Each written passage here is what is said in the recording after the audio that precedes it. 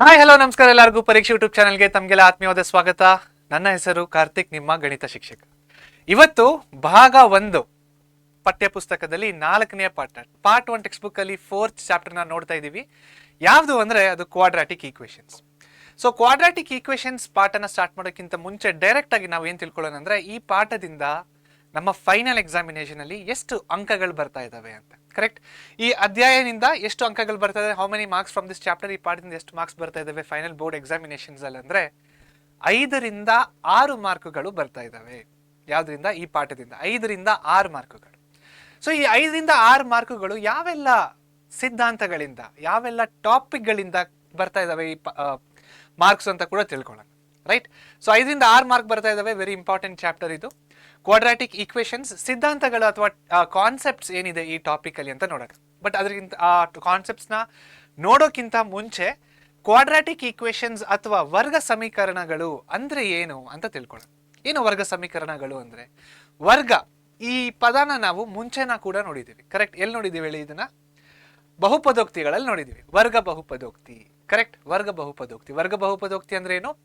Degree ಬಂದ್ಬಿಟ್ಟು ಯಾವುದೇ ಒಂದು ಚರಾಕ್ಷರದಲ್ಲಿ ಆ ಡಿಗ್ರಿ ಬಂದ್ಬಿಟ್ಟು ಹೈಯೆಸ್ಟ್ ಪವರ್, ಅದಕ್ಕೆ ಡಿಗ್ರಿ ಅಂತೀವಿ ನಾವು. ಡಿಗ್ರಿ ಅಕಸ್ಮಾತ್ 2 ಇದ್ರೆ ಅದಕ್ಕೆ ನಾವೇಂತ ಕರಿತೀವಿ? ವರ್ಗ ಬಹುಪದೋಕ್ತಿ ಅಂತ ಕರಿತಿದ್ವಿ. ಇವಾಗ ನಾವು ವರ್ಗ ಬಹುಪದೋಕ್ತಿನ ಮುಗಿಸ್ಬಿಟ್ಟಿದೀವಿ. ಕರೆಕ್ಟ್. ಬಹುಪದೋಕ್ತಿ ಅಂದ್ರೆ polynomials chapter. Okay. Quadratic polynomial ಅದು. ವರ್ಗ ಬಹುಪದೋಕ್ತಿ ಅಂದ್ರೆ ಕ್ವಾಡ್ರಾಟಿಕ್ ಪಾಲಿನಾಮಿಯಲ್. ಕ್ವಾಡ್ರಾಟಿಕ್ ಪಾಲಿನಾಮಿಯಲ್ ಅಂದ್ರೆ ಏನು? ಬೇಸಿಕಲಿ ಇದೆಲ್ಲ ಎಕ್ಸ್ಪ್ರೆಷನ್ಸ್ಗಳು. ಕರೆಕ್ಟ್. ಇದಕ್ಕೆ ಬರೀ ಲೆಫ್ಟ್ ಹ್ಯಾಂಡ್ ಸೈಡ್ ಇರುತ್ತೆ, ರೈಟ್ ಹ್ಯಾಂಡ್ ಸೈಡ್ ಇರಲ್ಲ. ಇವಾಗ ನಾವೇನ್ ನೋಡ್ತಾ ಇದೀವಿ ಅಂದ್ರೆ ವರ್ಗ ಸಮೀಕರಣಗಳು ಅಂದ್ರೆ ಏನು? Quadratic equations. ವರ್ಗ ಬಹುಪದೋಕ್ತಿಯ ಪಾಠದಲ್ಲಿ ನೋಡಿದ್ದು. ಕ್ವಾಡ್ರಾಟಿಕ್ ಪಾಲಿನಾಮಿಯಲ್ಸ್ ಪಾಠದಲ್ಲಿ ನೋಡಿದ್ವಿ. ಇವಾಗ ನಾವೇನ್ ನೋಡ್ತಾ ಇದೀವಿ? ವರ್ಗ ಸಮೀಕರಣಗಳು, ಕ್ವಾಡ್ರಾಟಿಕ್ ಈಕ್ವೇಷನ್ಸ್. ರೈಟ್. ಓಕೆ. ಏನು ಕ್ವಾಡ್ರಾಟಿಕ್ ಈಕ್ವೇಷನ್ಸ್ ಅಂದ್ರೆ? Same meaning. ಕ್ವಾಡ್ರಾಟಿಕ್ ಅಂದ್ರೆ ಏನು? ಕ್ವಾಡ್ರಾಟಿಕ್ ಅಂದ್ರೆ ಡಿಗ್ರಿ ಬಂದ್ಬಿಟ್ಟು 2 ಆಗಿರುತ್ತೆ. ಡಿಗ್ರಿ ಅಂದ್ರೆ ಏನು? ಯಾವುದೇ ಒಂದು ಚರಾಕ್ಷರಕ್ಕೆ ಹೈಯೆಸ್ಟ್ ಪವರ್ ಬಂದ್ಬಿಟ್ಟು 2 ಆಗಿರುತ್ತೆ. ಇದು ಕ್ವಾಡ್ರಾಟಿಕ್. ಕ್ವಾಡ್ರಾಟಿಕ್ ಅಂದ್ರೆ ಏನು? ಡಿಗ್ರಿ ಬಂದ್ಬಿಟ್ಟು 2 ಆಗಿರುತ್ತೆ. ಜ್ಞಾಪಕ ಇಟ್ಕೊಳ್ಳಿ. ಈಕ್ವೇಷನ್ಸ್ ಅಥವಾ ಸಮೀಕರಣಗಳು, ವರ್ಗ ಅಂದ್ರೆ ಸೇಮ್ ಥಿಂಗ್, ಡಿಗ್ರಿ 2 ಆಗಿರುತ್ತೆ. ಈಕ್ವೇಷನ್ಸ್ ಅಥವಾ ಸಮೀಕರಣಗಳು ಅಂದ್ರೆ ಏನು? ಈಕ್ವೇಷನ್ಸ್ ಅಥವಾ ಸಮೀಕರಣಗಳಂದ್ರೆ ಲೆಫ್ಟ್ ಹ್ಯಾಂಡ್ ಸೈಡ್ ಇರುತ್ತೆ, ರೈಟ್ ಹ್ಯಾಂಡ್ ಸೈಡ್ ಇರುತ್ತೆ. ಇವೆರಡರ ಸೈಡ್ ಮಧ್ಯದಲ್ಲಿ ಈಕ್ವಲ್ ಟು ಸಿಂಬಲ್ ಕೂಡ ಇರುತ್ತೆ. ಇದಕ್ಕೆ ನಾವೇನಂತ ಕರಿತೀವಿ? ಈಕ್ವೇಷನ್ ಅಥವಾ ಸಮೀಕರಣಗಳು. ಯಾವಾಗ ಸಮೀಕರಣ ಅಂತ ಕರಿಬಹುದು? ಎಡಬದಿ ಬಲಬದಿ ಹಾಗೂ ಇವೆರಡರ ಮಧ್ಯದಲ್ಲಿ ಸಮನಾದ symbol, correct, equal to symbol ಇದ್ದಾಗ ಅದಕ್ಕೆ ನಾವು ಈಕ್ವೇಷನ್ಸ್ ಅಂತ ಕರಿತೀವಿ. ಕ್ವಾಡ್ರಾಟಿಕ್ ಅಂದ್ರೆ ಯಾವುದೇ ಒಂದು ಬಹುಪದೋಕ್ತಿಯಲ್ಲಿ ಡಿಗ್ರಿ ಬಂದ್ಬಿಟ್ಟು 2 ಆಗಿದ್ರೆ ಅದಕ್ಕೆ ನಾವು ಕ್ವಾಡ್ರಾಟಿಕ್ ಅಂತ ಕರಿತೀವಿ. Clear? Okay. All right. So ಇವಾಗ 5 ರಿಂದ 6 ಮಾರ್ಕು ಯಾವೆಲ್ಲ ಕಾನ್ಸೆಪ್ಟ್ಸ್ ಇಂದ ಬರ್ತವೆ? ಈ 4 ಕಾನ್ಸೆಪ್ಟ್ಸ್ ಗಳಿಂದ ಬರ್ತವೆ. ಓಕೆ. 1 ಬೈ 1 ನೋಡೋಣ. ಇಲ್ಲೆಲ್ಲ ನಾನು ಲಿಸ್ಟ್ ಮಾಡಿದ್ದೀನಿ ಅಷ್ಟೇ. 1 ಬೈ 1 ನಾವು ಅರ್ಥ ಮಾಡ್ಕೊಳ್ಳೋಣ. ಮೊದಲನೆಯ ಸಿದ್ಧಾಂತ, ಮೊದಲನೆಯ ಕಾನ್ಸೆಪ್ಟ್ ಈ ಕ್ವಾಡ್ರಾಟಿಕ್ ಈಕ್ವೇಷನ್ಸ್ ಅಥವಾ ವರ್ಗ ಸಮೀಕರಣದಲ್ಲಿ ಯಾವುದು ಅಂದ್ರೆ ವರ್ಗ ಸಮೀಕರಣದ ಸಾಮಾನ್ಯ ರೂಪ, standard form of a quadratic equation. ಮೊದಲನೆಯ ಸಿದ್ಧಾಂತದಿಂದ 1 ಮಾರ್ಕ್ನ ನಾವು ಅಪೇಕ್ಷೆ ಪಡಬಹುದು. ಓಕೆ. ನಾವು ಏನ್ ಅನ್ಕೋಬಹುದು? 1 ಮಾರ್ಕ್ ಬರ್ಬಹುದು ಮೊದಲನೆಯ ಕಾನ್ಸೆಪ್ಟ್ ಇಂದ. ಎಲ್ಲಿ ಬರ್ಬೋದು 1 ಮಾರ್ಕು? ಒಂದ MCQ ಅಲ್ಲಿ ಬರುತ್ತೆ, ಅಥವಾ 1 ಮಾರ್ಕ್ ನಾವು ಜಸ್ಟ್ 1 ಮಾರ್ಕಿಗೆ ಒಂದು ಕ್ವಶನ್ ಕೇಳ್ತಾರೆ, ಆ ಕ್ವಶನ್ಗೆ ನಾವು ಆನ್ಸರ್ ಬರೀಬೇಕು. ರೈಟ್. ತುಂಬಾ ಸತಿ ಹಳೆಯ ಪ್ರಶ್ನೆ ಪತ್ರಿಕೆಯಲ್ಲಿ ಈ ಪ್ರಶ್ನೆನ ಕೇಳಿದ್ದಾರೆ. ಏನಿದೆ ಪ್ರಶ್ನೆ? ವರ್ಗ ಸಮೀಕರಣದ ಸಾಮಾನ್ಯ ರೂಪವನ್ನು ಬರೆಯಿರಿ, ಅಥವಾ ವರ್ಗ ಸಮೀಕರಣದ ಸಾಮಾನ್ಯ ರೂಪ ಡ್ಯಾಶ್. ಕರೆಕ್ಟ್. 1 ಮಾರ್ಕ್ ಕೊಡ್ತಾರೆ.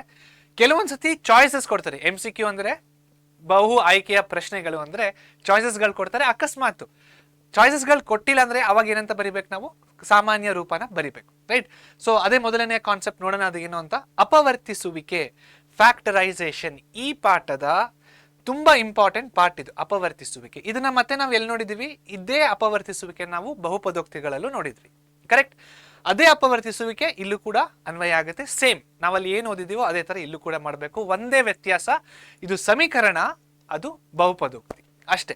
ಬಟ್ ಪ್ರೊಸೀಜರ್ ಸೇಮ್ ಆಗಿದೆ. No problem. ನಾ ಇನ್ನೊಂದ್ಸತಿ ಇದನ್ನ ಹೇಳ್ಕೊಡ್ತೀನಿ, ನೀವು ಚೆನ್ನಾಗಿ ಅರ್ಥ ಮಾಡ್ಕೋಬಹುದು. ನೆಕ್ಸ್ಟ್ 3ನೇ ಕಾನ್ಸೆಪ್ಟ್ ಸೂತ್ರ ವಿಧಾನ, ಫ್ಯಾಕ್ಟರೈಸೇಷನ್. ಅಕಸ್ಮಾತ್ ಇದು ಎಲ್ಲಾದ್ರೂ ವರ್ಕ್ ಆಗಿಲ್ಲ ಅಂದ್ರೆ, ಫ್ಯಾಕ್ಟರೈಸೇಷನ್ ಮಾಡಕ್ ಬರ್ತಾ ಇಲ್ಲ ಅಂದಾಗ ಅವಾಗ ನಾವೇನ್ ಮಾಡ್ಬೇಕು? ಸೂತ್ರದ ವಿಧಾನ, ಫಾರ್ಮುಲಾ ಮೆಥಡ್ ನ ಅಳವಡಿಸ್ಕೊಂಡು ಆ ಪ್ರಾಬ್ಲಮ್ ನ ಸಾಲ್ವ್ ಮಾಡ್ಬೇಕು. 4ನೇದು ಶೋಧಕ ಅಂದ್ರೆ ಏನು? ಈ ಶೋಧಕ ಏನ್ ಹೇಳುತ್ತೆ ಅಂದ್ರೆ, ಈ ಶೋಧಕ ಬಂದ್ಬಿಟ್ಟು ಮೂಲಗಳ ಸ್ವಭಾವ ಹೇಳುತ್ತೆ. ಏನು ಶೋಧಕ ಅಂದರೆ ಡಿಸ್ಕ್ರಿಮಿನೆಂಟ್ ನೇಚರ್ ಆಫ್ ರೂಟ್ಸ್ನ ಇದನ್ನ ಕಂಡುಹಿಡಿಯೋದಕ್ಕೆ ಯೂಸ್ ಆಗುತ್ತೆ. ಓಕೆ, ಸೊ ಇಲ್ಲಿಂದ 1 ಮಾರ್ಕ್ ಬರ್ತಾ ಇದೆ, ಇವೆರಡರಿಂದ 2 ಅಥವಾ 3 ಮಾರ್ಕ್ ಬರುತ್ತೆ, ಇದರಿಂದ ಕೂಡ 2 ಅಥವಾ 3 ಮಾರ್ಕ್ ಬರೋ ಸಾಧ್ಯತೆಗಳು ಜಾಸ್ತಿ ಇದ್ದಾವೆ. Right, so 14 ಪಾಠಗಳಿದಾವೆ. ಯಾವುದೇ ಪಾಠನ ಬೋರ್ಡ್ನ ಬಿಡೋದಿಲ್ಲ, ಎಲ್ಲ ಪಾಠದಿಂದ ಮಾರ್ಕ್ಸ್ ಬಂದೇ ಬರ್ತವೆ. ಹಾಗೆ ನೋಡಿದ್ರೆ ಈ ಪಾಠದ ಸಿದ್ಧಾಂತಗಳಿಂದ ನಮಗೆ 3-2 ಓಕೆ 5ರಿಂದ 6 ಮಾರ್ಕ್ಗಳಷ್ಟು ಬರೋ ಸಾಧ್ಯತೆಗಳಿದ್ದಾವೆ.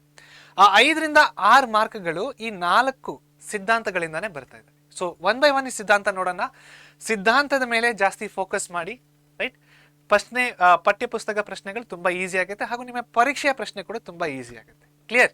ಓಕೆ, ಸ್ಟಾರ್ಟ್ ಮಾಡೋಣ. ಮೊದಲನೇದು, ವರ್ಗ ಸಮೀಕರಣದ ಸಾಮಾನ್ಯ ರೂಪ ಏನಿದೆ? Standard form of a quadratic equation ಏನು ಅಂತ ಕೇಳ್ತಾರೆ, ಆಯ್ಕೆಗಳನ್ನ ಕೊಡ್ತಾರೆ. ಆಲ್ ರೈಟ್, ಸೊ ವರ್ಗ ಸಮೀಕರಣದ ಸಾಮಾನ್ಯ ರೂಪ ನಾವು ಈ ರೀತಿ ಬರೀಬಹುದು: ax² + bx + c = 0. ಓಕೆ, ಇದು ಸಾಮಾನ್ಯ ರೂಪ. ಇದು ಬಿಟ್ಟು ಇನ್ನ ಜಾಸ್ತಿ ಬರಿಬೇಕಂದ್ರೆ ಯಾವ ತರ ಬರಿಬಹುದು ಅಂದ್ರೆ, ಸೊ ಇಷ್ಟು MCQ ಅಲ್ಲಿ ಈ ತರ ಆಪ್ಷನ್ ಕೊಟ್ಟಾಗ ಏನ್ ಮಾಡ್ಬೇಕು ನೀವು, ಈ ಆಪ್ಷನ್ ಟಿಕ್ ಮಾಡ್ಬೇಕು. ರೈಟ್, ಅಕಸ್ಮಾತ್ ಇದು MCQ ಆಗಿ ಕೊಟ್ಟಿಲ್ಲ, ಬಹು ಆಯ್ಕೆಯ ಪ್ರಶ್ನೆಯಾಗಿ ಕೊಟ್ಟಿಲ್ಲ, ಇದನ್ನ ಫಿಲ್ ಇನ್ ದ ಬ್ಲಾಂಕ್ಸ್ ಆಗಿ ಕೊಟ್ಟರು, ಅಥವಾ 1 ಮಾರ್ಕ್ ಆನ್ಸರ್ ಆಗಿ ಬರಿಬೇಕು ನೀವೇ ಬರಿಬೇಕಂದಾಗ ax² + bx + c = 0 ಅಂತ ಬರೀರಿ. ಇದಾದ್ಮೇಲೆ ಕೆಳಗಡೆ a is not equal to 0, a, b, c are real numbers. ಕನ್ನಡದಲ್ಲಿ ಯಾವ ರೀತಿ ಬರೀಬೇಕು? a is not equal to 0, a, b, c ವಾಸ್ತವ ಸಂಖ್ಯೆಗಳು ಆಗಿರುತ್ತವೆ. ಸೊ ಈ ರೀತಿ ಫುಲ್ ಆಗಿ ಬರೆದ್ರೆ ಏನ್ ಮಾಡುತ್ತೆ, ನಿಮಗೆ 1 ಫುಲ್ ಮಾರ್ಕ್ಸ್ ಬರುತ್ತೆ. ತುಂಬಾ ಸಿಂಪಲ್ ಆಗಿದೆ. ವರ್ಗ ಸಮೀಕರಣದ ಆದರ್ಶ ರೂಪ ಅಥವಾ ಸಾಮಾನ್ಯ ರೂಪ ಎರಡು ಕೂಡ ಒಂದೇ. ಸಾಮಾನ್ಯ ರೂಪ ಏನಿದೆ, ax² + bx + c = 0. ಇದ್ರ ಜೊತೆಗೆ a is not equal to 0, a, b, c ಗಳು ವಾಸ್ತವ ಸಂಖ್ಯೆಗಳು ಅಥವಾ a, b, c are real numbers. ಇಷ್ಟು ಬರೆದ್ರೆ ಏನಾಗುತ್ತೆ, 1 ಫುಲ್ ಮಾರ್ಕ್ ನಿಮಗೆ ಬರುತ್ತೆ. ಇದನ್ನ ಕೇಳುವ ಸಾಧ್ಯತೆಗಳು 1 ಮಾರ್ಕ್ ಪ್ರಶ್ನೆ ಅಥವಾ ಬಹು ಆಯ್ಕೆ ಪ್ರಶ್ನೆಯಲ್ಲಿ ಕೇಳುವ ಸಾಧ್ಯತೆಗಳು ಜಾಸ್ತಿ ಇದಾವೆ. ಜ್ಞಾಪಕ ಇಟ್ಕೊಳ್ಳಿ. ಕ್ಲಿಯರ್? ಬರ್ಕೊಳ್ಳಿ ಬುಕ್ಕಲ್ಲಿ, ಅವಾಗವಾಗ ರಿವೈಸ್ ಕೂಡ ಮಾಡ್ತಾ ಇರಿ. ನೆಕ್ಸ್ಟ್, ಫ್ಯಾಕ್ಟರೈಸೇಷನ್ ಅಂದ್ರೆ ಅಪವರ್ತಿಸುವಿಕೆ. ಅಪವರ್ತಿಸುವಿಕೆಯಲ್ಲಿ ನಾವೇನ್ ಮಾಡಬೇಕು ಅದು ಆಲ್ರೆಡಿ ನಾವು ನೋಡಿದ್ದೀವಿ. ರೈಟ್, ಸೊ ಇಲ್ಲೇನು ಏನ್ ಕಂಡುಹಿಡಿಬೇಕು, ಬಹುಪದೋಕ್ತಿಯ ಪಾಠದಲ್ಲಿ ಒಂದು ವರ್ಗ ಬಹುಪದೋಕ್ತಿನ ಕೊಟ್ಬಿಟ್ಟು ಇದರ ಶೂನ್ಯಗಳನ್ನು ಕಂಡುಹಿಡಿಯಿರಿ ಅಂತ ಹೇಳ್ತಿದ್ರು, ಝೀರೋಸ್ನ ಕಂಡುಹಿಡಿಯಿರಿ. ಕರೆಕ್ಟ್? ಪಾಲಿನಾಮಿಯಲ್ಸ್ ಪಾಠದಲ್ಲಿ ಒಂದು ಕ್ವಾಡ್ರಾಟಿಕ್ ಪಾಲಿನಾಮಿಯಲ್ನ ಕೊಟ್ಬಿಟ್ಟು ಈ ಕ್ವಾಡ್ರಾಟಿಕ್ ಪಾಲಿನಾಮಿಯಲ್ಗೆ ಫೈಂಡ್ ಔಟ್ ದ ಝೀರೋಸ್ ಅಂತ ಹೇಳ್ತಾ ಇದ್ರು. ಓಕೆ, ಅದು ಯಾವ್ದದು? ಬಹುಪದೋಕ್ತಿ. ಇವಾಗ ನಾವು ಎಲ್ಲಿದ್ದೀವಿ? ವರ್ಗ ಸಮೀಕರಣಗಳಲ್ಲಿ ಇದೀವಿ. ಇವಾಗ ಯಾವ ತರ ಕೊಡ್ತಾರೆ ಅಂದ್ರೆ ಪ್ರಶ್ನೆ, x² - 5x + 6 = 0. ಇದರ ಶೂನ್ಯಗಳನ್ನು ಕಂಡುಹಿಡಿಯಿರಿ ಅಂತ ಹೇಳಲ್ಲ. ಇವಾಗ ಆ ಶೂನ್ಯಗಳ ಬದಲು ನಾವು ಯಾವ ಪದನ ಯೂಸ್ ಮಾಡ್ತೀವಿ ಅಂದ್ರೆ, ಇದರ ಮೂಲಗಳನ್ನ ಕಂಡುಹಿಡಿಯಿರಿ. ಮೂಲಗಳು ಅಂದ್ರೆ ಏನು? Roots. Find the roots of the quadratic equation. ಕೊಟ್ಟಿರುವ ವರ್ಗ ಸಮೀಕರಣದ ಮೂಲಗಳನ್ನು ಕಂಡುಹಿಡಿಯಿರಿ ಅಂತ ಹೇಳ್ತಾರೆ. ಹೇಗೆ ಕಂಡುಹಿಡಿಯಬೇಕು ಅದನ್ನ ಹೇಳಲ್ಲ ಅವರು. ಓಕೆ, ಅದು ನಿಮಗೆ ಬಿಟ್ಟಿರ್ತಾರೆ. ನೀವು ಈ ಸಿದ್ಧಾಂತನ ಉಪಯೋಗಿಸ್ಕೊಂಡು ಮೂಲಗಳನ್ನ ಕಂಡುಹಿಡಿಬಹುದು. ಯಾವುದಕ್ಕೆ? ಕೊಟ್ಟಿರುವಂತಹ ವರ್ಗ ಸಮೀಕರಣಕ್ಕೆ.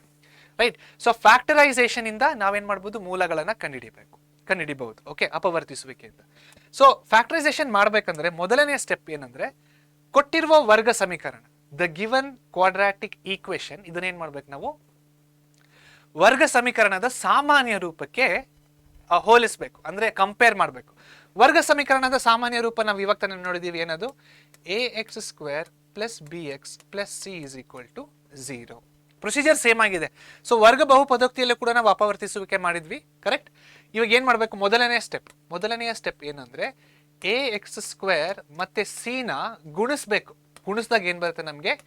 ax² c ಅಂತ ಬರುತ್ತೆ. ಕರೆಕ್ಟಾ? ಓಕೆ, ಅದನ್ನೇ ಇಲ್ಲಿ ಮಾಡೋಣ. ಇವಾಗ ಮೊದಲನೇ ಸ್ಟೆಪ್ನೇ ಮಾಡೋಣ. ಇಲ್ಲಿ ax², a ನ ಜಾಗದಲ್ಲಿ 1 ಇದೆ, 1x² × +6. So 1x² × 6 = 6x². ಮೊದಲನೇ ಸ್ಟೆಪ್ ಆಗಿದೆ. ಎರಡನೇ ಸ್ಟೆಪ್ ಏನಿದೆ? ಎರಡನೇ ಸ್ಟೆಪ್ ಇಲ್ಲಿ ಬಂದಿದೆಯಲ್ವಾ ನಮ್ಗೆ, ax² c ಅಂತ ಬಂದಿದೆಯಲ್ವಾ. ಈ ax² c ನ ನಾವು ಬಿಡಿಸ್ಬೇಕು, ಸ್ಪ್ಲಿಟ್ ಮಾಡಬೇಕು.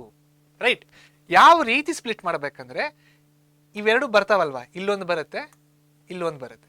ಇವೆರಡನ್ನ ನಾವು ಆಡ್ ಮಾಡಿದಾಗ ನಮಗೆ ಬಿ ಎಕ್ಸ್ ಬರಬೇಕು. ಈ ರೀತಿಯಲ್ಲಿ ನಾವೇನ್ ಮಾಡ್ಬೇಕು, ಅದನ್ನ ಸ್ಪ್ಲಿಟ್ ಮಾಡ್ಬೇಕು. ಫಾರ್ ಎಕ್ಸಾಂಪಲ್ ಇವಾಗ ಇಲ್ಲಿ ನೋಡಿ 6x² ಬಂದಿದೆ, ಇದನ್ನ ನಾವೇನ್ ಮಾಡ್ಬೇಕೀಗ, ಬಿಡಿಸ್ಬೇಕು ಅಂದ್ರೆ ಸ್ಪ್ಲಿಟ್ ಮಾಡ್ಬೇಕು. ಯಾವ ರೀತಿ ಮಾಡ್ಬೇಕಂದ್ರೆ ನಮ್ಗೆ 5x ಬರಬೇಕು. ಕರೆಕ್ಟ್. ಮತ್ತೆ ಇವೆರಡನ್ನ ನಾವು ಗುಣಾಕಾರ ಮಾಡಿದಾಗ ನಮಗೆ ax² cನೇ ಬರಬೇಕು. ಅದೇ ರೀತಿಯಲ್ಲಿ ಇಲ್ಲೆರಡು ಬರ್ತಾವಲ್ಲ, ಇವೆರಡನ್ನ ಗುಣಾಕಾರ ಮಾಡಿದಾಗ ನಮಗೆ 6x² ಬರಬೇಕು. ತೋರಿಸ್ತೀನಿ ನೋಡಿ ಯಾವ ರೀತಿ ಅಂತ. 6x² ಬಂದಿದ್ಯಾ, ಈ 6x² ನಾವು ಬಿಡಿಸ್ಬೇಕು. ಇವಾಗ ನೋಡಿ 3 2 6, 3 × 2 6 ಕರೆಕ್ಟ್ ಆಗಿದೆ. x × x ಗುಣಿಸಿ ಇದೀಗ ಫಸ್ಟ್. ಇವಾಗ ಬಿಡಿಸಿದಾದ್ಮೇಲೆ ಫಸ್ಟ್ ಗುಣಿಸಿ. 3 × 2, 3ನ 2 ಜೊತೆ ಗುಣಿಸಿದಾಗ 6 ಬರ್ತಾ ಇದೆ, x ನ x ಜೊತೆ ಗುಣಿಸಿದಾಗ x² ಬರ್ತಾ ಇದೆ, ಬಂತು ಆನ್ಸರ್. ಕರೆಕ್ಟ್. ಬಟ್ ಇವೆರಡನ್ನ ಆಡ್ ಮಾಡಿ 3x + 2x ಎಷ್ಟಾಗುತ್ತೆ, 5x ಆಗುತ್ತೆ. ನಮ್ಗೆ ಇಲ್ಲಿ ಏನಿದೆ, -5x ಇದೆ, ನಮಗೆ -5x ಬರಬೇಕು. ಏನ್ ಮಾಡ್ಬೇಕು, ತುಂಬಾ ಸಿಂಪಲ್. -3x - 2x ನೋಡಿ, minus into minus plus 3 × 2 6, x × x x². Correct. ಇವಾಗ ಇವೆರಡನ್ನ ಆಡ್ ಮಾಡಿ -3x - 2x ಎಷ್ಟಾಗುತ್ತೆ, -5x ಬರ್ತಾ ಇದೆ. ಇದನ್ನ ನಾವು ಸಂಕಲನ ಮಾಡಿದಾಗ ನಮಗೆ -5x ಬರ್ತಾ ಇದೆ. ಕರೆಕ್ಟಾ? ಅರ್ಥ ಆಗ್ತಾ ಇದೆಯಾ? ಇಲ್ಲಿ ಸ್ಟೆಪ್ಸ್ಗಳನ್ನ ಬರಿತಾ ಇದ್ದೀನಿ, ಇಲ್ಲಿ ಒಂದು ಪ್ರಾಬ್ಲಮ್ನ ತಗೊಂಡು ಮಾಡ್ತಾ ಇದ್ದೀನಿ ನಿಮ್ಗೆ ಅರ್ಥ ಆಗೋದಕ್ಕೆ. ಓಕೆ, ಇದು ಸಿದ್ಧಾಂತಗಳು, ಜಾಸ್ತಿ ಫೋಕಸ್ ಇದ್ರ ಮೇಲೆ ಕೊಡಿ. ನೆಕ್ಸ್ಟ್ ಮುಂದಿನ ಸ್ಟೆಪ್ ಏನಿದೆ, bx ಅಂತ ಬಂತು. ಮುಂದಿನ ಸ್ಟೆಪ್ಪು, ಥರ್ಡ್ ಸ್ಟೆಪ್ಪಲ್ಲಿ ನಾವು ಇಲ್ಲಿ ಇವೆರಡು ಬಂದಿದ್ದಾವೆ ನೋಡಿ, ಇವೆರಡನ್ನ bx ನ ಜಾಗದಲ್ಲಿ ಬರಿಬೇಕು. ಸೊ ಇವಾಗ ಅಲ್ಲಿ ನೋಡಿ ax² ಪ್ಲಸ್ ಮೊದಲನೇ ಬಾಕ್ಸಲ್ಲಿ ಏನು ಬಂದಿದೆಯೋ ಅದು, ಎರಡನೇ ಬಾಕ್ಸಲ್ಲಿ ಏನು ಬಂದಿದೆಯೋ ಅದು, ಪ್ಲಸ್ c = 0. ಸೊ ಅದನ್ನೇ ಇಲ್ಲಿ ಬರೆಯಕ್ಕೆ ಹೋದ್ರೆ ಯಾವ ರೀತಿ ಕಾಣಿಸುತ್ತೆ, x² ಮೊದಲನೇ ಬಾಕ್ಸಲ್ಲಿ -3x ಬಂದಿದೆ, ಎರಡನೆಯ ಬಾಕ್ಸಲ್ಲಿ -2x ಬಂದಿದೆ. ಅದಾದ್ಮೇಲೆ ಏನಿದೆ, +6 = 0. ಕ್ಲಿಯರ್? ಅರ್ಥ ಆಗ್ತಾ ಇದೆಯಾ?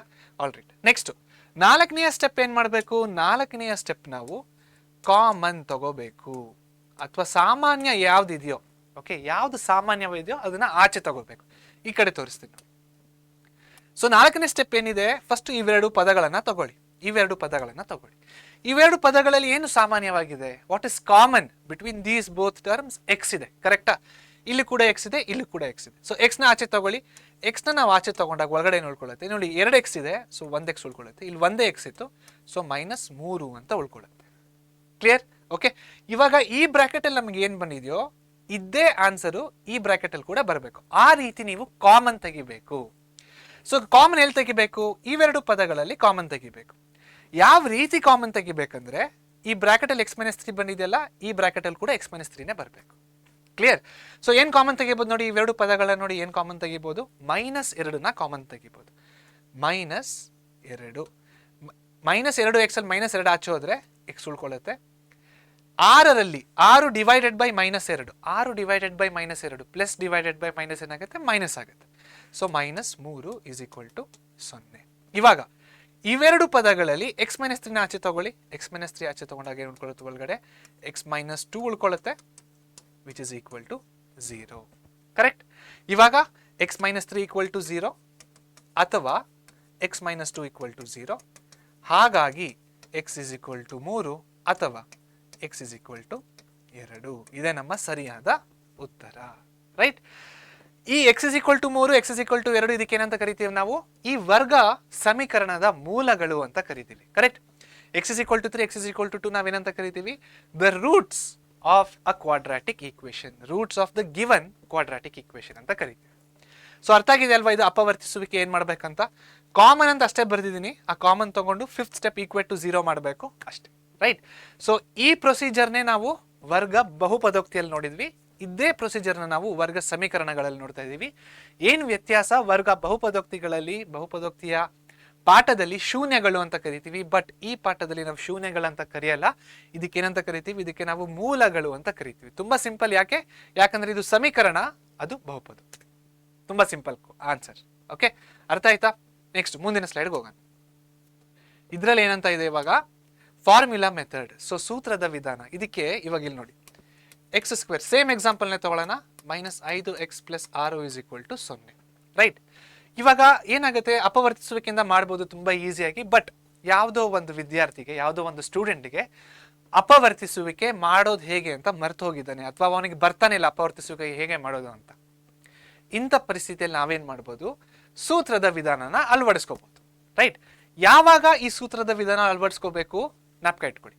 ಈ ಸೂತ್ರದ ವಿಧಾನ ನಾವು ಯಾವಾಗ ಅಳವಡಿಸ್ಕೋಬೇಕಂದ್ರೆ, ನಿಮ್ಗೆ ಅಪವರ್ತಿಸುವಿಕೆ ಮಾಡಕ್ಕೆ ಬರ್ತಾ ಇಲ್ಲ ಅಂದಾಗ ಸೂತ್ರದ ವಿಧಾನ ಅಳವಡಿಸ್ಕೊಳ್ಳಿ. ಓಕೆ, ಕೆಲವೊಂದು ವರ್ಗ ಸಮೀಕರಣಗಳು ಯಾವ ರೀತಿಯಲ್ಲಿ ಇರ್ತಾವಂದ್ರೆ, ವರ್ಗ ಸಮೀಕರಣಗಳು ಅದನ್ನ ಅಪವರ್ತಿಸುವಿಕೆ ಮಾಡಲು ಸಾಧ್ಯವೇ ಇಲ್ಲ. ಓಕೆ, ಬರ್ತಾ ಇಲ್ಲ ಅದೊಂದು ಮಾತು, ಸಾಧ್ಯವೇ ಇಲ್ಲ. ಈ ಪರಿಸ್ಥಿತಿಯಲ್ಲೂ ಕೂಡ ನಾವೇನ್ ಮಾಡ್ಬೋದು, ಸೂತ್ರದ ವಿಧಾನದ ಮುಖಾಂತರ ಮೂಲಗಳನ್ನ ಆರಾಮಾಗಿ ಕಂಡುಹಿಡಿಬಹುದು. ರೈಟ್? ಅಕಸ್ಮಾತ್ ಫ್ಯಾಕ್ಟರೈಸೇಷನ್ ಮಾಡಕ್ ಬರ್ತಾನೆ ಇಲ್ಲ ಅಂದಾಗ ನಾವೇನ್ ಮಾಡ್ಬೇಕು, ಫಾರ್ಮುಲಾ ಮೆಥಡ್ ಅನ್ನ ತಗೋಬಹುದು. ರೈಟ್? ಇವಾಗ ಸೇಮ್ ಎಕ್ಸಾಂಪಲ್ ತಗೊಂಡಿದ್ದೀನಿ, ಇದಕ್ಕೆ ಆನ್ಸರ್ ಕೂಡ ಬರೀತೀನಿ ನೋಡಿ ಇಲ್ಲಿ, x is equal to 3 ಅಥವಾ x is equal to 2. So ಇದೇ ಆನ್ಸರ್ ಬಂದಿದ್ದು ನಮಗೆ ಹಿಂದೆ ಕೂಡ. ಇವಾಗ ಇದೇ ಕ್ವಶನ್ ನಾವು ಸೂತ್ರದ ವಿಧಾನ ಮಾಡೋಣ. ಸೂತ್ರದ ವಿಧಾನ ಫಾರ್ಮುಲಾ ಯಾವ ತರ ಕೊಟ್ಟಿದ್ದಾರೆ, ಇದಕ್ಕೆ ಫಾರ್ಮುಲಾ ಈ ರೀತಿ ಕೊಟ್ಟಿದ್ದಾರೆ, x is equal to -b plus or minus under root b square minus 4ac by 2a. ಇದೇ ಸೂತ್ರ, ಇದೇ ನಮ್ಮ ಫಾರ್ಮುಲಾ. ಹೇಗೆ ಬಂತು ಈ ಫಾರ್ಮುಲಾ? ಈ ಫಾರ್ಮುಲಾ ನಾವು ತರಿಸ್ಬೋದು ಬೇಕಾದ್ರೆ. ಓಕೆ, ಇದನ್ನ ತರಿಸೋದ್ರ ಬಗ್ಗೆ ಯೋಚನೆ ಮಾಡಬೇಡಿ, ಇದನ್ನ ಜ್ಞಾಪಕ ಇಟ್ಕೊಳ್ಳೋದ್ ಬಗ್ಗೆ ಯೋಚನೆ ಮಾಡಿ. ರೈಟ್? ಹೇಗೆ ಜ್ಞಾಪಕ ಇಟ್ಕೊಳ್ಳೋದು, ಮತ್ತೆ ಆದಷ್ಟು ಒಂದು 5 ಸತಿ ಬರ್ದ್ಬಿಟ್ಟು ತೆಗೆದ್ಬಿಡಿ ಇವಾಗಲೇ. ಓಕೆ, ನೋಡ್ತಾ ಇದ್ದೀರಲ್ವಾ ಇದನ್ನ, ಈ ವಿಡಿಯೋ ನೋಡ್ತಾ ಇದ್ದೀರಲ್ವಾ, ಇವಾಗ ನಿಮ್ ಈ ಸೂತ್ರ ಬಂದ್ರೆ ಓಕೆ, ಅಕಸ್ಮಾತ್ ಬರ್ತಾ ಇಲ್ಲ ಅಂದ್ರೆ ಒಂದು 5 ಸತಿ ನೋಡದೆ ಬರೆಯೋಕ್ಕೆ ಟ್ರೈ ಮಾಡಿ, ಬರುತ್ತೆ. ರೈಟ್? ಸೊ ಇವಾಗ ಏನ್ ಮಾಡಬೇಕು, ಇದನ್ನೇ ನಾವು ಈ ಸೂತ್ರ ಅಳವಡಿಸ್ಕೊಂಡು ಈ ವರ್ಗ ಸಮೀಕರಣಕ್ಕೆ ನಾವು ಮೂಲಗಳನ್ನ ಕಂಡುಹಿಡಿಯಬೇಕು. ಓಕೆ, ಸೊ ಇದರಲ್ಲಿ ಮೊದಲನೇ ಸ್ಟೆಪ್ ಏನಪ್ಪಾ ಅಂದ್ರೆ, ಕೊಟ್ಟಿರುವ ವರ್ಗ ಸಮೀಕರಣನ ನಾವು ಸಾಮಾನ್ಯ ರೂಪಕ್ಕೆ ಕಂಪೇರ್ ಮಾಡೋಣ. ಅಂದ್ರೆ ax² + bx + c = 0. ಕರೆಕ್ಟ್? ಇವಾಗ ಕಂಪೇರ್ ಮಾಡಿ ಹೋಲಿಸಿದಾಗ ನಮ್ಗೆ ಏನ್ ಸಿಗುತ್ತೆ, a = 1. ಕರೆಕ್ಟಾ? ನೋಡಿ, a = 1, b = -5, c = 6 ಅಲ್ವಾ? ಪ್ಲಸ್ ಇಂಟು ಮೈನಸ್ ಏನಾಗುತ್ತೆ, ಮೈನಸ್ ಆಗುತ್ತೆ. ಸೊ ಬಿ ನ ವ್ಯಾಲ್ಯೂ -5 ಆಗುತ್ತೆ. b = -5, c = 6. ಇಷ್ಟು ಬಂತು ನಮ್ಗೆ. ಹೇಗೆ ಬಂತಿದ್ದು? ಹೋಲಿಕೆಯಿಂದ ಬಂದಿದೆ. ಏನನ್ನ ಹೋಲಿಕೆ ಮಾಡಿದೀವಿ ನಾವು? ವರ್ಗ ಸಮೀಕರಣ ಮತ್ತು ವರ್ಗ ಸಮೀಕರಣದ ಸಾಮಾನ್ಯ ರೂಪದ ಹೋಲಿಕೆಯಿಂದ ABC ಗಳು ಬಂದಿದೆ. ಈ ABC ನ ಈ ಸೂತ್ರದಲ್ಲಿ ಹಾಕ್ಬಿಟ್ರೆ ನಮಗೆ ಮೂಲಗಳು ಸಿಗ್ತವೆ. ತುಂಬಾ ಸಿಂಪಲ್ ಅಷ್ಟೇ. ಓಕೆ, ಹಾಕ್ಬಿಟ್ಟು ನೋಡೋಣ. ಇವಾಗ ABC ಗಳು ಹೇಗೆ ಬಂತು ಅರ್ಥ ಆಗಿದೆ. ಸೂತ್ರ ನೀವು ಜ್ಞಾಪಕ ಇಟ್ಕೋಬೇಕು. ಇಷ್ಟಾದ್ಮೇಲೆ ಇದನ್ನ ಅಲ್ಲಿ ಹಾಕಿ ಅಷ್ಟೇ. x is equal to minus ಅದೇ ಇದೆ, ಮೈನಸ್ ಹಾಗೆ ಬರೆಯೋಣ. ಬಿ ನ ಜಾಗದಲ್ಲಿ -5 ಬರಿಬೇಕು. ಬ್ರಾಕೆಟ್ ಓಪನ್ ಮಾಡಿ -5 ಅಂತ ಬರೀರಿ. Plus or minus under root b square ಅಂತ ಇದೆ, -5² -4 ಇಂಟು ಎ ನ ಜಾಗದಲ್ಲಿ 1, ಸಿ ನ ಜಾಗದಲ್ಲಿ 6. Okay, the whole divided by 2a A ನ ಜಾಗದಲ್ಲಿ ಮತ್ತೆ ನಾವು 1 ಹಾಕಬೇಕು ಅಷ್ಟೇ.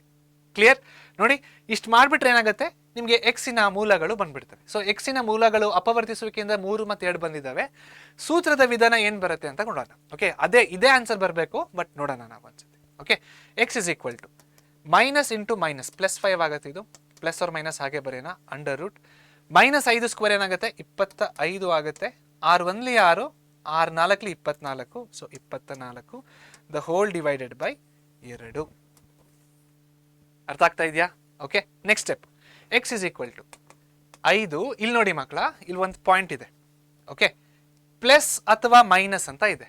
ಸೊ ನಾವೇನ್ ಮಾಡಬೇಕು, ಮೊದಲನೆಯ ಮೂಲಕ್ಕೆ ಪ್ಲಸ್ ಅಂತ ತಗೊಳ್ಳೋಣ, ನೆಕ್ಸ್ಟ್ ಇನ್ನೊಂದು ಮೂಲಕ್ಕೆ ನಾವು ಮೈನಸ್ ಅಂತ ತಗೊಳ್ಳೋಣ.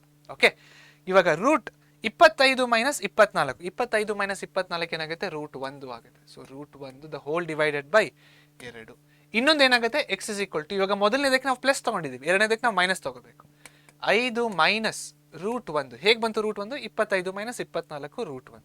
Okay, divided by 2. ಸೊ ಇಲ್ಲೇನಾಗುತ್ತೆ, 5 + 1 ಡಿವೈಡೆಡ್ ಬೈ 2, 5 - 1 ಡಿವೈಡೆಡ್ ಬೈ 2, 6/2, 4/2, 6/2 ಅಂದ್ರೆ 3, 4/2 ಅಂದ್ರೆ 2.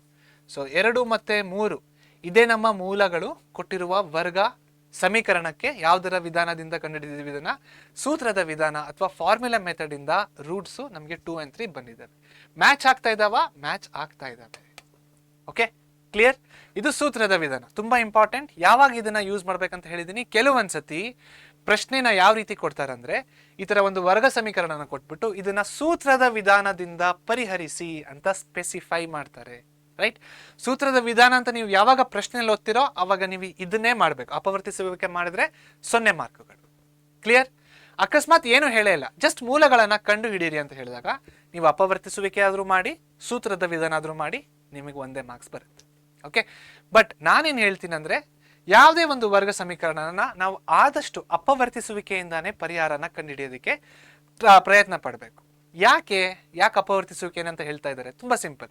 ಅಪವರ್ತಿಸುವಿಕೆ ಕಡಿಮೆ ಟೈಮ್ ತಗೊಳುತ್ತೆ, ಸೂತ್ರದ ವಿಧಾನ ಸ್ವಲ್ಪ ಜಾಸ್ತಿ ಟೈಮ್ ತಗೊಳುತ್ತೆ ಅಷ್ಟೇ. ಇದು ಒಂದೇ ಒಂದು ಕಾರಣಕ್ಕಷ್ಟೇ. ಓಕೆ, ಇದು ಸೂತ್ರದ ವಿಧಾನ ಆಯಿತು. ನೆಕ್ಸ್ಟ್ ಮುಂದಿನದು ಡಿಸ್ಕ್ರಿಮಿನೆಂಟ್, ಶೋಧಕ ಅಥವಾ ನೇಚರ್ ಆಫ್ ರೂಟ್ಸ್. ಈ ನೇಚರ್ ಆಫ್ ರೂಟ್ಸ್ ಅಂದ್ರೆ ಮೂಲಗಳು ಯಾವ ರೀತಿಯಲ್ಲಿ ಇದಾವೆ ಅಂತ ಹೇಳಬೇಕು ಅಷ್ಟೇ.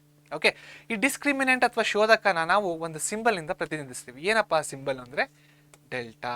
ಇದಕ್ಕೆ ಏನಂತ ಕರಿತೀವಿ ನಾವು? ಡೆಲ್ಟಾ. ಅಥವಾ ಕನ್ನಡದಲ್ಲಿ ಇದನ್ನ ಈ ರೀತಿ ಬರಿತೀವಿ.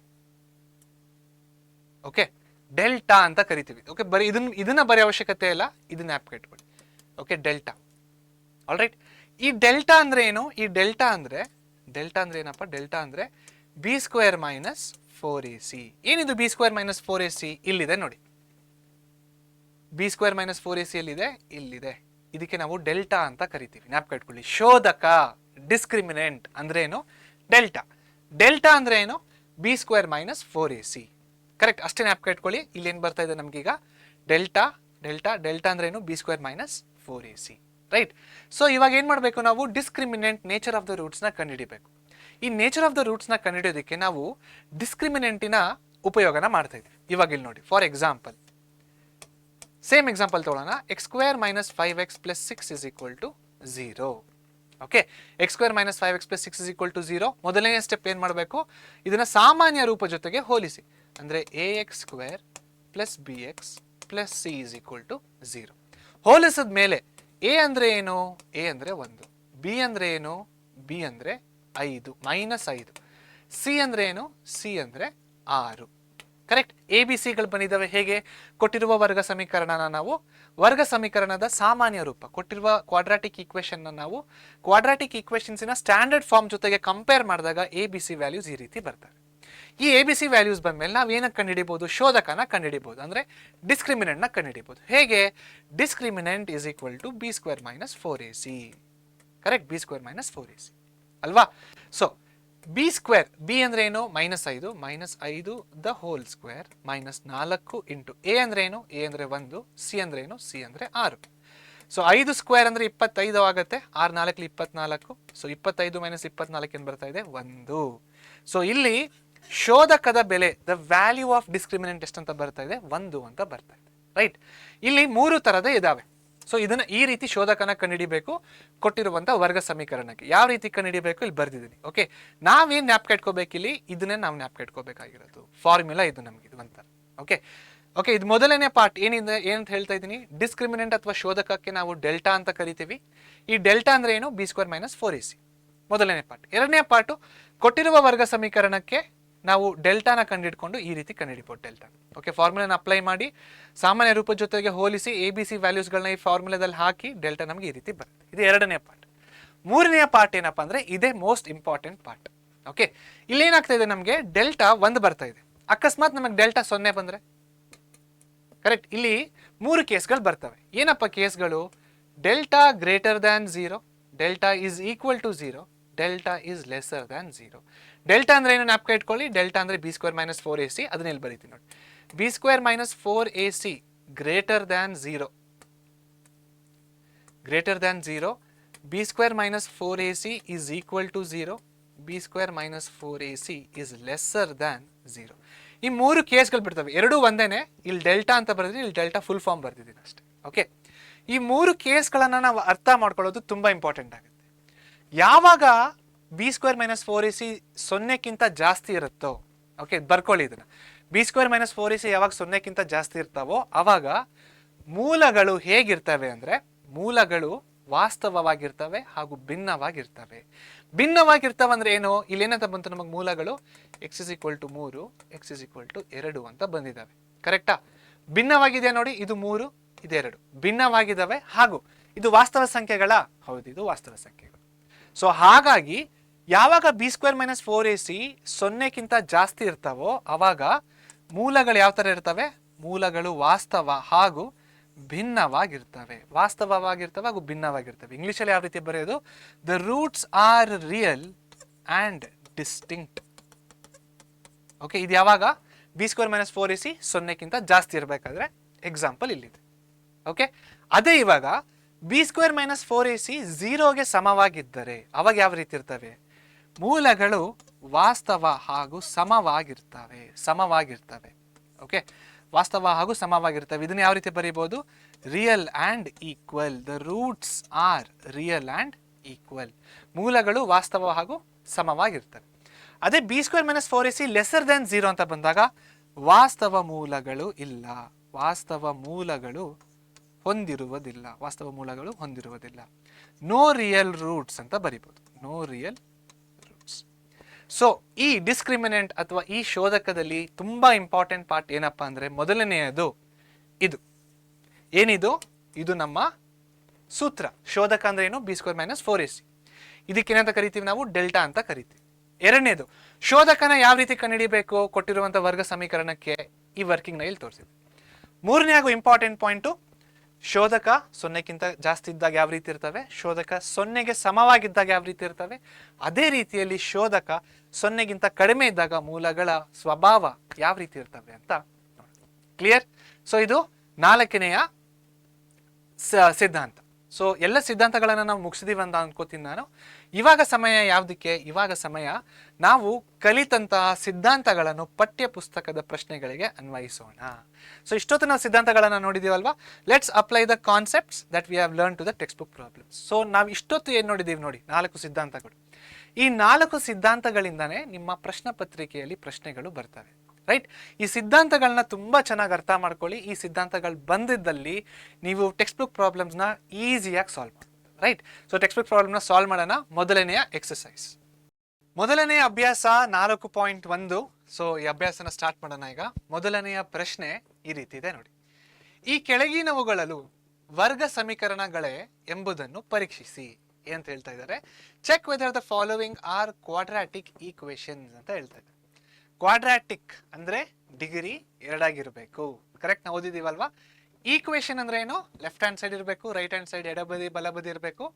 ಇವೆರಡರ ಮಧ್ಯದಲ್ಲಿ ಈಕ್ವಲ್ ಟು ಸಿಂಬಲ್ ಇರಬೇಕು. ಸೊ ಆ ತರದ್ದು ಡಿಗ್ರಿ 2 ಆಗಿದ್ದು ರೈಟ್ ಟು ಲೆಫ್ಟ್ ಮತ್ತೆ ಮಧ್ಯದಲ್ಲಿ ಈಕ್ವಲ್ ಟು ಸಿಂಬಲ್ ಬಂದ್ರೆ ಅದಕ್ಕೆ ನಾವೇನಂತ ಕರಿತೀವಿ? ಕ್ವಾಡ್ರಾಟಿಕ್ ಈಕ್ವೇಶನ್ಸ್ ಅಥವಾ ವರ್ಗ ಸಮೀಕರಣಗಳು ಅಂತ ಕರಿತೀವಿ. ರೈಟ್? ಸೊ ಆ ತರ 8 ಪ್ರಶ್ನೆಗಳನ್ನ ಕೊಟ್ಟಿದ್ದಾರೆ. ಈ 8ಅನ್ನು ನಾವು ನೋಡ್ಬೇಕು. ಏನ್ ನೋಡ್ಬೇಕು? ಇದು ವರ್ಗ ಸಮೀಕರಣನ ಹೌದೋ ಅಲ್ವಾ ಅಂತ. ನೋಡೋದ್ರಿಂದ ಗೊತ್ತಾಗತ್ತಾ? ಇಲ್ಲ, ಸ್ವಲ್ಪ ನಾವು ಸಾಲ್ವ್ ಕೂಡ ಮಾಡಬೇಕು. ಕರೆಕ್ಟ್? ಸ್ವಲ್ಪ ಪರಿಹಾರ ಕೂಡ ಮಾಡಬೇಕು. ಪರಿಹಾರ ಮಾಡಿದಾದ್ಮೇಲೆ ಡಿಗ್ರಿ 2 ಆಗಿದ್ದು left hand side right hand side ಮಧ್ಯದಲ್ಲಿ ಈಕ್ವಲ್ ಟು ಸಿಂಬಲ್ ಬಂದ್ರೆ ಅದಕ್ಕೆ ನಾವೇನಂತ ಕರಿತೀವಿ? ವರ್ಗ ಸಮೀಕರಣ ಅಥವಾ ಕ್ವಾಡ್ರಾಟಿಕ್ ಈಕ್ವೇಶನ್ ಅಂತ ಕರಿತೀವಿ. ಅದೇ right hand side left hand side ಬಂದಿದೆ, ಈಕ್ವಲ್ ಟು ಸಿಂಬಲ್ ಕೂಡ ಇದೆ, ಬಟ್ ಡಿಗ್ರಿ 2 ಇಲ್ಲ, ಡಿಗ್ರಿ 1 ಇದೆ, ಡಿಗ್ರಿ 3 ಇದೆ ಅಂದಾಗ ಅದಕ್ಕೆ ಏನಂತ ಕರಿತೀವಿ? ಇದು ವರ್ಗ ಸಮೀಕರಣ ಅಲ್ಲ ಅಂತ ಹೇಳ್ಬೇಕು. ಕ್ಲಿಯರ್? ಓಕೆ. ಸೊ ಮೊದಲನೆಯ ಪ್ರಶ್ನೆ, ಮೊದಲನೆಯ ಅಭ್ಯಾಸದಲ್ಲಿ 8 ಪ್ರಶ್ನೆಗಳನ್ನ ಕೊಟ್ಟಿದ್ದಾರೆ. ಈ 8 ಪ್ರಶ್ನೆಯಲ್ಲಿ ನಾನು ಮೊದಲ 3 ಪ್ರಶ್ನೆಗಳನ್ನ ಸಾಲ್ವ್ ಮಾಡ್ತೇನೆ. ಆಯ್ತಾ? ಈ ಪ್ರಶ್ನೆಗಳ ಇನ್ನು ಮಿಕ್ಕಿದ ಪ್ರಶ್ನೆಗಳಿಗೆ ಉತ್ತರ ಎಲ್ಲಿದೆ? ಇನ್ನು ಮಿಕ್ಕಿದ ಪ್ರಶ್ನೆಗಳಿಗೆ ನೀವೇ ಉತ್ತರನ ಮಾಡೋದಕ್ಕೆ ಟ್ರೈ ಮಾಡಿ. ಅಕಸ್ಮಾತ್ ನಿಮಗೆ ಉತ್ತರ ಸಿಗ್ತಾ ಇಲ್ಲ ಅಂದ್ರೆ ಇದೇ ವಿಡಿಯೋವಿನ ಡಿಸ್ಕ್ರಿಪ್ಷನ್ ಅಲ್ಲಿ 2 PDF ನ ಹಾಕಿದ್ವಿ. ಒಂದು PDF ಕನ್ನಡ ಮೀಡಿಯಂ ಹುಡುಗರಿಗೆ, ಇನ್ನೊಂದು PDF ಇಂಗ್ಲಿಷ್ ಮೀಡಿಯಂ ಹುಡುಗರಿಗೆ. ಸೊ ಆ PDF ನ ಡೌನ್ಲೋಡ್ ಮಾಡ್ಕೊಂಡು ಆ PDF ನ ಕೂಡ ನೋಡ್ಬೋದು. ಆ PDF ನೋಡಿದ್ರು ನನಗೆ ಅರ್ಥ ಆಗ್ತಿಲ್ಲ ಅಂತ ಕೆಲವು ಹುಡುಗರು ಹೇಳಿದ್ರೆ ಆ ಹುಡುಗರು ಏನ್ ಮಾಡ್ಬೋದು ಅಂದ್ರೆ ಇದೇ ವಿಡಿಯೋವಿನ ಕಮೆಂಟ್ ಸೆಕ್ಷನ್ ಅಲ್ಲಿ ನಿಮ್ಮ ಡೌಟ್ಸ್ ಗಳನ್ನ ಹಾಕಿ ಅದನ್ನ ಪರಿಹಾರ ಕ್ಲಿಯರ್ ಮಾಡಕ್ಕೆ ನಾನು ಹಾಗೂ ನಮ್ಮ ತಂಡ ಪ್ರಯತ್ನ ಪಡ್ತೀವಿ. ಅದನ್ನ ಬಿಟ್ರೆ ವಾಟ್ಸ್ಆ್ಯಪ್, ಟೆಲಿಗ್ರಾಮ್, ಯೂಟ್ಯೂಬ್ ಹಾಗೂ ಇನ್ಸ್ಟಾಗ್ರಾಮ್ ಇದರಲ್ಲೂ ಕೂಡ ನೀವು ನಮ್ಮನ್ನ ರೀಚ್ ಔಟ್ ಆಗ್ಬೋದು. ನಿಮ್ಮ ಡೌಟ್ಸ್ನ ನೀವು ಕ್ಲಿಯರ್ ಮಾಡಿಕೊಂಡು ಮುಂದೆ ಸ್ಟಡೀಸ್ನ ಪ್ರೊಸೀಡ್ ಮಾಡಿ. ಕ್ಲಿಯರ್? ಸೊ ಟೈಮ್ ವೇಸ್ಟ್ ಮಾಡದೆ ಮೊದಲನೇ ಪ್ರಶ್ನೆನ ಸ್ಟಾರ್ಟ್ ಮಾಡೋಣ. ಮೊದಲನೇ ಪ್ರಶ್ನೆ ನೋಡಿ. ಸೊ ಈ ಹೈಲೈಟ್ ಆಗಿರೋದು ನಾನು ಮಾಡ್ತಾ ಇರ್ತೀನಿ, ಮಿಕ್ಕಿದ್ನ ನೀವು ಟ್ರೈ ಔಟ್ ಮಾಡ್ಬೋದು. ಓಕೆ, ಮೊದಲನೇ ಪ್ರಶ್ನೆನ ತಗೊಳ್ಳೋಣ. ನಂಬರ್ 1 ಏನ್ ಕೊಟ್ಟಿದ್ದಾರೆ ಇಲ್ಲಿ? x plus 1 the whole square is equal to 2 of x minus 3 ಅಂತ ಕೊಟ್ಟಿದ್ದಾರೆ. ಕರೆಕ್ಟಾ? ಸೊ ಇದನ್ನ ಕ್ವಾಡ್ರಾಟಿಕ್, ಇದು ವರ್ಗ ಸಮೀಕರಣನೋ ಅಲ್ವೋ ಅಥವಾ ಕ್ವಾಡ್ರಾಟಿಕ್ ಈಕ್ವೇಶನ್ ಹೌದೋ ಅಲ್ವೋ ಹೇಗೆ ಹೇಳೋದು? ತುಂಬಾ simple. X plus one the whole square ಅಂತ ಕೊಟ್ಟಿದ್ದಾರೆ, ಇದಕ್ಕೆ ನಾವು ಒಂದು ಸೂತ್ರನ ಹಾಕಬೇಕು. ಯಾವ ಸೂತ್ರ ಅದು? A plus B the whole square. ಕರೆಕ್ಟಾ? A plus B the whole square. Answer ಏನಿದಕ್ಕೆ? A square plus B square plus 2ab. ಕರೆಕ್ಟಾ? A square plus B square plus 2ab. ಇದೇ ಸೂತ್ರನ ನಾವು ಇಲ್ಲಿಗೆ ಹಾಕೋಣ. ಎ ನ ಜಾಗದಲ್ಲಿ ಎಕ್ಸ್ ಇದೆ, ಬಿ ನ ಜಾಗದಲ್ಲಿ 1 ಇದೆ. Clear? So X square plus 1 square ಅಂದರೆ 1 ಆಗುತ್ತೆ, plus 2ab 2x into 1 2x ಆಗುತ್ತೆ. ಸೊ ಇದು ನೋಡಿ, 2 ಇಂಟು ಎಕ್ಸ್ 2x, 2 ಇಂಟು -3 -6. ಕರೆಕ್ಟಾ? ಓಕೆ. ಸೊ ಇವಾಗ ಈ ಕಡೆ ಇದೆ ನೋಡಿ, ಅಂದರೆ ಎಡಬದಿ ಇದೆ ಅಲ್ವಾ, ಈ ಎಡಬದಿಲಿ ಇರೋದನ್ನ ಬಲಬದಿಗೆ ತೊಗೊಂಡೋಗಿ, ಇದನ್ನ ಇಲ್ಲಿಗೆ ತೊಗೊಂಡೋಗಿ. ಅವಾಗ ಏನಾಗುತ್ತೆ? X square plus 1 plus 2x, ಇದನ್ನ ಹಾಗೆ ಬರೆದ್ಬಿಟ್ಟು ಇದು ಈ ಕಡೆ ಬಂದಾಗ ಏನಾಗುತ್ತೆ? ಸೈನ್ ಚೇಂಜ್ ಆಗುತ್ತೆ, -2x -6 ಈ ಕಡೆ ಬಂದರೆ ಏನಾಗುತ್ತೆ? Plus 6 is equal to 0. Plus 2x -2x cancel ಆಗುತ್ತೆ. ಏನು ಉಳ್ಕೋತಾ ಇದೆ ನಮ್ಮ ಹತ್ರ ಇಲ್ಲಿ? ಎಕ್ಸ್ ಸ್ಕ್ವೇರ್ ಪ್ಲಸ್ 1 ಪ್ಲಸ್ 6 ಏನಾಗುತ್ತೆ? 7 ಇಸ್ ಈಕ್ವಲ್ ಟು 0. ಇವಾಗ ಇದನ್ನ ಪರಿಶೀಲಿಸಿ, ಅಂದರೆ ಒಂದ್ಸತಿ ನೋಡಿ. ಇದನ್ನು ಎಡಬದಿ ಇದೆಯಾ? ಎಡಬದಿ ಇದೆ. ಬಲಬದಿ ಇದೆಯಾ? ಬಲಬದಿ ಕೂಡ ಇದೆ. ಇವೆರಡರ ಮಧ್ಯದಲ್ಲಿ ಸಿಂಬಲ್ ಇದೆಯಾ? ಈಕ್ವಲ್ ಟು ಸಿಂಬಲ್ ಇದೆಯಾ? ಸಮವಾದ ಸಿಂಬಲ್ ಇದೆಯಾ? ಸಮವಾದ ಸಿಂಬಲ್ ಕೂಡ ಇದೆ. ಹಾಗಾಗಿ ಇದೊಂದು ಸಮೀಕರಣ.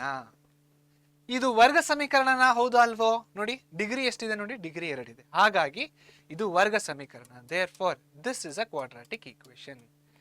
this is a quadratic equation. ಹಾಗಾಗಿ ಇದು ಒಂದು ವರ್ಗ ಸಮೀಕರಣ ಅಂತ ಬರೀಬಹುದು. ಕ್ಲಿಯರಾ? ಇದು ಮೊದಲನೇದು. ಎರಡನೇದು ನೋಡೋಣ. ಎರಡನೇದೇನಿದೆ? ಈ ರೀತಿ ಕೊಟ್ಟಿದ್ದಾರೆ, ಅಂದರೆ 5ನೇ ಪ್ರಶ್ನೆಯಲ್ಲಿ 2x - 1 x - 3 is equal to x plus 5 x - 1. ಇದು ಕೂಡ ತುಂಬ ಸಿಂಪಲ್ ಆಗಿದೆ. 2x - 1. ಓಕೆ, ಇದ್ರಲ್ಲಿ ಇಲ್ಲಿ ಏನು ಮಾಡಬೇಕು ಅಂತ ಹೇಳ್ತೀನಿ, ಕೇಳಿಸ್ಕೊಳ್ಳಿ. 2x ನ x ಜೊತೆ ಮಲ್ಟಿಪ್ಲೈ ಮಾಡಿ, 2x ನ -3 ಜೊತೆ ಕೂಡ ಮಲ್ಟಿಪ್ಲೈ ಮಾಡಿ.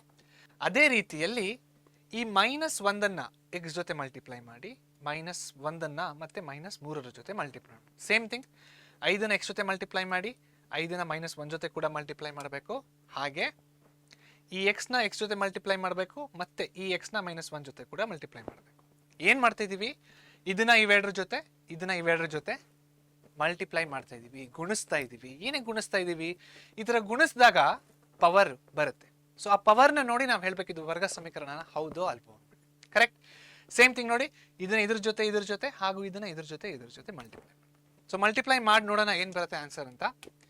2x into X 2x square ಆಗುತ್ತೆ, -6x - x plus 3 is equal to x square -x plus 5x -5.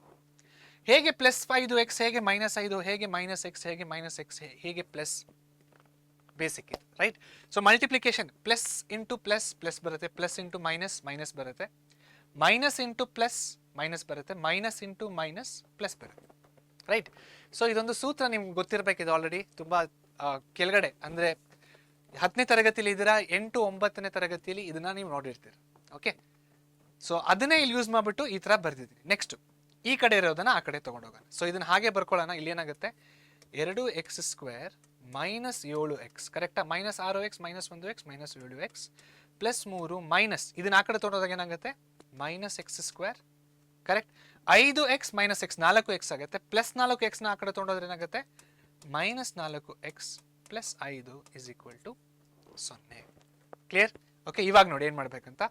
2x square -1x square, x square ಆಗುತ್ತೆ, -7x -4x -11x ಆಗುತ್ತೆ, plus 3 plus 5 plus 8 is equal to 0. ಮತ್ತೆ ಇದನ್ನ ಪರಿಶೀಲಿಸಿ ಒಂದ್ಸತಿ ನೋಡಿ. ಇದನ್ನ ಎಡಬದಿ ಇದೆ, ಬಲಬದಿ ಇದೆ, ಮಧ್ಯದಲ್ಲಿ ಈಕ್ವಲ್ ಟು ಸಿಂಬಲ್ ಇದೆ. ಹಾಗಾದ್ರೆ ಇದು ಸಮೀಕರಣ. ಮತ್ತೆ ಚರಾಕ್ಷರಕ್ಕೆ ಇಲ್ಲಿ ಪವರ್ 1 ಇದೆ, ಪವರ್ 2 ಇದೆ. ಹಾಗಾಗಿ ಡಿಗ್ರಿ ಬಂದ್ಬಿಟ್ಟು 2.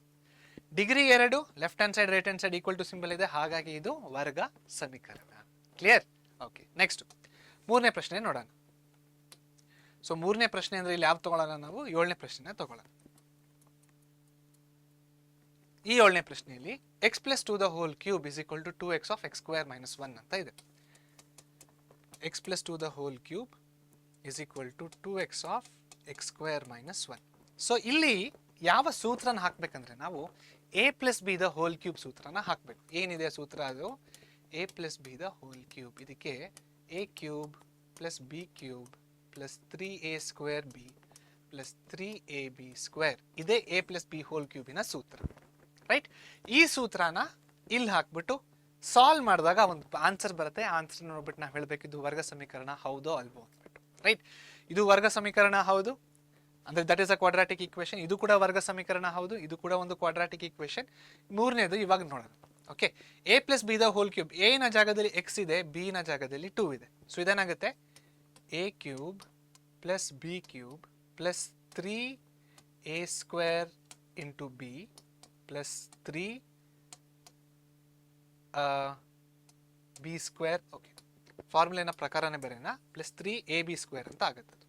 ಓಕೆ, ಸೊ ಪ್ಲಸ್ 3a ನ ಜಾಗದಲ್ಲಿ ಎಕ್ಸ್ ಇದೆ, b² ನ ಜಾಗದಲ್ಲಿ 2². Okay, which is equal to 2x into x², 2x³ ಆಗುತ್ತೆ ಮೈನಸ್ 2x. ಓಕೆ, ನೆಕ್ಸ್ಟ್ ಇಲ್ಲಿ ನೋಡಿ, x³ plus 8 plus 6x² plus 12x is equal to 2x³ minus 2x. ಈ ಕಡೆ ಇರೋದನ್ನ ಆ ಕಡೆ ತೊಗೊಂಡೋಗೋಣ. ಏನಾಗುತ್ತೆ, x³ plus 8 plus 6x² plus 12x minus 2x³ minus 2x is equal to 0. x³ minus 2x³ ಏನಾಗುತ್ತೆ, ಮೈನಸ್ x³ ಆಗುತ್ತೆ. ಆಯ್ತಾ, 6x² ಮತ್ತೆ ಬೇರೆ ಯಾವುದು 6x² ಇಲ್ಲ, ಸೊ ಅದನ್ನ ಹಾಗೆ ಬರೆದ್ಬಿಡೋಣ. Plus 6x². Okay, 12x minus 2x plus 10x ಆಗುತ್ತೆ. So plus 10x. Okay, plus 8 ಆಗೇ ಇದೆ, so plus 8 is equal to 0. So ಇವಾಗ ಇದನ್ನು ಒಂದ್ಸತಿ ನೋಡಿ. ಲೆಫ್ಟ್ ಹ್ಯಾಂಡ್ ಸೈಡ್ ಇದೆ, ರೈಟ್ ಹ್ಯಾಂಡ್ ಸೈಡ್ ಇದೆ, ಮಧ್ಯದಲ್ಲಿ ಈಕ್ವಲ್ ಟು ಸಿಂಬಲ್ ಇದೆ. ಹಾಗಾದ್ರೆ ಇದು ಒಂದು ಸಮೀಕರಣ. ರೈಟ್, ಬಟ್ ಈ ಸಮೀಕರಣದ ಡಿಗ್ರಿ ಅಂದ್ರೇನು, ಚರಾಕ್ಷರಕ್ಕಿರುವ ಪವರ್. ಇಲ್ಲಿ ಪವರ್ 1 ಇದೆ, ಇಲ್ಲಿ ಪವರ್ 2 ಇದೆ, ಇಲ್ಲಿ ಪವರ್ 3 ಇದೆ. ಹಾಗಾದ್ರೆ ಡಿಗ್ರಿ ಎಷ್ಟಾಯ್ತು, ಹೈಯೆಸ್ಟ್ ಪವರ್, ದೊಡ್ಡ ಪವರ್ ಯಾವ್ದಿದೆ, 3. ಡಿಗ್ರಿ ಬಂದ್ಬಿಟ್ಟು 3 ಆಗುತ್ತೆ. ಇದು ವರ್ಗ ಸಮೀಕರಣನ ಅಲ್ಲ, ಇದು ವರ್ಗ ಸಮೀಕರಣ ಅಲ್ಲ. ಇದು ಸಮೀಕರಣನ ಹೌದು, ಇದು ಸಮೀಕರಣ, ಬಟ್ ಇದು ವರ್ಗ ಸಮೀಕರಣನ, ಇದು ವರ್ಗ ಸಮೀಕರಣ ಅಲ್ಲ. ಯಾಕಂದ್ರೆ ಡಿಗ್ರಿ ಅಂದ್ರೆ ಚರಾಕ್ಷರಕ್ಕಿರುವ ದೊಡ್ಡ ಪವರ್, ಹೈಯೆಸ್ಟ್ ಪವರ್. ಡಿಗ್ರಿ ಎಷ್ಟಿದೆ, ಡಿಗ್ರಿ 3 ಇದೆ. ಡಿಗ್ರಿ 3 ಇರಬೇಕಾದ್ರೆ ಅದನ್ನ ಕ್ಯೂಬಿಕ್ ಘನ ಸಮೀಕರಣ ಅಂತ ಕರಿತೀವಿ, ಕ್ಯೂಬಿಕ್ ಈಕ್ವೇಶನ್ ಅಂತ ಕರಿತೀವಿ. ಬಟ್ ವರ್ಗ ಸಮೀಕರಣನ, ಇದು ವರ್ಗ ಸಮೀಕರಣ ಅಲ್ಲ. ಇದು ವರ್ಗ ಸಮೀಕರಣ ಮತ್ತೆ ಇದು ವರ್ಗ ಸಮೀಕರಣ. ಕ್ಲಿಯರ್? ಓಕೆ, ಮುಂದಿನ ಪ್ರಶ್ನೆಗೆ ಹೋಗೋಣ. ಮುಂದಿನ ಪ್ರಶ್ನೆ ಏನಿದೆ, ಮುಂದಿನ ಪ್ರಶ್ನೆ ಈ ರೀತಿ ಕೊಟ್ಟಿದ್ದಾರೆ. ಈ ಕೆಳಗಿನ ಸನ್ನಿವೇಶಗಳನ್ನು ವರ್ಗ ಸಮೀಕರಣಗಳ ರೂಪದಲ್ಲಿ ವ್ಯಕ್ತಪಡಿಸಿ. ಅರ್ಥ ಮಾಡ್ಕೊಳ್ಳಿ, ಈ ಕೆಳಗಿನ ಸನ್ನಿವೇಶಗಳನ್ನು ವರ್ಗ ಸಮೀಕರಣದ ರೂಪದಲ್ಲಿ. ವರ್ಗ ಸಮೀಕರಣದ ಸಾಮಾನ್ಯ ರೂಪ ಏನು, ವರ್ಗ ಸಮೀಕರಣದ ಸಾಮಾನ್ಯ ರೂಪ ax² plus bx plus c is equal to 0. Right, ಇದ್ರ ಜೊತೆಗೆ ಏನಂತ ಬರಿಬೇಕಂತ ಹೇಳಿದೀನಿ, a is not equal to 0 ಮತ್ತೆ a b c ಗಳು ರಿಯಲ್ ನಂಬರ್ಸ್ ಅಥವಾ ವಾಸ್ತವ ಸಂಖ್ಯೆಗಳು ಅಂತ ಬರಿಬೇಕು. ಓಕೆ, ಸದ್ಯಕ್ಕೆ ಇವಾಗ ಇಷ್ಟೇ ಸಾಕು. ಈ ಸನ್ನಿವೇಶಗಳನ್ನ ಈ ರೂಪಕ್ಕೆ ತಂದು ನಾವು ಬಿಡಬೇಕು. ಕರೆಕ್ಟಾ? ಇಲ್ಲಿ ನೋಡಿ ಏನ್ ಹೇಳಿದ್ದಾರೆ, ಈ ಕೆಳಗಿನ ಸನ್ನಿವೇಶಗಳನ್ನು ವರ್ಗ ಸಮೀಕರಣ ರೂಪದಲ್ಲಿ ವ್ಯಕ್ತಪಡಿಸೋಣ. ಓಕೆ, ಮೊದಲನೇ ಪ್ರಶ್ನೆ ಅಂದ್ರೆ represent the following situations in the form of quadratic equation. Quadratic equation standard form ಏನಿದೆ, ಈ ಫಾರ್ಮ್ ತಂದ್ಬಿಟ್ಟು ಬಿಟ್ಬಿಡ್ಬೇಕು.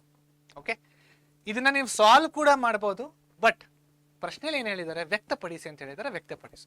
ಓಕೆ, ಮೊದಲನೇ ಪ್ರಶ್ನೆ ಏನಿದೆ ನೋಡಿ, ಒಂದು ಆಯಾತಕಾರದ ನಿವೇಶನದ ವಿಸ್ತೀರ್ಣವು 528 ಮೀಟರ್ ಸ್ಕ್ವೇರ್ ಆಗಿದೆ. ನಿವೇಶನದ ಉದ್ದವು ಮೀಟರ್ಗಳಲ್ಲಿ, ಅದರ ಅಗಲದ 2ಕ್ಕಿಂತ 1 ಹೆಚ್ಚಾಗಿದೆ. 2ಕ್ಕಿಂತ 1 ಹೆಚ್ಚಾಗಿದೆ ಅಂದ್ರೆ ಯಾವ ರೀತಿ ಬರೆಯೋದು ನೋಡೋಣ.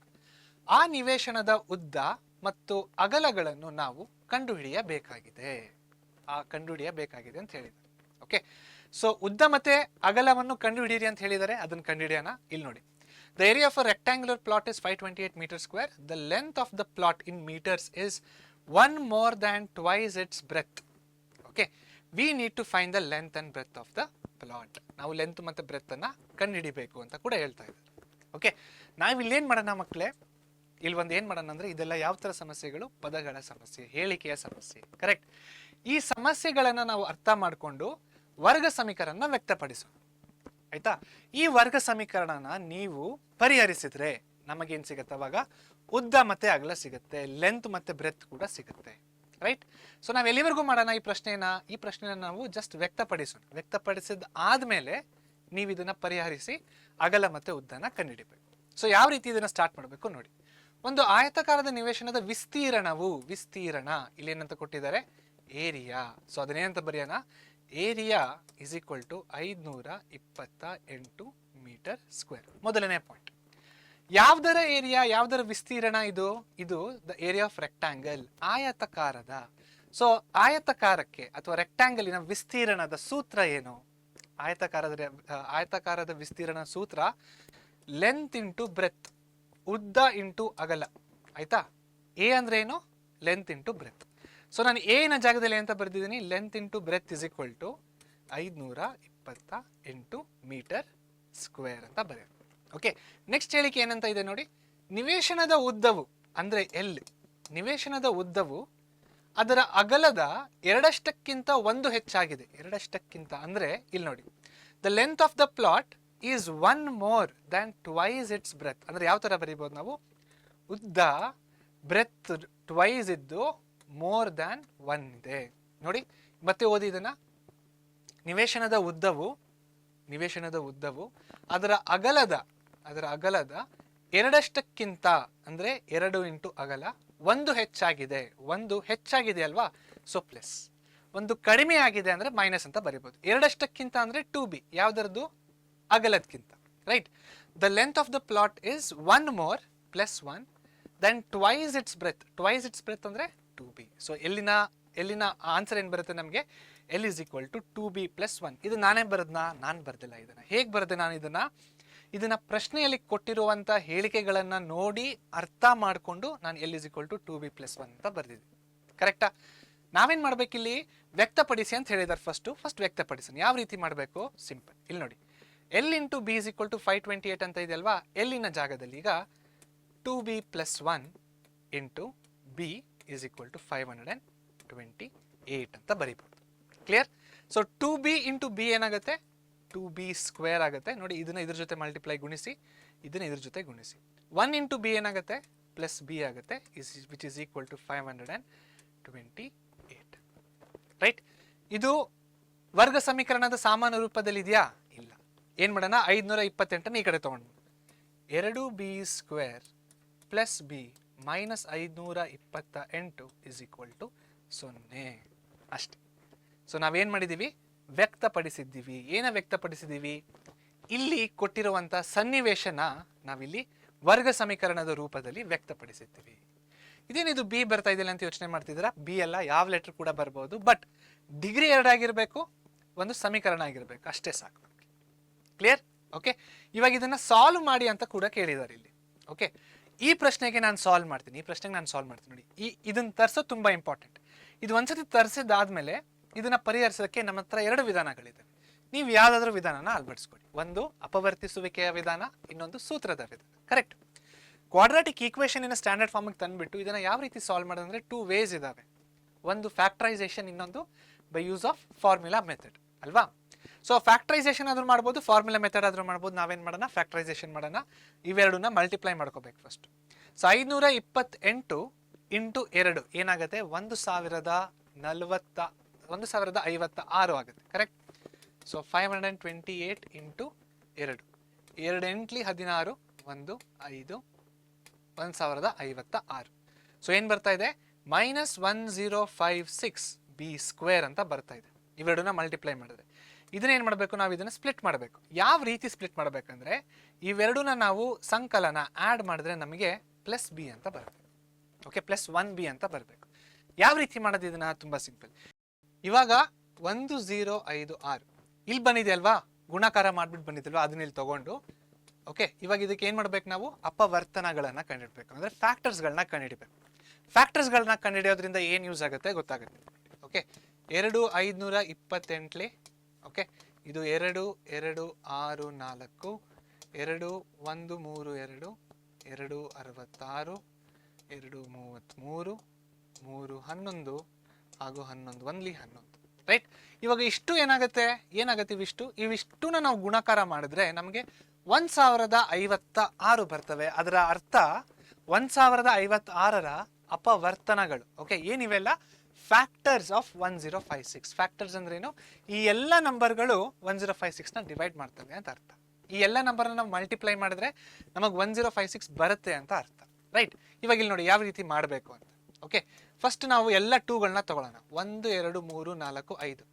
2 2 4, 4 2 8, 8 2 16, 16 2 32. ಕರೆಕ್ಟಾ? ಇವಾಗ ಇದನ್ನ ನೋಡಿ, 11 ಇಂಟು 3 ಏನಾಗುತ್ತೆ? 33. 33ರಲ್ಲಿ 32 ಹೋದ್ರೆ ನಮಗೆ 1 ಬರುತ್ತಾ? ನೋಡಿ, ಬರುತ್ತೆ. ನಮ್ಗೆ ಇಲ್ಲಿರೋದು 1, ಇಲ್ಲಿರೋದು 1. ಕರೆಕ್ಟ್? ಸೊ ಇದನ್ನ ಯಾವ ರೀತಿ ಬರಿಬೋದು ಮುಂದೆ? 2b². ಈ 1ಕ್ಕೆ ಇರೋದು ಸೈನ್ ಏನು? ಪ್ಲಸ್.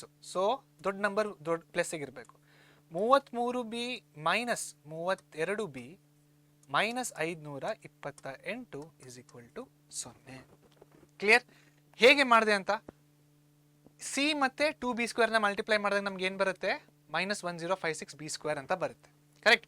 ಈ 1056ನ ಈ ರೀತಿ ಬರ್ಕೊಂಡು ಇದರ ಅಪವರ್ತನಗಳನ್ನು ಕಂಡುಹಿಡಿಬೇಕು. ಯಾವಾಗ ಈ ಅಪವರ್ತನಗಳು ಬರ್ತಾವೋ ಇದರಲ್ಲೇ ಕಾಂಬಿನೇಷನ್ ಮಾಡಬೇಕು. ಎಲ್ಲ ಟೂಗಳು ತಗೋಬೇಕು. ಇವಾಗ ನೋಡಿ, ಇವಾಗ ಇದು ಮಾಡಿದ್ರೆ ನಮಗೆ ಆನ್ಸರ್ ಬಂತು. ಇನ್ನೂ ಮುಂದೆ ಕೇಸಲ್ಲಿ ಫಸ್ಟ್ರಿಂದ ಲಾಸ್ಟ್ವರೆಗೂ ತೊಗೊಂಡು ಇದು ಒಂದೇ ಒಂದು ನಂಬರ್ನ ಮೈನಸ್ ಮಾಡಿದ್ರೆ ನಮ್ಗೆ ಇನ್ನೊಂದು ನಂಬರ್ ಕೂಡ ಬರ್ಬೋದು. ಓಕೆ, ಆ ಥರ ತುಂಬ ಕಾಂಬಿನೇಷನ್ಸ್ಗಳಿದ್ದಾವೆ. ನಾವೇನು ಮಾಡಿದ್ದೀವಿ, ಇದು 32 ಬರುತ್ತೆ, ಇದು 33 ಬರುತ್ತೆ. 33ರಲ್ಲಿ 32 ಹೋದರೆ 1 ಬರುತ್ತೆ. ಸೊ ನೋಡಿ, 33b minus 32b 1b. Clear? Okay, ಈ ಥರ ಯಾಕೆ ಬರ್ಕೊಂಡಿದ್ದೀವಿ ಅದು ಕೂಡ ಗೊತ್ತಾಗುತ್ತೆ. ನೆಕ್ಸ್ಟ್ ಏನು ಮಾಡಬೇಕು ನೋಡೋಣ. ಸೊ ನೆಕ್ಸ್ಟ್ ಇಲ್ಲೊಂದು ಸಿಂಬಲ್ ಹಾಕೋಣ.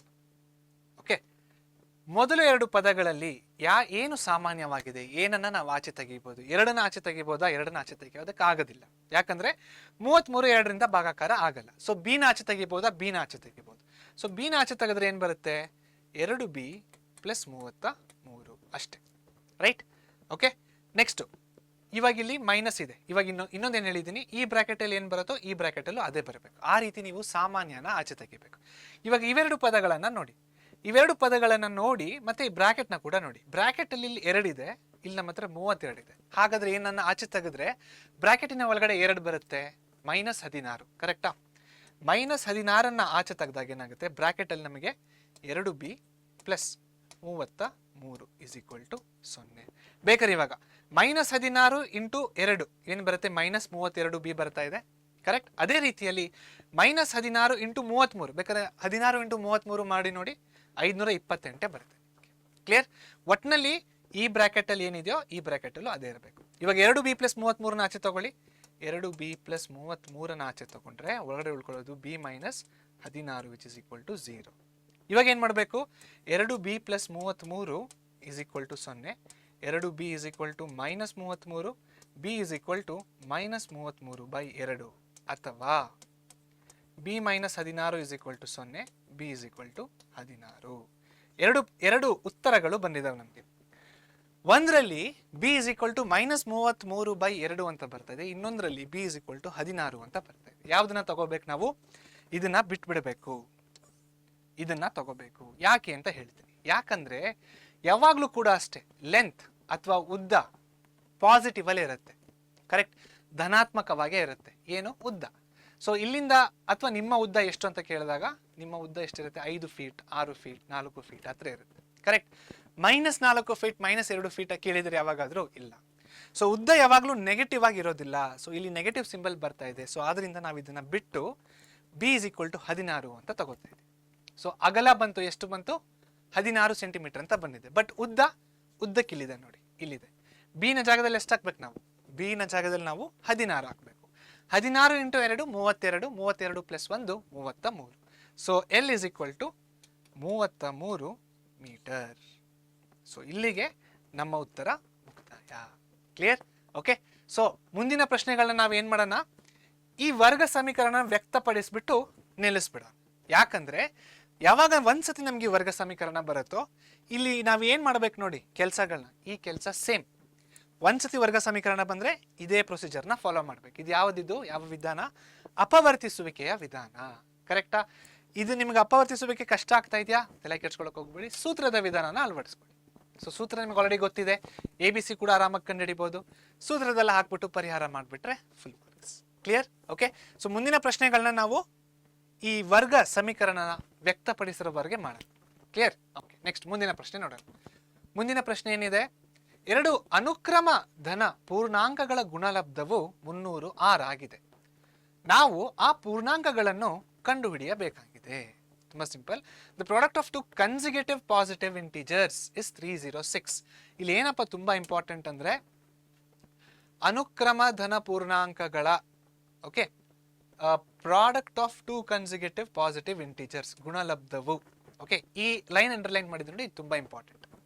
ಇವಾಗ ಪ್ರಾಡಕ್ಟ್ ಅಂದ್ರೆ ಗೊತ್ತಿದೆ ನಿಮಗೆ, ಪ್ರಾಡಕ್ಟ್ ಅಥವಾ ಗುಣಲಬ್ಧ ಅಂದ್ರೆ ಮಲ್ಟಿಪ್ಲಿಕೇಶನ್, ಕರೆಕ್ಟಾ? ಯಾವೆರಡು ನಂಬರ್ನ ಮಲ್ಟಿಪ್ಲೈ ಮಾಡ್ತಿದ್ದಾರೆ? ಎರಡು ಪೂರ್ಣಾಂಕಗಳು ಅಂದ್ರೆ ಎರಡು ಪಾಸಿಟಿವ್ ಇಂಟೀಜರ್ಸ್. ಧನ ಪೂರ್ಣಾಂಕಗಳು ಪಾಸಿಟಿವ್ ಇಂಟೀಜರ್ಸ್ ನ ಮಲ್ಟಿಪ್ಲೈ ಮಾಡ್ತಾರೆ. ಎರಡು ಧನ ಪೂರ್ಣಾಂಕಗಳನ್ನ ಗುಣಲಬ್ಧ ಮಾಡ್ತಾ ಇದ್ದಾರೆ. ಆ ಧನ ಪೂರ್ಣಾಂಕಗಳು ಹೇಗಿದ್ದಾವೆ? ಟು ಕನ್ಸಿಕ್ಯೂಟಿವ್, ಎರಡು ಅನುಕ್ರಮ. ಅನುಕ್ರಮ ಅಂದ್ರೆ ಏನು?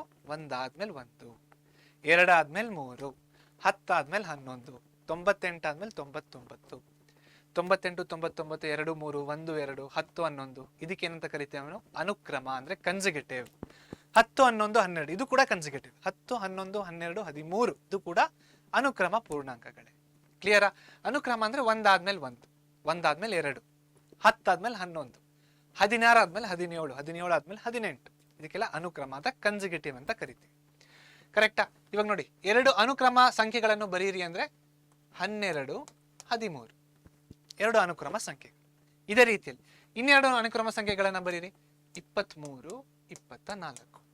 ಸೊ ಇದು ಅನುಕ್ರಮ ಸಂಖ್ಯೆಗಳನ್ನ ನೀವು ನೋಡಿದಾಗ ಯಾವ ರೀತಿ ಇದೆ ಇದು? ಇದು ಒಂದಿದ್ರೆ ಇದಕ್ಕಿಂತ ಒಂದು ಜಾಸ್ತಿ ಇದಿರುತ್ತೆ, ಕರೆಕ್ಟಾ? ಒಂದು ಜಾಸ್ತಿ 12, 13. ಇದು ಒಂದಾಗಿದ್ರೆ ಇದು 23 ಆಗಿದೆ, ಇದಕ್ಕಿಂತ ಒಂದು ಜಾಸ್ತಿ ಏನಾಗುತ್ತೆ? 24. ಸೊ ಇವಾಗ ಅನುಕ್ರಮ ಸಂಖ್ಯೆಗಳು ನಮಗೆ ಗೊತ್ತಾ? ಇಲ್ಲಿ ಬರ್ದಿದ್ದೀನಿ 12, 13, 23, 24 ಅಂತ. ಇಲ್ಲಿ ಗೊತ್ತಿದೆ ನಮಗೆ, ಇಲ್ಲಿ ನಮಗೆ ಗೊತ್ತಿಲ್ಲ. ಸೊ ನಮ್ಗೆ ಯಾವಾಗ ಗೊತ್ತಿಲ್ವೋ ಅವಾಗ ನಾವೇನ್ ಮಾಡೋದು? ಚರಾಕ್ಷರದ ಸಹಾಯನ ತಗೋಬೇಕು. ಇವಾಗ 12ನ ನಾನು ಎಕ್ಸ್ ಅಂತ ಬರೆದು 13ಅನ್ನ ನಾನು x+1 ಅಂತ ಬರೀಬೋದಾ? x is equal to what? x is equal to 12. x+1 ಅಂದ್ರೆ ಏನಾಗುತ್ತೆ? x+1 ಅಂದ್ರೆ 13 ಅನುಕ್ರಮ ಸಂಖ್ಯೆಗಳು. ಸೊ ಅನುಕ್ರಮ ಸಂಖ್ಯೆಗಳನ್ನ ನಾವು ಈ ರೀತಿ ಬರೀಬೋದಾ? ಬರೀಬಹುದು. ಕ್ಲಿಯರ್? ಹೌದಲ್ವಾ? ಸೊ ಇಲ್ಲಿ ಏನ್ ಹೇಳ್ತಾ ಇದ್ದಾರೆ? ಎರಡು ಅನುಕ್ರಮ ಧನ ಪೂರ್ಣಾಂಕಗಳ ಗುಣಲಬ್ಧ x into x+1 is equal to ಎರಡು ಅನುಕ್ರಮ ಧನ ಅಂದ್ರೆ ಪಾಸಿಟಿವ್, ಪೂರ್ಣಾಂಕಗಳು ಅಂದ್ರೆ ಇಂಟಿಜರ್ಸ್, ಗುಣಲಬ್ಧ ಅಂದ್ರೆ multiplication which is equal to 306. ಇಲ್ಲಿ ನೋಡಿ, product multiplication two consecutive positive. Consecutive ಅಂದ್ರೆ ಈ ತರ, ಇದನ್ನ ಈ ರೀತಿಯಲ್ಲಿ ಬರೀಬಹುದು. So x into x+1 positive integers is 306 ಬರ್ದ್ಬಿಟ್ಟಿದೆ. Right? We need to find the integers. We need to find the integers ಅಂದ್ರೆ x ಅಂದ್ರೆ ಏನು, x+1 ಅಂದ್ರೆ ಏನು ಅಂತ ಕಂಡುಹಿಡಿಬೇಕು. ಕ್ಲಿಯರ್? ಓಕೆ, ಇದನ್ನ ಏನ್ ಮಾಡೋಣ? ಇದನ್ನ ಇದ್ರ ಜೊತೆ ಮಲ್ಟಿಪ್ಲೈ ಗುಣಲಬ್ಧ ಮಾಡೋಣ, ಇದನ್ನ ಇದ್ರ ಜೊತೆ ಗುಣಲಬ್ಧ ಮಾಡೋಣ. ಅದೇನಾಗುತ್ತೆ ಅವಾಗ? x² plus x is equal to 306. ಈ 306 ಆ ಕಡೆ ತಗೊಂಡೋಗಿ x² plus x minus 306 is equal to 0. ಇದು ನಮ್ಮ ವರ್ಗ ಸಮೀಕರಣದಲ್ಲಿ ವ್ಯಕ್ತಪಡಿಸಿದೆ. ಕ್ಲಿಯರ್? ಇಲ್ಲಿ ಏನ್ ತುಂಬಾ ಇಂಪಾರ್ಟೆಂಟು? ಅನುಕ್ರಮದ ಅರ್ಥ, ಕನ್ಸಿಕ್ಯೂಟಿವ್ ಪಾಸಿಟಿವ್ ಇಂಟೀಜರ್ಸಿನ ಅರ್ಥ ನಿಮಗೆ ಗೊತ್ತಿರಬೇಕು. ಇದು ತುಂಬಾ ಇಂಪಾರ್ಟೆಂಟ್. ಯಾವಾಗ ನಿಮಗೆ ಅನುಕ್ರಮದ ಅರ್ಥ ಗೊತ್ತಾಗುತ್ತೋ, ಧನ ಪೂರ್ಣಾಂಕಗಳ ಅರ್ಥ ಗೊತ್ತಾಗುತ್ತೋ, ಗುಣಲಬ್ಧದ ಅರ್ಥ ಗೊತ್ತಾಗುತ್ತೋ, ಅವಾಗ ಇದನ್ನ ಬರೆಯೋದಕ್ಕೆ ತುಂಬಾ ಈಸಿ ಆಗುತ್ತೆ. ರೈಟ್? ಸೊ ಈ ಗುಣಲಬ್ಧ x ಇಂಟು x+1 ಹೇಗೆ ಬಂತು? ಎಕ್ಸ್ಪ್ಲನೇಷನ್ ಇಲ್ಲಿ ಮಾಡಿದ್ದೀನಿ. ರೈಟ್? ಇಲ್ಲೂ ಅಷ್ಟೇ, x is equal to 23 ಅಂತ ತಗೊಂಡ್ರೆ ಅದರ ಅನುಕ್ರಮ ಸಂಖ್ಯೆ ಏನಾಗುತ್ತೆ? ಅದರ +1 ಮಾಡಿ, 23 + 1 24. ಸೊ ಅನುಕ್ರಮ ಸಂಖ್ಯೆಗಳನ್ನ ನಾವು ಈ ರೀತಿಯಲ್ಲಿ ಬರೀಬಹುದು, x ಇಂಟು x+1 ರೂಪದಲ್ಲಿ ಬರೀಬಹುದು. ರೈಟ್? ಸೊ ಇದು ವ್ಯಕ್ತಪಡಿಸಿದೀವಿ. ಇದ್ರ ಮುಂದೆ ಏನ್ ಮಾಡ್ಬೇಕು ನೀವು? ಅಪವರ್ತಿಸುವಿಕೆ ಮಾಡಿ x ನ ಕಂಡುಹಿಡಿಯಿರಿ. ಒಂದ್ಸತಿ x ಬಂದ್ರೆ ಈ ನಂಬರ್ ಬರುತ್ತೆ, ಇನ್ನೊಂದು ನಂಬರಿಗೆ ಒಂದು ಆಡ್ ಮಾಡಿ, ಅಲ್ಲಿಗೆ ನಿಮ್ಮ ಉತ್ತರ ಬಂದ್ಬಿಡಿ. ಕ್ಲಿಯರ್? ಓಕೆ, ಮುಂದಿನ ಪ್ರಶ್ನೆ. ಸೊ ಮುಂದಿನ ಪ್ರಶ್ನೆ ಏನಾಗಿದೆ? ಮುಂದಿನ ಪ್ರಶ್ನೆ, ರೋಹನನ ತಾಯಿಯು ಅವನಿಗಿಂತ 26 ವರ್ಷ ದೊಡ್ಡವಳಾಗಿದ್ದಾಳೆ. 3 ವರ್ಷಗಳ ನಂತರ ಅವರ ವಯಸ್ಸುಗಳ ಗುಣಲಬ್ಧವು 360 ಆಗುತ್ತದೆ. ನಾವು ರೋಹನನ ಈಗಿನ ವಯಸ್ಸನ್ನು ಕಂಡುಹಿಡಿಯಲು ಬಯಸುತ್ತೇವೆ ಅಂತ ಹೇಳ್ತಾ ಇದ್ದಾರೆ. ಇನ್ನೊಂದ್ಸತಿ ನೋಡಿ. Rohan's mother is 26 years older than him.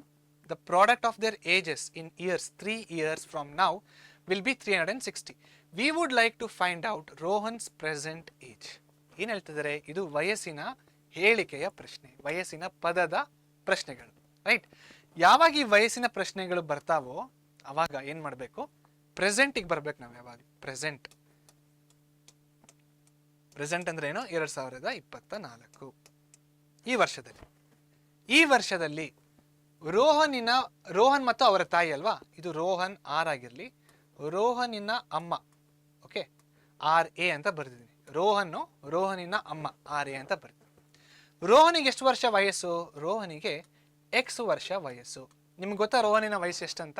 ನನಗೂ ಕೂಡ ಗೊತ್ತಿಲ್ಲ. ಸೊ ನಮಗೆ ಏನು ಗೊತ್ತಿರಲ್ವೋ ಅದನ್ನು ನಾವು ಚರಾಕ್ಷರಕ್ಕೆ ತಗೋಬೇಕು. ಓಕೆ, ನಮಗೇನು ಗೊತ್ತಿರಲ್ವೋ ಅದನ್ನು ವೇರಿಯಬಲ್ ಆಗಿ ತಗೋಬೇಕು. ಸೊ ರೋಹನಿನ ವಯಸ್ಸು ನಾವು ಎಕ್ಸ್ ವರ್ಷ ಅಂತ ತಗೊಂಡ್ರೆ ರೋಹನಿನ ಅಮ್ಮನ ವಯಸ್ಸು ಎಷ್ಟಾಗುತ್ತೆ? ಇಲ್ಲಿ ನೋಡಿ, ರೋಹನಿನ ತಾಯಿ ಅವನಿಗಿಂತ 26 ವರ್ಷ ದೊಡ್ಡವಳಾಗಿದ್ದಾಳೆ. Rohan's mother is 26 years older than him. ನಿಮಗೆ 10 ವರ್ಷ ಅಂದರೆ ನಿಮ್ಮ ತಾಯಿ ನಿಮ್ಗಿಂತ 26 ವರ್ಷ ಮೇಲೆ ಇದೆ, ದೊಡ್ಡವರಾಗಿದ್ದಾರೆ. ಅಂದರೆ ನಿಮ್ಮ ತಾಯಿಯ ವಯಸ್ಸೆಷ್ಟು? 26 + 10 36. ಕರೆಕ್ಟಾ? ಸೊ ಅದೇ ರೀತಿಯಲ್ಲಿ ಇಲ್ಲಿ ಏನಾಗುತ್ತೆ, ರೋಹನಿನ ತಾಯಿ, ರೋಹನಿನ ಅಮ್ಮನ ವಯಸ್ಸು ಎಕ್ಸ್ ಪ್ಲಸ್ 26 years. ಮತ್ತೆ ಏನು ಹೇಳ್ತಾ ಇದ್ದಾರೆ? 3 ವರ್ಷಗಳ ನಂತರ, ಪ್ರೆಸೆಂಟಿಂದ 3 ವರ್ಷ ಮುಂದಕ್ಕೆ ಹೋಗ್ತಾ ಇದ್ದೀವಿ. ಅಂದರೆ ಇವಾಗ ಏನಾಗಿದೆ, 2027, 3 ವರ್ಷ ಆಗಿದೆ. ಓಕೆ, 3 ವರ್ಷಗಳ ನಂತರ ಅವರ ವಯಸ್ಸುಗಳ ಗುಣಲಬ್ಧವು 360 ಆಗಿರುತ್ತೆ. The product of their ages 3 years from now will be 360. ಇವಾಗ ಇಲ್ಲಿಂದ 3 ವರ್ಷ, ಇವಾಗ 2024ರಲ್ಲಿ ನಿಮ್ಮ ವಯಸ್ಸು 16 ಆಗಿದೆ. 2025ರಲ್ಲಿ ಎಷ್ಟಾಗುತ್ತೆ? 17. 2026ರಲ್ಲಿ 18, 2027ರಲ್ಲಿ 19. ಕರೆಕ್ಟಾ? ಸೊ ನೀವು ಯಾವಾಗ ಮುಂದೆ ಹೋಗ್ತಿರೋ ನಿಮ್ಮ ವಯಸ್ಸು ಕೂಡ ಮುಂದೆ ಹೋಗ್ತಾ ಇರುತ್ತೆ. ರೈಟ್? ಇವಾಗ ಇಲ್ಲಿ ನಾವು 3 ವರ್ಷ ಮುಂದೆ ಹೋಗಿದ್ದೀವಿ, ಪ್ಲಸ್ 3 years ಮುಂದೆ ಹೋಗಿದ್ದೀವಿ. ಸೊ ರೋಹನಿನ ಇಲ್ಲಿ ವಯಸ್ಸು ಎಷ್ಟಾಗುತ್ತೆ? ರೋಹನಿನ ವಯಸ್ಸು 2027ರಲ್ಲಿ ಎಕ್ಸ್ ಪ್ಲಸ್ 3 ವರ್ಷಗಳು. ಯಾಕೆ 3 ವರ್ಷ? ಯಾಕೆ ಪ್ಲಸ್ 3? ಯಾಕಂದ್ರೆ ನಾವು ಪ್ಲಸ್ 3 ವರ್ಷ ಮುಂದೆ ಬಂದಿದ್ದೀವಿ. 24ರಲ್ಲಿ ಅವನ ವಯಸ್ಸು ಎಕ್ಸ್ 2027ರಲ್ಲಿ ಎಕ್ಸ್ ಪ್ಲಸ್ 3. ರೈಟ್? ಅದೇ ರೀತಿಯಲ್ಲಿ ರೋಹನಿನ ಅಮ್ಮನ ವಯಸ್ಸು ಏನಾಗುತ್ತೆ? ಎಕ್ಸ್ ಪ್ಲಸ್ 26 + 3 ವರ್ಷ, ಅಂದರೆ ಎಕ್ಸ್ ಪ್ಲಸ್ 29 ವರ್ಷಗಳು. ಕರೆಕ್ಟಾ? ಇವಾಗ ಏನು ಮಾಡಬೇಕು? ಈ 3 ವರ್ಷಗಳಾದಮೇಲೆ ಅವರ ವಯಸ್ಸಿನ ಗುಣಲಬ್ಧವು 360ಕ್ಕೆ ಸಮವಾಗಿರುತ್ತೆ. ಅಂದರೆ ಯಾವ ರೀತಿ ಬರಿಬೇಕು? ಅದನ್ನು ಈ ರೀತಿ ಬರಿಬೇಕು ನೋಡಿ. X plus 3 into X plus 29 is equal to 360. Correct? ನೋಡಿ, ರೋಹನಿನ ವಯಸ್ಸು ಎಕ್ಸ್ ಪ್ಲಸ್ 3, ಅವರ ಅಮ್ಮನ ವಯಸ್ಸು ಎಕ್ಸ್ ಪ್ಲಸ್ 29, ಇವೆರಡನ್ನು ಗುಣಲಬ್ಧ ಮಾಡಿದ್ರೆ ನಮಗೆ 360 ಬರ್ತಾ ಇದೆ. ಸೊ ಇದನ್ನು ಸಾಲ್ವ್ ಮಾಡಿಬಿಟ್ರೆ ನಮ್ಗೆ ಏನು ಸಿಗುತ್ತೆ? ಇದನ್ನು ಸಾಲ್ವ್ ಮಾಡಿಬಿಟ್ರೆ ನಮಗೆ ವರ್ಗ ಸಮೀಕರಣ ಸಿಗುತ್ತೆ. ಯಾವ ರೀತಿ ಅಂತ ನೋಡಿ.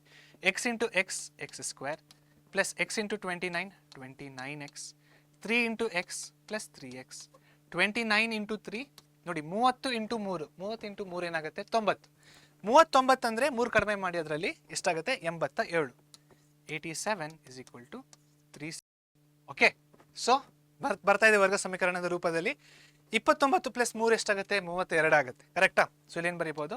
ಎಕ್ಸ್ ಸ್ಕ್ವೇರ್ ಪ್ಲಸ್ 32x, ಇಲ್ಲಿ 360 ಇದು.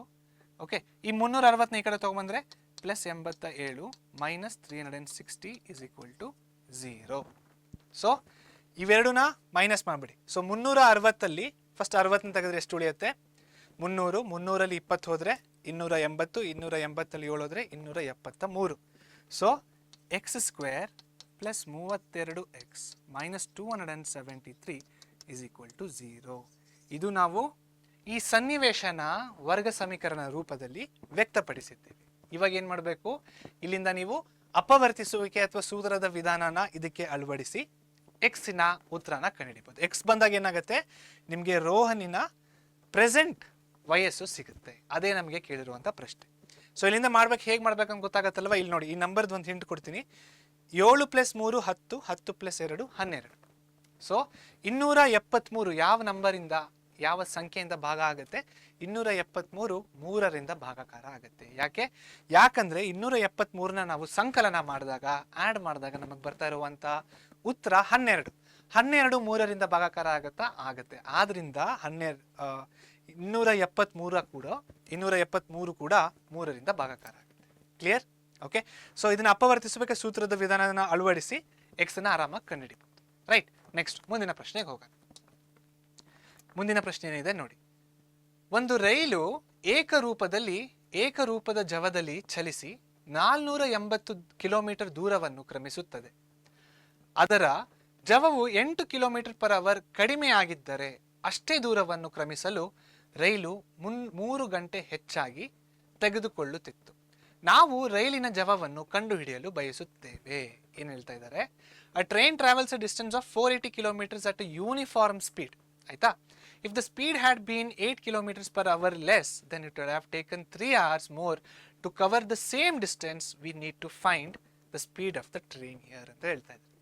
ಈ ಪ್ರಶ್ನೆನ ನಾವು ಶುರು ಮಾಡೋಕ್ಕಿಂತ ಮುಂಚೆ ಫಿಸಿಕ್ಸಿನ ಒಂದು ಕಾನ್ಸೆಪ್ಟ್ ನಮಗೆ ಗೊತ್ತಿರಬೇಕು.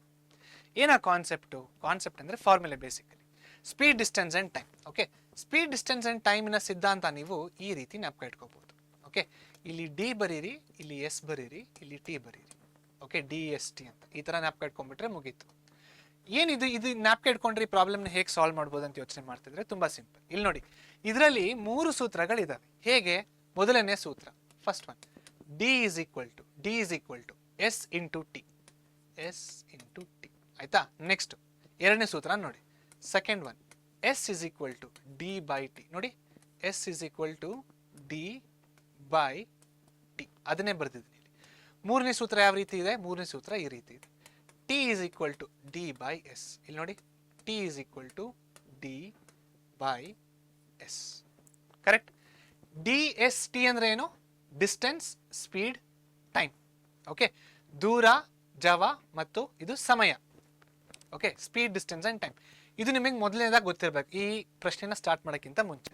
ಓಕೆ, ಇವಾಗ ನಿಮಗೆ ಗೊತ್ತಾಗಿದೆ, ಈಗ ಪ್ರಶ್ನೆನ ಸ್ಟಾರ್ಟ್ ಮಾಡೋಣ. ಸೊ ಪ್ರಶ್ನೆ ಏನು ಹೇಳ್ತಾ ಇದೆ? ಒಂದು ರೈಲು ಏಕರೂಪದ ಜವದಲ್ಲಿ ಚಲಿಸಿ 480 ಕಿಲೋಮೀಟರ್ ದೂರವನ್ನು ಕ್ರಮಿಸುತ್ತದೆ. ಡಿಸ್ಟೆನ್ಸ್ ಎಷ್ಟಿದೆ? Distance is equal to 480 kilometre. Speed ಎಷ್ಟಿದೆ? ನಮಗೆ ಗೊತ್ತಾ? ಸ್ಪೀಡ್ ಗೊತ್ತಾ ನಿಮಗೆ? ನನಗೂ ಗೊತ್ತಿಲ್ಲ. ಸ್ಪೀಡ್ ಎಷ್ಟಿದೆ ನಮಗೆ ಗೊತ್ತಿಲ್ಲ. ಎಕ್ಸ್ ಕಿಲೋಮೀಟರ್ ಅಂತ ತಗೊಳ್ಳೋಣ. ತೆಗೆದುಬಂತ ಸಮಯ ಎಷ್ಟಿದೆ? ಟೈಮ್ ಅಂದರೆ ಏನು? T. T is equal to ಏನಿದೆ ನೋಡಿ, t is equal to D by s, distance by speed. So d is equal to 480 by x hours. ಕರೆಕ್ಟಾ? ಓಕೆ, ಇನ್ನೊಂದು ಸನ್ನಿವೇಶ, ಇದು ಎಕ್ಸ್ ಕಿಲೋಮೀಟರ್ ಇದೆ, ದೂರ ಮತ್ತೆ 480 ಕಿಲೋಮೀಟರೇ ಇದೆ. ಆಯ್ತಾ? ಇಲ್ಲಿ S1 T1 ಅಂತ ಬರ್ಕೊಳ್ಳೋಣ. ಇವಾಗ ಸ್ಪೀಡ್ ಏನಾಗ್ತಾ ಇದೆ? ಸ್ಪೀಡ್ ಕಡಿಮೆ ಆಗ್ತಾ ಇದೆ. ಅದೆಲ್ಲಿದೆ? ಇಲ್ಲಿ ಬರೆದಿದ್ದಾರೆ ನೋಡಿ. ಓಕೆ, ಅದರ ಜವವು 8 ಕಿಲೋಮೀಟರ್ ಪರ್ ಅವರ್ ಕಡಿಮೆ ಆಗಿದ್ದರೆ ಅಷ್ಟೇ ದೂರವನ್ನು ಕ್ರಮಿಸಲು ರೈಲು 3 ಗಂಟೆ ಹೆಚ್ಚಾಗಿ ತೆಗೆದುಕೊಳ್ಳುತ್ತಿತ್ತು. ಅಂದ್ರೆ ಇಲ್ಲಿ ಎರಡನೇ ಸ್ಪೀಡ್, ಎರಡನೇ ಜವ ಯಾವ ತರ ಬರೀಬಹುದು? ಎಕ್ಸ್ ಮೈನಸ್ 8 kmph ಇದು. ಓಕೆ, ಎಕ್ಸ್ ಮೈನಸ್ 8 kmph ಅಂದ್ರೆ ಇಲ್ಲಿ ಎಕ್ಸ್ ಕಿಲೋಮೀಟರ್ ಫಾಸ್ಟ್ ಆಗಿ ಹೋಗ್ತಾ ಇದೆ ಟ್ರೈನು. ಇಲ್ಲಿ ಏನಾಗ್ತಾ ಇದೆ? ಎಕ್ಸ್ ಮೈನಸ್ 8 ಅಂದ್ರೆ ಸ್ವಲ್ಪ 8 ಕಿಲೋಮೀಟರ್ ಪರ್ ಅವರ್ ಕಡಿಮೆ ಆಗ್ತಾ ಇದೆ. ಯಾವಾಗ 8 ಕಿಲೋಮೀಟರ್ ಪರ್ ಅವರ್ ಕಡಿಮೆ ಆಗುತ್ತೋ T2 ಏನಾಗುತ್ತೆ? ಇವಾಗ T2 ಇದ್ರ ಪ್ರಕಾರ ಏನಾಗುತ್ತೆ? 480 ಬೈ ಎಕ್ಸ್ ಮೈನಸ್ 8. ಇದು ಕರೆಕ್ಟ್. ಇದನ್ನ ಇನ್ನೊಂದು ರೂಪದಲ್ಲಿ ಬರೀಬಹುದು. ಅಥವಾ ಇಲ್ಲೇನಂತ ಬರೆದಿದ್ದಾರೆ ನೋಡಿ, ಅಷ್ಟೇ ದೂರವನ್ನು ಕ್ರಮಿಸಲು ರೈಲು 3 ಗಂಟೆ ಹೆಚ್ಚಾಗಿ ತೆಗೆದುಕೊಳ್ಳುತ್ತಿತ್ತು. ಅಷ್ಟೇ ಕ್ರಮವನ್ನು ಕ್ರಮಿಸಲು ರೈಲು 3 ಗಂಟೆ ಹೆಚ್ಚಾಗಿ, ಯಾವುದಕ್ಕಿಂತ 3 ಗಂಟೆ ಹೆಚ್ಚಾಗಿ? ಇದಕ್ಕಿಂತ. ಸೊ ಅದರಿಂದ ಇಲ್ಲೇನಂತ ಬರೀಬಹುದು? 480 ಬೈ ಎಕ್ಸ್ ಪ್ಲಸ್ 3 ಅವರ್ಗಳು. ಇದು ಸರಿನೇ, ಇದು ಸರಿನೇ. ಬಟ್ ನಾವು ಇದನ್ನು ಉಪಯೋಗಿಸೋದು ಸರಿ, ಯಾಕಂದ್ರೆ ಇದು ಇದರ ರೆಸ್ಪೆಕ್ಟಿವ್ ಆಗಿದೆ. ಸೊ ಇದಕ್ಕಿಂತ 3 ಗಂಟೆ ಜಾಸ್ತಿ ಅಂದ್ರೆ 480 by X plus 3. Clear? Okay, so ಇಲ್ಲಿ ನೋಡಿ, train travels distance of 480 kilometres. Uniform speed ನಮಗೆ ಗೊತ್ತಿಲ್ಲ, ಅದಕ್ಕೆ ನಾವು ಎಕ್ಸ್ ಅಂತ ತಗೊಂಡಿದ್ದೀವಿ. If the speed had been 8 kilometres per hour less, so S2 ನ ಎಕ್ಸ್ ಮೈನಸ್ 8 ಅಂತ ತಗೊಂಡು, then it would have taken 3 hours more to cover the same distance. 3 hours more ಯಾವುದಕ್ಕೆ? ಇದು ಈ ಟೈಮ್ಗಿಂತ 3 hours more. So 480 by X plus 3 hours. ಅರ್ಥ ಆಯ್ತಾ? Clear? Okay, so ಎಲ್ಲ ಆಗೋಗಿದೆ. ನಾವೇನು ಕಂಡುಹಿಡಬೇಕು? Speed of the train. Speed of the train ಅಂದ್ರೆ ನಾವು ಎಕ್ಸ್ ಅನ್ನ ಕಂಡುಹಿಡಬೇಕು. ತುಂಬಾ ಸಿಂಪಲ್ ಆಗಿದೆ. ಏನು ಮಾಡಬೇಕು ಇಲ್ಲಿ? ಇನ್ನೊಂದು ಫಾರ್ಮುಲಾ ಯೂಸ್ ಮಾಡಿ. ಇಲ್ಲಿ ನೋಡಿ, ಮೊದಲನೇ ಫಾರ್ಮುಲಾ ಏನಿದೆ? Distance is equal to speed into time. ಅದನ್ನು ಬರ್ಕೊಳ್ಳಿ. Distance is equal to speed into time. Distance ಎಷ್ಟಿದೆ? 480. ಸ್ಪೀಡ್ ಎಷ್ಟಿದೆ? X minus 8. ಟೈಮ್ ಎಷ್ಟು ತಗೋತಾ ಇದ್ದಾರೆ? ಇವಾಗ ಇಲ್ಲಿ ನೋಡಿ, 480 ಬೈ ಎಕ್ಸ್ ಮೈನಸ್ 8 ಅದನ್ನ ತಗೊಂಡ್ರೆ ನೀವು 480 ಬೈ ಎಕ್ಸ್ ಮೈನಸ್ 8 ನಾನು ಇದನ್ನು ತಗೋತೀನಿ ಅಂದ್ರೆ ಏನಾಗುತ್ತೆ? ಎಕ್ಸ್ ಮೈನಸ್ 8 ಕ್ಯಾನ್ಸಲ್ ಆಗುತ್ತೆ. 480 ಇಸ್ ಈಕ್ವಲ್ ಟು 480. ಟ್ರೈನಿನ ಜವ ಎಲ್ಲಿದೆ? ಟ್ರೈನಿನ ಸ್ಪೀಡ್ ಎಲ್ಲಿದೆ? ಸ್ಪೀಡ್ ಬರ್ತಾ ಇಲ್ಲ ಅಲ್ವಾ? ಸೊ ಆದ್ರಿಂದ ನಾವು ಇದನ್ನು ತಗೊಳ್ಳೋದು ಬೇಡ. ಇದು ಸರಿನೇ, ಬಟ್ ಇದನ್ನು ತಗೊಂಡ್ರೆ ಏನು ಬರುತ್ತೆ? ನಮ್ಗೆ ಏನು ಉಪಯೋಗನೇ ಆಗಲ್ಲ. ಕರೆಕ್ಟ್ ಅಲ್ವಾ? ಸೊ ಅದಕ್ಕೆ ನಾವೇನು ಮಾಡ್ತಾ ಇದ್ದೀವಿ? ಇಲ್ಲಿ ಕೊಟ್ಟಿದ್ದಾರೆ ನೋಡಿ, ಅಷ್ಟೇ ದೂರವನ್ನು ಕ್ರಮಿಸಲು ರೈಲು 3 ಗಂಟೆ ಹೆಚ್ಚಾಗಿ ತೆಗೆದುಕೊಳ್ಳುತ್ತದೆ. ಅಂದ್ರೆ ಇದಕ್ಕಿಂತ ಪ್ಲಸ್ 3. ಸೊ ಇಲ್ಲೇನು ಬರೆಯೋಣ? ಟೈಮಿನ ಜಾಗದಲ್ಲಿ 480 ಬೈ ಎಕ್ಸ್ ಪ್ಲಸ್ 3. ಈ ರೀತಿ ಬರ್ಕೊಂಡು ಸಾಲ್ವ್ ಮಾಡ್ಕೊಂಡು ಹೋದ್ರೆ ನಮ್ಗೆ ಏನು ಸಿಗುತ್ತೆ? ಒಂದು ವರ್ಗ ಸಮೀಕರಣ ಸಿಗುತ್ತೆ. ಓಕೆ, ಸಾಲ್ವ್ ಮಾಡೋಣ ಬನ್ನಿ. ಯಾವ ರೀತಿ ಸಾಲ್ವ್ ಮಾಡೋದು ನೋಡೋಣ. ಮೊದಲನೇದಾಗಿ ಇಲ್ಲಿ ಎಲ್ ಸಿ ಎಮ್ನ ತಗೊಳ್ಳೋಣ. ಓಕೆ, ಸೊ ಏನಾಗುತ್ತೆ 480 is equal to x minus 8 into 480 plus 3x by x. Correct. ಈ ಎಕ್ಸ್ನ ಏನು ಮಾಡೋಣ, ಈ ಎಕ್ಸ್ನ ಈ ಕಡೆ ಕಳ್ಸೋಣ, ಕ್ರಾಸ್ ಮಲ್ಟಿಪ್ಲಿಕೇಶನ್ ಮಾಡೋಣ. ಕ್ರಾಸ್ ಮಲ್ಟಿಪ್ಲೈ ಮಾಡಿದಾಗ ಏನಾಗುತ್ತೆ 480x is equal to x minus 8 into 480 plus 3x ಅಂತ ಬರುತ್ತೆ. ಓಕೆ, ಇದನ್ನ ಇವಾಗ ನಾವು ಮಲ್ಟಿಪ್ಲೈ ಮಾಡಿಬಿಟ್ಟು ಬರೆದ್ರೆ ಏನು ಬರುತ್ತೆ, ನಮಗೆ ಒಂದು ವರ್ಗ ಸಮೀಕರಣ ಬರುತ್ತೆ. ಓಕೆ, ಅದನ್ನ ಮಾಡೋಣ ಈಗ ನೆಕ್ಸ್ಟ್. ಸೊ ಇಂದಿನ ಸ್ಲೈಡಲ್ಲಿ ಜಾಗ ಇರಲಿಲ್ಲ, ಇಲ್ಲಿ ಬರ್ಕೊಂಡಿದ್ದೀವಿ ಅದೇ ಈಕ್ವೇಷನ್ನ. ಸೊ ಇದನ್ನ ಸಾಲ್ವ್ ಮಾಡ್ಕೊಂಡು ಸ್ಟಾರ್ಟ್ ಮಾಡೋಣ. So 480x is equal to x into 480 480x x into 3x plus 3x square minus 8 into 480. So 480 into 8, 8 zeros are 0, 8 8s are 64, 8 4s are 32, 32 plus 6 38, 3840. Okay, but ಯಾವ symbol ಆಗ್ಬೇಕು ನೋಡಿ, plus into minus, minus 3840 minus 8 plus 3x minus 24x ಅಂತ ಬರುತ್ತೆ. Clear? Okay, ಇವಾಗ ಈ 480ನ ಈ ಕಡೆ ತಗೊಂಡ್ಬಂದ್ಬಿಡಿ. ಅವಾಗ ಏನಾಗುತ್ತೆ, ಇದನ್ನ ಹಾಗೆ ಬರ್ಕೊಳ್ಳೋಣ. 480x plus 3x square minus 3840 minus 24x. ಈ 480 ಈ ಕಡೆ ಬಂದರೆ ಮತ್ತೆ minus 480x is equal to 0. Correct. Plus 480x minus 480x cancel out ಆಗುತ್ತೆ. ಇನ್ನೇನು ಮಿಕ್ಕಿದೆ 3x square minus 24x minus 3840 is equal to 0. ಇದು ಯಾವ ರೂಪದಲ್ಲಿದೆ? ಇದು ವರ್ಗ ಸಮೀಕರಣದ ಸಾಮಾನ್ಯ ರೂಪದಲ್ಲಿದೆ. This is in the form of standard form of a quadratic equation ಅಷ್ಟೇ. ಓಕೆ, ಇಲ್ಲಿ ಇನ್ನೊಂದು ಪಾಯಿಂಟ್ ನೋಡಿ, 24 ಕೂಡ 3ರಿಂದ ಡಿವೈಡ್ ಆಗುತ್ತೆ. 3840 3ರಿಂದ ಡಿವೈಡ್ ಆಗುತ್ತೋ ಇಲ್ಲೋ ಹೇಗೆ ಕಂಡುಹಿಡಿಯೋದು? ತುಂಬಾ ಸಿಂಪಲ್. 3 ಪ್ಲಸ್ 8 11, 11 ಪ್ಲಸ್ 4 15, 15 ಪ್ಲಸ್ 0 15, 15 3ರಿಂದ ಭಾಗಾಕಾರ ಆಗುತ್ತಾ? ಆಗುತ್ತೆ. ಹಾಗಾದರೆ 3840 ಕೂಡ 3ರಿಂದ ಭಾಗಾಕಾರ ಆಗುತ್ತೆ. ಸೊ ಇಲ್ಲಿ ಇನ್ನೊಂದು ಸ್ಟೆಪ್ ಕೂಡ ಮಾಡ್ತೀನಿ, ದ ಹೋಲ್ ಡಿವೈಡೆಡ್ ಬೈ 3. ಅವಾಗೇನಾಗುತ್ತೆ, 3ರಿಂದ 3 ಅಂದರೆ 1 ಉಳ್ಕೊಳ್ಳುತ್ತೆ, ಎಕ್ಸ್ ಸ್ಕ್ವೇರ್ ಮೈನಸ್ 24 ಬೈ 3 8 ಉಳ್ಕೊಳ್ಳುತ್ತೆ, 8x ಮೈನಸ್ 3840 ಡಿವೈಡೆಡ್ ಬೈ 3. 3 1ಲಿ 3, ಓಕೆ 0, ಇದನ್ನ ಕಡೆ ತೊಗೊಳ್ಳೋಣ 8, 3 2ಲಿ 6 ಮತ್ತೆ 2 ಉಳ್ಕೊಳ್ಳುತ್ತೆ, ಇದನ್ನ ಕಡೆ ತೊಗೊಳ್ಳೋಣ 3 8ಲಿ 24. ಓಕೆ, ಈ 0 ನಾವೇನು ಬರೆಯೋಣ, ಇಲ್ಲೇ ಬರ್ಕೊಂಬಿಡೋಣ. ಸೊ ಏನಾಗುತ್ತೆ 1 2 8 0 ಇಸ್ ಈಕ್ವಲ್ ಟು 0. ಇದು ನಮ್ಮ ವ್ಯಕ್ತಪಡಿಸುವ ಕೆಳಗಿನ ಸನ್ನಿವೇಶವನ್ನು ವರ್ಗ ಸಮೀಕರಣದಲ್ಲಿ ವ್ಯಕ್ತಪಡಿಸಿದ್ದೀವಿ. ಇದನ್ನ ನೀವು ಏನು ಮಾಡಬೇಕು, ಪರಿಹರಿಸಬೇಕು. ಕರೆಕ್ಟ್. ಪರಿಹರಿಸಿದಾಗ ಏನು ಸಿಗುತ್ತೆ ನಿಮಗೆ, ಎಕ್ಸ್ ಅಂತ ಸಿಗುತ್ತೆ. ಇದನ್ನ 2 ರೀತಿಯಲ್ಲಿ ಪರಿಹರಿಸಬಹುದು, 2 ವಿಧಾನದಲ್ಲಿ ಪರಿಹರಿಸಬಹುದು. ಮೊದಲನೇ ವಿಧಾನ ಅಪವರ್ತಿಸುವಿಕೆಯ ವಿಧಾನ, ಎರಡನೆಯದು ಸೂತ್ರದ ವಿಧಾನ. ಕ್ಲಿಯರ್? ಓಕೆ, ನೆಕ್ಸ್ಟ್ ಮುಂದಕ್ಕೆ ಹೋಗೋಣ. ಸೊ ಅಲ್ಲಿಗೆ 4.1ನ ಸಂಪೂರ್ಣ ಅಭ್ಯಾಸ ಮುಕ್ತಗೊಂಡಿದೆ. ಇವಾಗ 4.2 ಅಭ್ಯಾಸನ ಸ್ಟಾರ್ಟ್ ಮಾಡೋಣ. ಮೊದಲನೇ ಪ್ರಶ್ನೆ ಏನಿದೆ ನೋಡೋಣ. ಸೊ ಏನು ಕೊಟ್ಟಿದ್ದಾರೆ, ಅಪವರ್ತನ ವಿಧಾನದಿಂದ, ಓಕೆ, ಅಪವರ್ತನ ವಿಧಾನದಿಂದ ಕೆಳಗಿನ ವರ್ಗ ಸಮೀಕರಣಗಳ ಮೂಲಗಳನ್ನು ಕಂಡುಹಿಡಿಯಿರಿ. ಏನ್ ಹೇಳ್ತಾ ಇದ್ದಾರೆ, find the roots of the following quadratic equation by factorisation, ಅಪವರ್ತನ ವಿಧಾನದಿಂದ.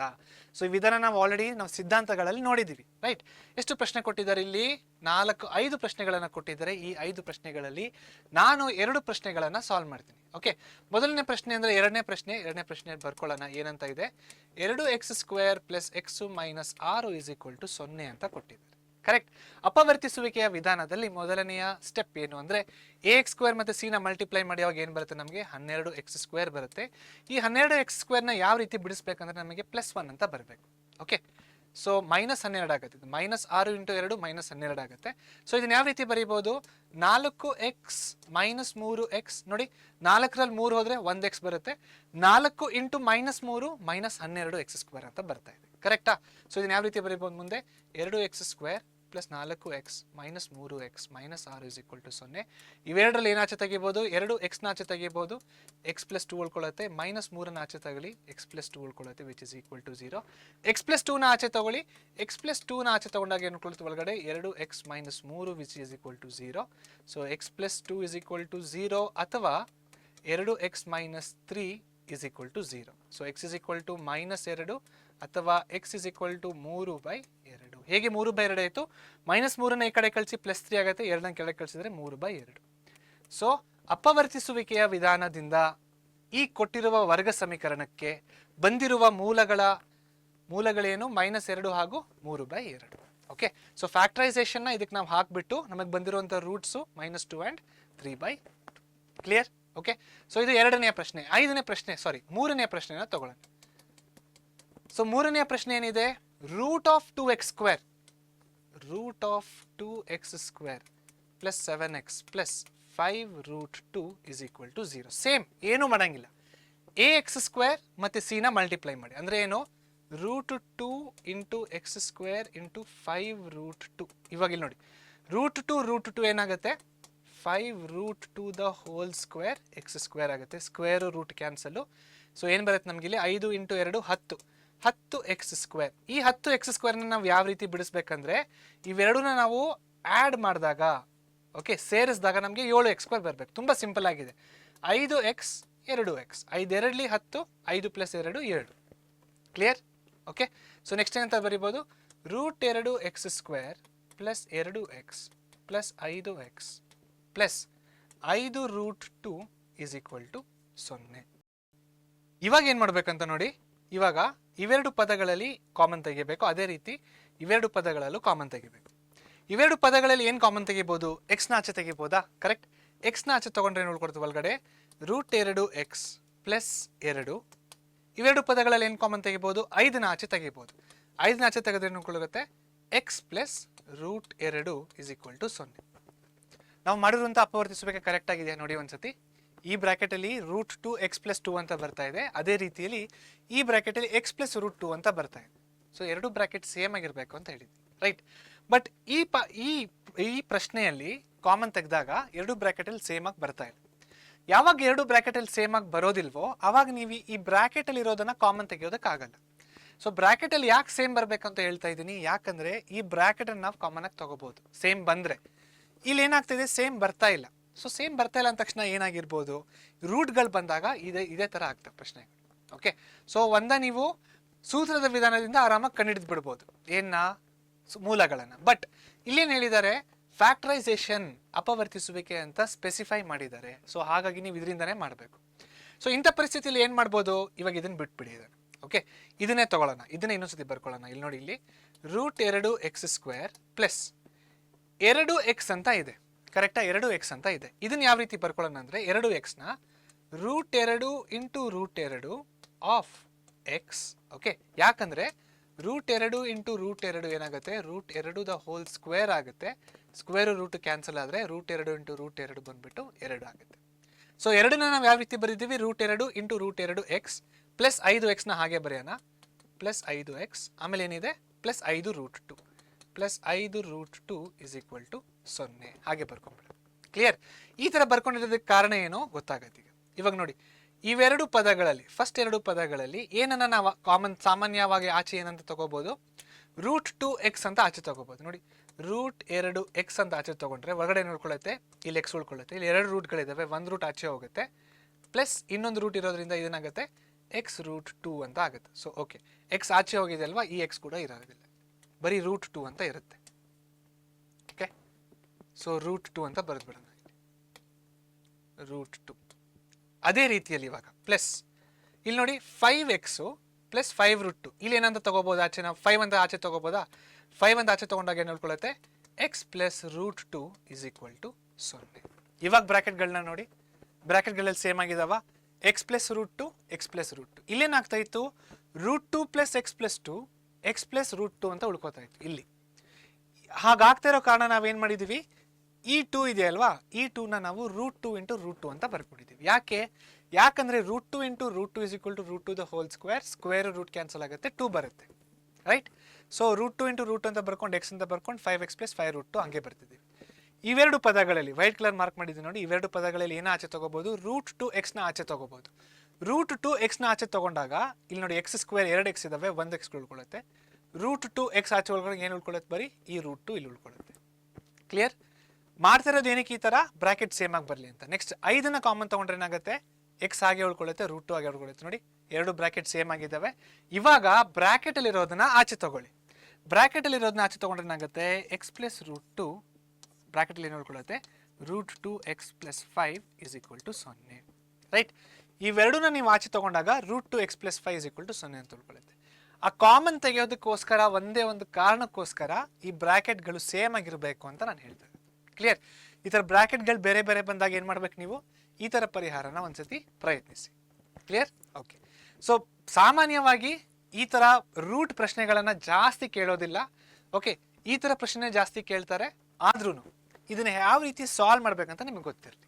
ಓಕೆ, ಸೊ ನೆಕ್ಸ್ಟ್ ಏನು ಮಾಡಬೇಕು, x plus root two is equal to 0, x plus root two is equal to 0 ಅಥವಾ root two X plus 5 is equal to 0.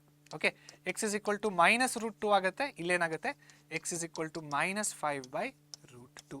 ಇದೇ ನಮ್ಮ ಮೂಲಗಳು ಅಷ್ಟೇ. Okay, so root 2 ಕೆಳಗಡೆ ಇರಬಾರ್ದು ಅಂತ ಹೇಳಿದ್ದೀನಿ. ಅದಕ್ಕೆ ನೀವೇನು ಮಾಡಬೇಕು, ರ್ಯಾಷನಲೈಸೇಷನ್ ಮಾಡ್ಬೋದು. ಆಲ್ ರೈಟ್, ನೆಕ್ಸ್ಟ್ ಮುಂದಿನ ಪ್ರಶ್ನೆ. ಮುಂದಿನ ಪ್ರಶ್ನೆ ಏನಿದೆ ನೋಡಿ, ಎರಡು ಸಂಖ್ಯೆಗಳ ಮೊತ್ತ 27 ಮತ್ತು ಗುಣಲಬ್ಧ 182 ಆದರೆ ಆ ಸಂಖ್ಯೆಗಳನ್ನು ಕಂಡು ಹಿಡಿಯಿರಿ ಅಂತ ಹೇಳ್ತಾ ಇದ್ದಾರೆ. ಏನು ಹೇಳ್ತಾ ಇದ್ದಾರೆ, find two numbers who sum is 27 and product is 182. So ಎರಡು ಸಂಖ್ಯೆಗಳು ನಿಮಗೆ ಗೊತ್ತಿಲ್ಲ, ನನಗೂ ಕೂಡ ಗೊತ್ತಿಲ್ಲ ಎರಡು ಸಂಖ್ಯೆಗಳು. ಸೊ ಮೊದಲನೆಯ ಸಂಖ್ಯೆ ಎಕ್ಸ್ ಆಗಿರಲಿ, ಎರಡನೆಯ ಸಂಖ್ಯೆ ವೈ ಆಗಿರಲಿ ಅಂತ ತಗೊಳ್ಳೋದು. ಇವಾಗ ಏನು ಹೇಳ್ತಾ ಇದ್ದಾರೆ, ಎರಡು ಸಂಖ್ಯೆಗಳ ಮೊತ್ತ 27, x plus y is equal to 27 ಮತ್ತು ಗುಣಲಬ್ಧ 182, x into y is equal to 182. ಆದರೆ ಆ ಸಂಖ್ಯೆಗಳನ್ನು ಕಂಡುಹಿಡಿಯಿರಿ. ಸೊ ಇಲ್ಲಿಗೆ ಏನು ಕೊಟ್ಟಿದ್ದಾರೋ ಇಲ್ಲಿ ಅದನ್ನ ಇಲ್ಲಿ ಬರ್ಕೊಂಡಿದೆ ಅಲ್ವಾ. ನೆಕ್ಸ್ಟ್ ಮುಂದಕ್ಕೆ ಹೆಂಗೆ ಮಾಡಬೇಕು, ತುಂಬ ಸಿಂಪಲ್ ಇದೆ ನೋಡಿ. ಏನು ಮಾಡಬೇಕಂದ್ರೆ ಇವಾಗ ಇಲ್ಲಿಂದ ವೈ ಅಂದರೆ ಏನು, ವೈನ ಕಂಡುಹಿಡಿಯಿರಿ. ವೈನ ಇಲ್ಲೇ ಇಟ್ಕೊಂಡು ಎಕ್ಸ್ನ ಕಡೆ ಕಳಿಸಿ, y is equal to 27 minus x ಅಂತ ಆಗುತ್ತೆ. ಕರೆಕ್ಟ್? ಈ ವೈನ ಬೆಲೆನ ಇಲ್ಲಿ ಬರೀರಿ. ಅವಾಗ ಏನಾಗುತ್ತೆ, ಇಲ್ಲಿ ನೋಡಿ ಏನು ಕೊಟ್ಟಿದ್ದಾರೆ, x into y is equal to 182 ಅಂತ ಕೊಟ್ಟಿದ್ದಾರೆ. ಎಕ್ಸ್ನ ಹಾಗೆ ಬರ್ಕೊಳ್ಳಿ. ವೈನ ಜಾಗದಲ್ಲಿ ಏನಂತ ಬರೆಯೋಣ, 27 minus x is equal to 182. Clear? Okay, x into 27 x ಆಗುತ್ತೆ. X into minus x square ಆಗುತ್ತೆ, ವಿಚ್ ಇಸ್ ಈಕ್ವಲ್ ಟು 182. ಇದನ್ನ ಈ ಕಡೆ ತೊಗೊಂಬನ್ನಿ, ಅವಾಗೇನಾಗುತ್ತೆ, x square minus 27 x plus 182 is equal to 0. ಅಪವರ್ತಿಸುವಿಕೆ ಮಾಡಿದ್ದಾನೆ ಅಂದ್ರೆ ಏನು, 182ನ ಅಪವರ್ತನಗಳನ್ನ ಕಂಡುಹಿಡಿಬೇಕು. ಯಾವ ರೀತಿ ಕಂಡುಹಿಡಿಯೋದು, ಈ ರೀತಿ ಕಂಡುಹಿಡಿಯೋದು ನೋಡಿ. 182 291ಲಿ 13 7ಲಿ ಮತ್ತೆ 7 1ಲಿ ಕರೆಕ್ಟ್. 7 2ಲಿ 14, 14 ಮೈನಸ್ 13 ಎಷ್ಟಾಗುತ್ತೆ, 14 ಮೈನಸ್ 13 1 ಆಗುತ್ತೆ. ನಮಗೆ 1 ಬೇಕಾ ಇಲ್ಲಿ, ಇಲ್ಲ, ನಮಗೆ 27 ಬೇಕು. ಸೊ ಇದನ್ನ ಯಾವ ರೀತಿ ಬರೆಯೋದು, x square minus 13 x minus 14 x plus 182 is equal to 0. Minus 14 minus 13 ಇವೆರಡನ್ನ ಗುಣಲಬ್ಧ ಮಾಡಿದಾಗ ನಮಗೆ ಬರುವಂಥ ಉತ್ತರ 182. ಇವೆರಡನ್ನ ಸಂಕಲನ ಆ್ಯಡ್ ಮಾಡಿದಾಗ ನಮ್ಗೆ ಬರುವಂಥ ಉತ್ತರ ಮೈನಸ್ 27. ರೈಟ್? ಸೊ ಇವಾಗ ಇವೆರಡು ಪದಗಳಲ್ಲಿ ಎಕ್ಸ್ನ ಆಚೆ ತಗೊಳ್ಳಿ, ಎಕ್ಸ್ ಮೈನಸ್ 13 ಬರುತ್ತೆ. ಅದೇ ರೀತಿ ಇವೆರಡು ಪದಗಳಲ್ಲಿ 14ನ ಮೈನಸ್ 14ನ ಆಚೆ ತಗೊಳ್ಳಿ, ಅವಾಗೇನು ಬರುತ್ತೆ, x minus 13 is equal to 0. X minus 13 common ತಗೊಳ್ಳಿ, ಎಕ್ಸ್ ಮೈನಸ್ 13ನ ಕಾಮನ್ ತಗೊಂಡ ಎಕ್ಸ್ ಮೈನಸ್ 14 ಬರುತ್ತೆ. ಹಾಗಾಗಿ x minus 13 is equal to 0, therefore x is equal to 13. ಅದೇ ರೀತಿ x minus 14 is equal to 0, x is equal to 14. ಇದೇ ನಮ್ಮ ಸರಿಯಾದ ಉತ್ತರ. ಹಾಗಾಗಿ ಡಿಜಿಟ್ಸ್ಗಳೇನೋ ಆ ಸಂಖ್ಯೆಗಳೇನೋ ಆ ಸಂಖ್ಯೆಗಳು 13 ಹಾಗೂ 13 ಅಥವಾ 14. ಕರೆಕ್ಟ್? ಇವಾಗ ಎಕ್ಸ್ ಇಸ್ ಈಕ್ವಲ್ ಟು 13 ಅಂತ ತಗೊಂಡ್ರಿ ಅನ್ಕೊಳ್ಳಿ, ಎಕ್ಸ್ ಇಸ್ ಈಕ್ವಲ್ ಟು 13 ಅಂತ ತಗೊಂಡ್ರೆ ವೈ ಏನಾಗುತ್ತೆ, ನೋಡಿ 27 ಮೈನಸ್ 13. 27 ಮೈನಸ್ 13 ಅಂದರೆ 14 ಆಗುತ್ತೆ. ಅದೇ ನೀವು ಎಕ್ಸ್ ಇಸ್ ಈಕ್ವಲ್ ಟು 14 ಅಂತ ತಗೊಂಡ್ರೆ ವೈ ಏನಾಗುತ್ತೆ, 27 ಮೈನಸ್ 14 ಇದು 13 ಆಗುತ್ತೆ. ನೀವು ಯಾವುದೇ ಉತ್ತರ ತಗೊಂಡ್ರು ಕೂಡ ಇಲ್ಲಿ ನಿಮಗೆ ಸರಿಯಾದ ಉತ್ತರನೇ ಬರುತ್ತೆ. ಕ್ಲಿಯರ್? ಓಕೆ, ಸೊ ಎಕ್ಸ್ ಕಂಡುಹಿಡಿದಾದ್ಮೇಲೆ ವೈನ ಕೂಡ ಕಂಡುಹಿಡಿದ್ಬಿಡಿ. ಈ ರೀತಿ ಕಂಡುಹಿಡಿಬೇಕು ವೈ. ನೆಕ್ಸ್ಟ್ ಮುಂದಿನ ಪ್ರಶ್ನೆ. ಮುಂದಿನ ಪ್ರಶ್ನೆ ಏನಿದೆ ನೋಡಿ, ಎರಡು ಅನುಕ್ರಮ ಅಂದ್ರೆ ಗೊತ್ತಲ್ವಾ, ಕನ್ಸಿಕ್ಯೂಟಿವ್ ಇಂಟೀಜರ್ಸ್. ಎರಡು ಅನುಕ್ರಮ ಧನಪೂರ್ಣಾಂಕಗಳ ವರ್ಗಗಳ ಮೊತ್ತವು 365 ಆದರೆ ಆ ಸಂಖ್ಯೆಗಳನ್ನು ಕಂಡುಹಿಡಿಯಿರಿ. Find the consecutive positive integers Find two consecutive positive integers, sum of whose squares is 365. Consecutive positive integers ಅಥವಾ ಅನುಕ್ರಮ ಧನ ಪೂರ್ಣಾಂಕಗಳನ್ನು ಯಾವ ರೀತಿ ಬರೆಯೋದು? x into x plus 1. ಏನಿದು? Consecutive positive integers ಅಥವಾ ಅನುಕ್ರಮ ಧನ ಪೂರ್ಣಾಂಕಗಳು ಅಂತ ಹೇಳ್ಬೋದು. ಹೇಗೆ? ಇದನ್ನ ಆಲ್ರೆಡಿ ನಾವು ಹಿಂದ್ಗಡೆ ನೋಡಿದ್ದೀವಿ. ಇವಾಗ ಇದರ ವರ್ಗಗಳ ಮೊತ್ತ ಅಂದ್ರೆ ಏನು? x square plus x plus 1 the whole square is equal to 365 ಅಂತ ಹೇಳ್ತಾ ಇದ್ದಾರೆ. ಕರೆಕ್ಟಾ? ಇವಾಗ ಇದನ್ನ ಸ್ಪ್ಲಿಟ್ ಮಾಡಿ. ಎಕ್ಸ್ ಸ್ಕ್ವೇರ್ನ ಹಾಗೆ ಬರ್ಕೊಳ್ಳಿ. X square A plus B the whole square, A square plus B square plus 2ab is equal to 365. ಈ 365 ಆ ಕಡೆ ತೊಗೊಂಡೋಗಿ ಏನಾಗುತ್ತೆ? 2x square plus 2x minus 365 is equal to, okay, minus ಇಲ್ಲಿ ಪ್ಲಸ್ 1 ಇದೆ ಆಲ್ರೆಡಿ, ಮೈನಸ್ 364 ಆಗುತ್ತೆ ಅದು. Okay, minus 364 is equal to 0. ಇಲ್ಲಿ ನೋಡಿ ಪ್ಲಸ್ 1 ಇದೆ ಅಲ್ವಾ, ಇದು ಆ ಕಡೆ ಹೋದ್ರೆ ಏನಾಗುತ್ತೆ? Minus 365 minus 365 plus 1 minus 364 is equal to 0 ಅಂತ ಬರುತ್ತೆ. ನೆಕ್ಸ್ಟ್, ಈ ಹೋಲ್ ಸಮೀಕರಣ ಅಥವಾ ಈ ಹೋಲ್ ಈಕ್ವೇಶನ್ 2ರಿಂದ ನಾವು ಭಾಗಿಸ್ಬೋದಾ? 2 ಇಂದ ಡಿವೈಡ್ ಮಾಡ್ಬೋದಾ? ಆರಾಮಾಗಿ ಮಾಡ್ಬೋದು. ಸೊ ಡಿವೈಡ್ ಮಾಡಿದಾಗ ಏನು ಬರುತ್ತೆ? X square plus x, 2 1 2, 1 remainder 8 2 is equal to 0. ಇವಾಗ ಈ 188 ಹಿಡ್ಕೊಂಡು ನಾವೇನು ಕಂಡುಹಿಡಿಬೇಕಿಲ್ಲಿ? ಆ ಅನುಕ್ರಮ ಧನ ಎರಡು ಅನುಕ್ರಮ ಧನ ಪೂರ್ಣಾಂಕಗಳನ್ನು ಕಂಡುಹಿಡಿಬೇಕು. ಅಂದ್ರೆ find the two consecutive positive integers ನ ಕಂಡುಹಿಡಿಬೇಕು. ಅಂದ್ರೆ ಎಕ್ಸ್ ನ ಕಂಡುಹಿಡಿಬೇಕು, ಎಕ್ಸ್ ಪ್ಲಸ್ 1 ನ ಕಂಡುಹಿಡಿಬೇಕು. ಅದನ್ನ ಕಂಡುಹಿಡಿಯಕ್ಕೆ ಹೋಗಿ ನಮಗೇನು ಬಂದಿದ್ದು? ಒಂದು ವರ್ಗ ಸಮೀಕರಣ ಅಥವಾ ಒಂದು ಕ್ವಾಡ್ರಾಟಿಕ್ ಈಕ್ವೇಶನ್ ಬಂದಿದೆ. ಈ ಕ್ವಾಡ್ರಾಟಿಕ್ ಈಕ್ವೇಶನ್ ನಾವು ಸಾಲ್ವ್ ಮಾಡಿಬಿಟ್ರೆ ನಮ್ಗೆ ಏನು ಸಿಗುತ್ತೆ? ಎಕ್ಸಿನ ವ್ಯಾಲ್ಯೂ ಬರುತ್ತೆ. ಯಾವಾಗ ನಮ್ಗೆ ಎಕ್ಸಿನ ವ್ಯಾಲ್ಯೂ ಬರುತ್ತೋ ಎಕ್ಸ್ ಪ್ಲಸ್ 1 ಈಸಿಯಾಗಿ ಕಂಡುಹಿಡಿಬೇಕು. ಓಕೆ, 182 ಇದೆ. 182 ನ ಇವಾಗ ನಾವು ಫ್ಯಾಕ್ಟರೈಸ್ ಮಾಡಿದ್ರೆ ಏನು ಬರುತ್ತೆ? 182. ಓಕೆ, 2 91 13 7 7 1 7. ಓಕೆ, ನಮಗೆ ಬೇಕಾಗಿರೋದು ಪ್ಲಸ್ 1. ಇಲ್ಲಿ ಏನು ಬರ್ತಾ ಇದೆ? 14 ಮೈನಸ್ 13 ಪ್ಲಸ್ 1 ಬರುತ್ತೆ. ಸೊ ಈ ರೀತಿ ಬರೀಬೋದು. X square plus 14x minus 13x minus 182 is equal to 0. ಇವೆರಡು ಪದಗಳಲ್ಲಿ ಎಕ್ಸ್ನ ಆಚೆ ತಗೊಳ್ಳಿ, ಎಕ್ಸ್ ಪ್ಲಸ್ 14 ಉಳ್ಕೊಳ್ಳುತ್ತೆ. ಇವೆರಡು ಪದಗಳಲ್ಲಿ ಮೈನಸ್ 13ನ ಆಚೆ ತಗೊಳ್ಳಿ, ಎಕ್ಸ್ ಪ್ಲಸ್ 14 ಉಳ್ಕೊಳ್ಳುತ್ತೆ ಒಳಗಡೆ, which is equal to 0. X plus 14ನ ಆಚೆ ತಗೊಳ್ಳಿ, ಎಕ್ಸ್ ಪ್ಲಸ್ 14ನ್ನ ಆಚೆ ತಗೊಂಡ್ರೆ ಎಕ್ಸ್ ಮೈನಸ್ 13 ಉಳ್ಕೊಳ್ಳುತ್ತೆ, ವಿಚ್ ಇಸ್ ಈಕ್ವಲ್ ಟು 0. ಹಾಗಾಗಿ x is equal to minus 14 ಅಥವಾ x is equal to plus 13. ಇಲ್ಲೇನಂತ ಹೇಳ್ತಾ ಇದ್ದಾರೆ? ಧನ, ಪಾಸಿಟಿವ್. ಓಕೆ, ಇಲ್ಲಿ ನಮಗೆ ನೆಗೆಟಿವ್ ಬರ್ತಾ ಇದೆ, ಸೊ ಇದು ನಾವು ತಗೊಳ್ಳಂಗಿಲ್ಲ. ಇದೆ ನಮ್ಮ ಉತ್ತರ, ಎಕ್ಸ್ ಇಸ್ ಈಕ್ವಲ್ ಟು 13. 13 ಇದಾದ್ರೆ ಇದೇನಾಗತ್ತೆ? 13 ಪ್ಲಸ್ 1 ಆಗುತ್ತೆ. ಸೊ 13 ಇಂಟು 14 ಏನು ಬರುತ್ತೆ ನಮಗೆ? ಇದನ್ನು ಗುಣಲಬ್ಧ ಮಾಡಿದಾಗ ಏನು ಬರುತ್ತೆ? 300, ಇದರ ವರ್ಗಗಳ ಗುಣಲಬ್ಧ. ಓಕೆ, ಸೊ ಇದು 169 ಆಗುತ್ತೆ, ಇದು 196 ಆಗುತ್ತೆ. ಇವೆರಡನ್ನ ಆ್ಯಡ್ ಮಾಡಿದಾಗ ನಮ್ಗೆ ಏನು ಬರುತ್ತೆ? 365 ಬರ್ತಾ ಇದೆ. ಕರೆಕ್ಟ್, 365 ಬರುತ್ತೆ. ಕ್ಲಿಯರ್? ಸೊ ಯಾವ ರೀತಿ ಬರಿಬೇಕು ಇದನ್ನ? ಅನುಕ್ರಮ ಧನ ಪೂರ್ಣಾಂಕಗಳು, ಇದನ್ನ ಅರ್ಥ ಮಾಡ್ಕೊಳ್ಳೋದು ತುಂಬಾ ಇಂಪಾರ್ಟೆಂಟ್. ಇದು ಅರ್ಥ ಆದ್ರೆ ಮಾತ್ರ ನೀವು ಈ ರೀತಿ ಬರೆಯೋದಕ್ಕೆ ಸಾಧ್ಯ. ನೀವು ಈ ರೀತಿ ಬರೆದ್ರೆ ಇಲ್ಲಿಂದ ಎಲ್ಲ ಕಂಟಿನ್ಯೂ ಹಾಕೊಂಡು ಹೋಗುತ್ತೆ. ಕ್ಲಿಯರ್? ಓಕೆ, ನೆಕ್ಸ್ಟ್ 4.2ರಲ್ಲಿ 6ನೆಯ ಪ್ರಶ್ನೆ ಏನಿದೆ ನೋಡಿ. ಒಂದು ಗುಡಿ ಕೈಗಾರಿಕೆಯು ಒಂದು ದಿನದಲ್ಲಿ ನಿರ್ದಿಷ್ಟ ಸಂಖ್ಯೆಯ ಮಡಿಕೆಗಳನ್ನು ತಯಾರಿಸುತ್ತದೆ. ಒಂದು ನಿರ್ದಿಷ್ಟ ದಿನದಲ್ಲಿ ಪ್ರತಿ ಮಡಿಕೆಯ ಉತ್ಪಾದನಾ ವೆಚ್ಚವು ರೂಪಾಯಿಗಳಲ್ಲಿ ಆ ದಿನ ತಯಾರಿಸಿದ ಮಡಿಕೆಗಳ ಸಂಖ್ಯೆಯ 2ಕ್ಕಿಂತ 3 ಹೆಚ್ಚಾಗಿರುವುದನ್ನು ಗಮನಿಸಲಾಯಿತು. ಆ ದಿನದ ಒಟ್ಟು ಉತ್ಪಾದನಾ ವೆಚ್ಚವು ರೂಪಾಯಿ 90 ಆದರೆ ಆ ದಿನ ತಯಾರಿಸಿದ ಮಡಿಕೆಗಳ ಸಂಖ್ಯೆಗಳನ್ನು ಹಾಗೂ ಪ್ರತಿ ಮಡಿಕೆಯ ವೆಚ್ಚವನ್ನು ಕಂಡುಹಿಡಿಯಿರಿ ಅಂತ ಹೇಳ್ತಾ ಇದ್ದಾರೆ.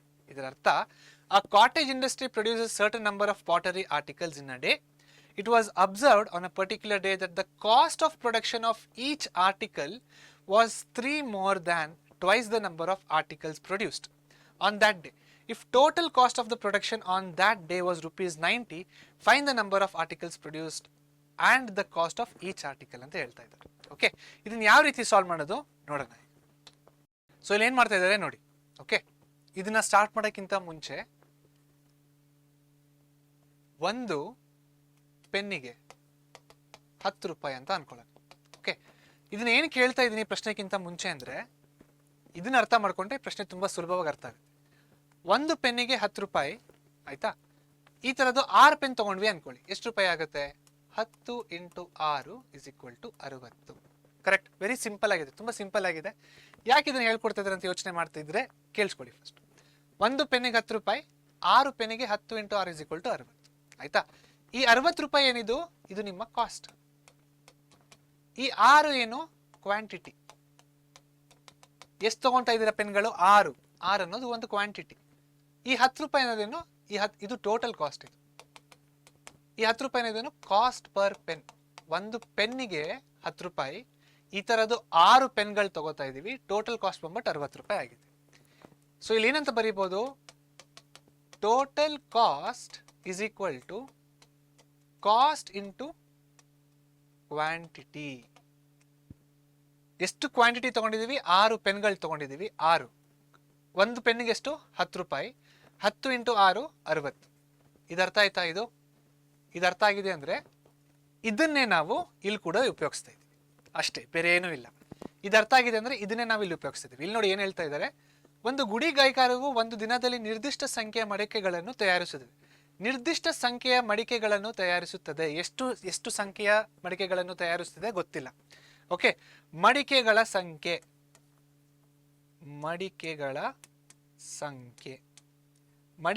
ಸಂಖ್ಯೆ ಎಷ್ಟು ನಿಮ್ಗೆ ಗೊತ್ತಾ? ಎಷ್ಟು ಸಂಖ್ಯೆಗಳು ಅಂತ ನನಗೂ ಗೊತ್ತಿಲ್ಲ, ನಿಮಗೂ ಗೊತ್ತಿಲ್ಲ. ಏನಂತ ತಗೊಳ್ಳೋಣ? ಎಕ್ಸ್ ಅಂತ ತಗೊಳ್ಳೋಣ. A cottage industry produces a certain number of pottery articles.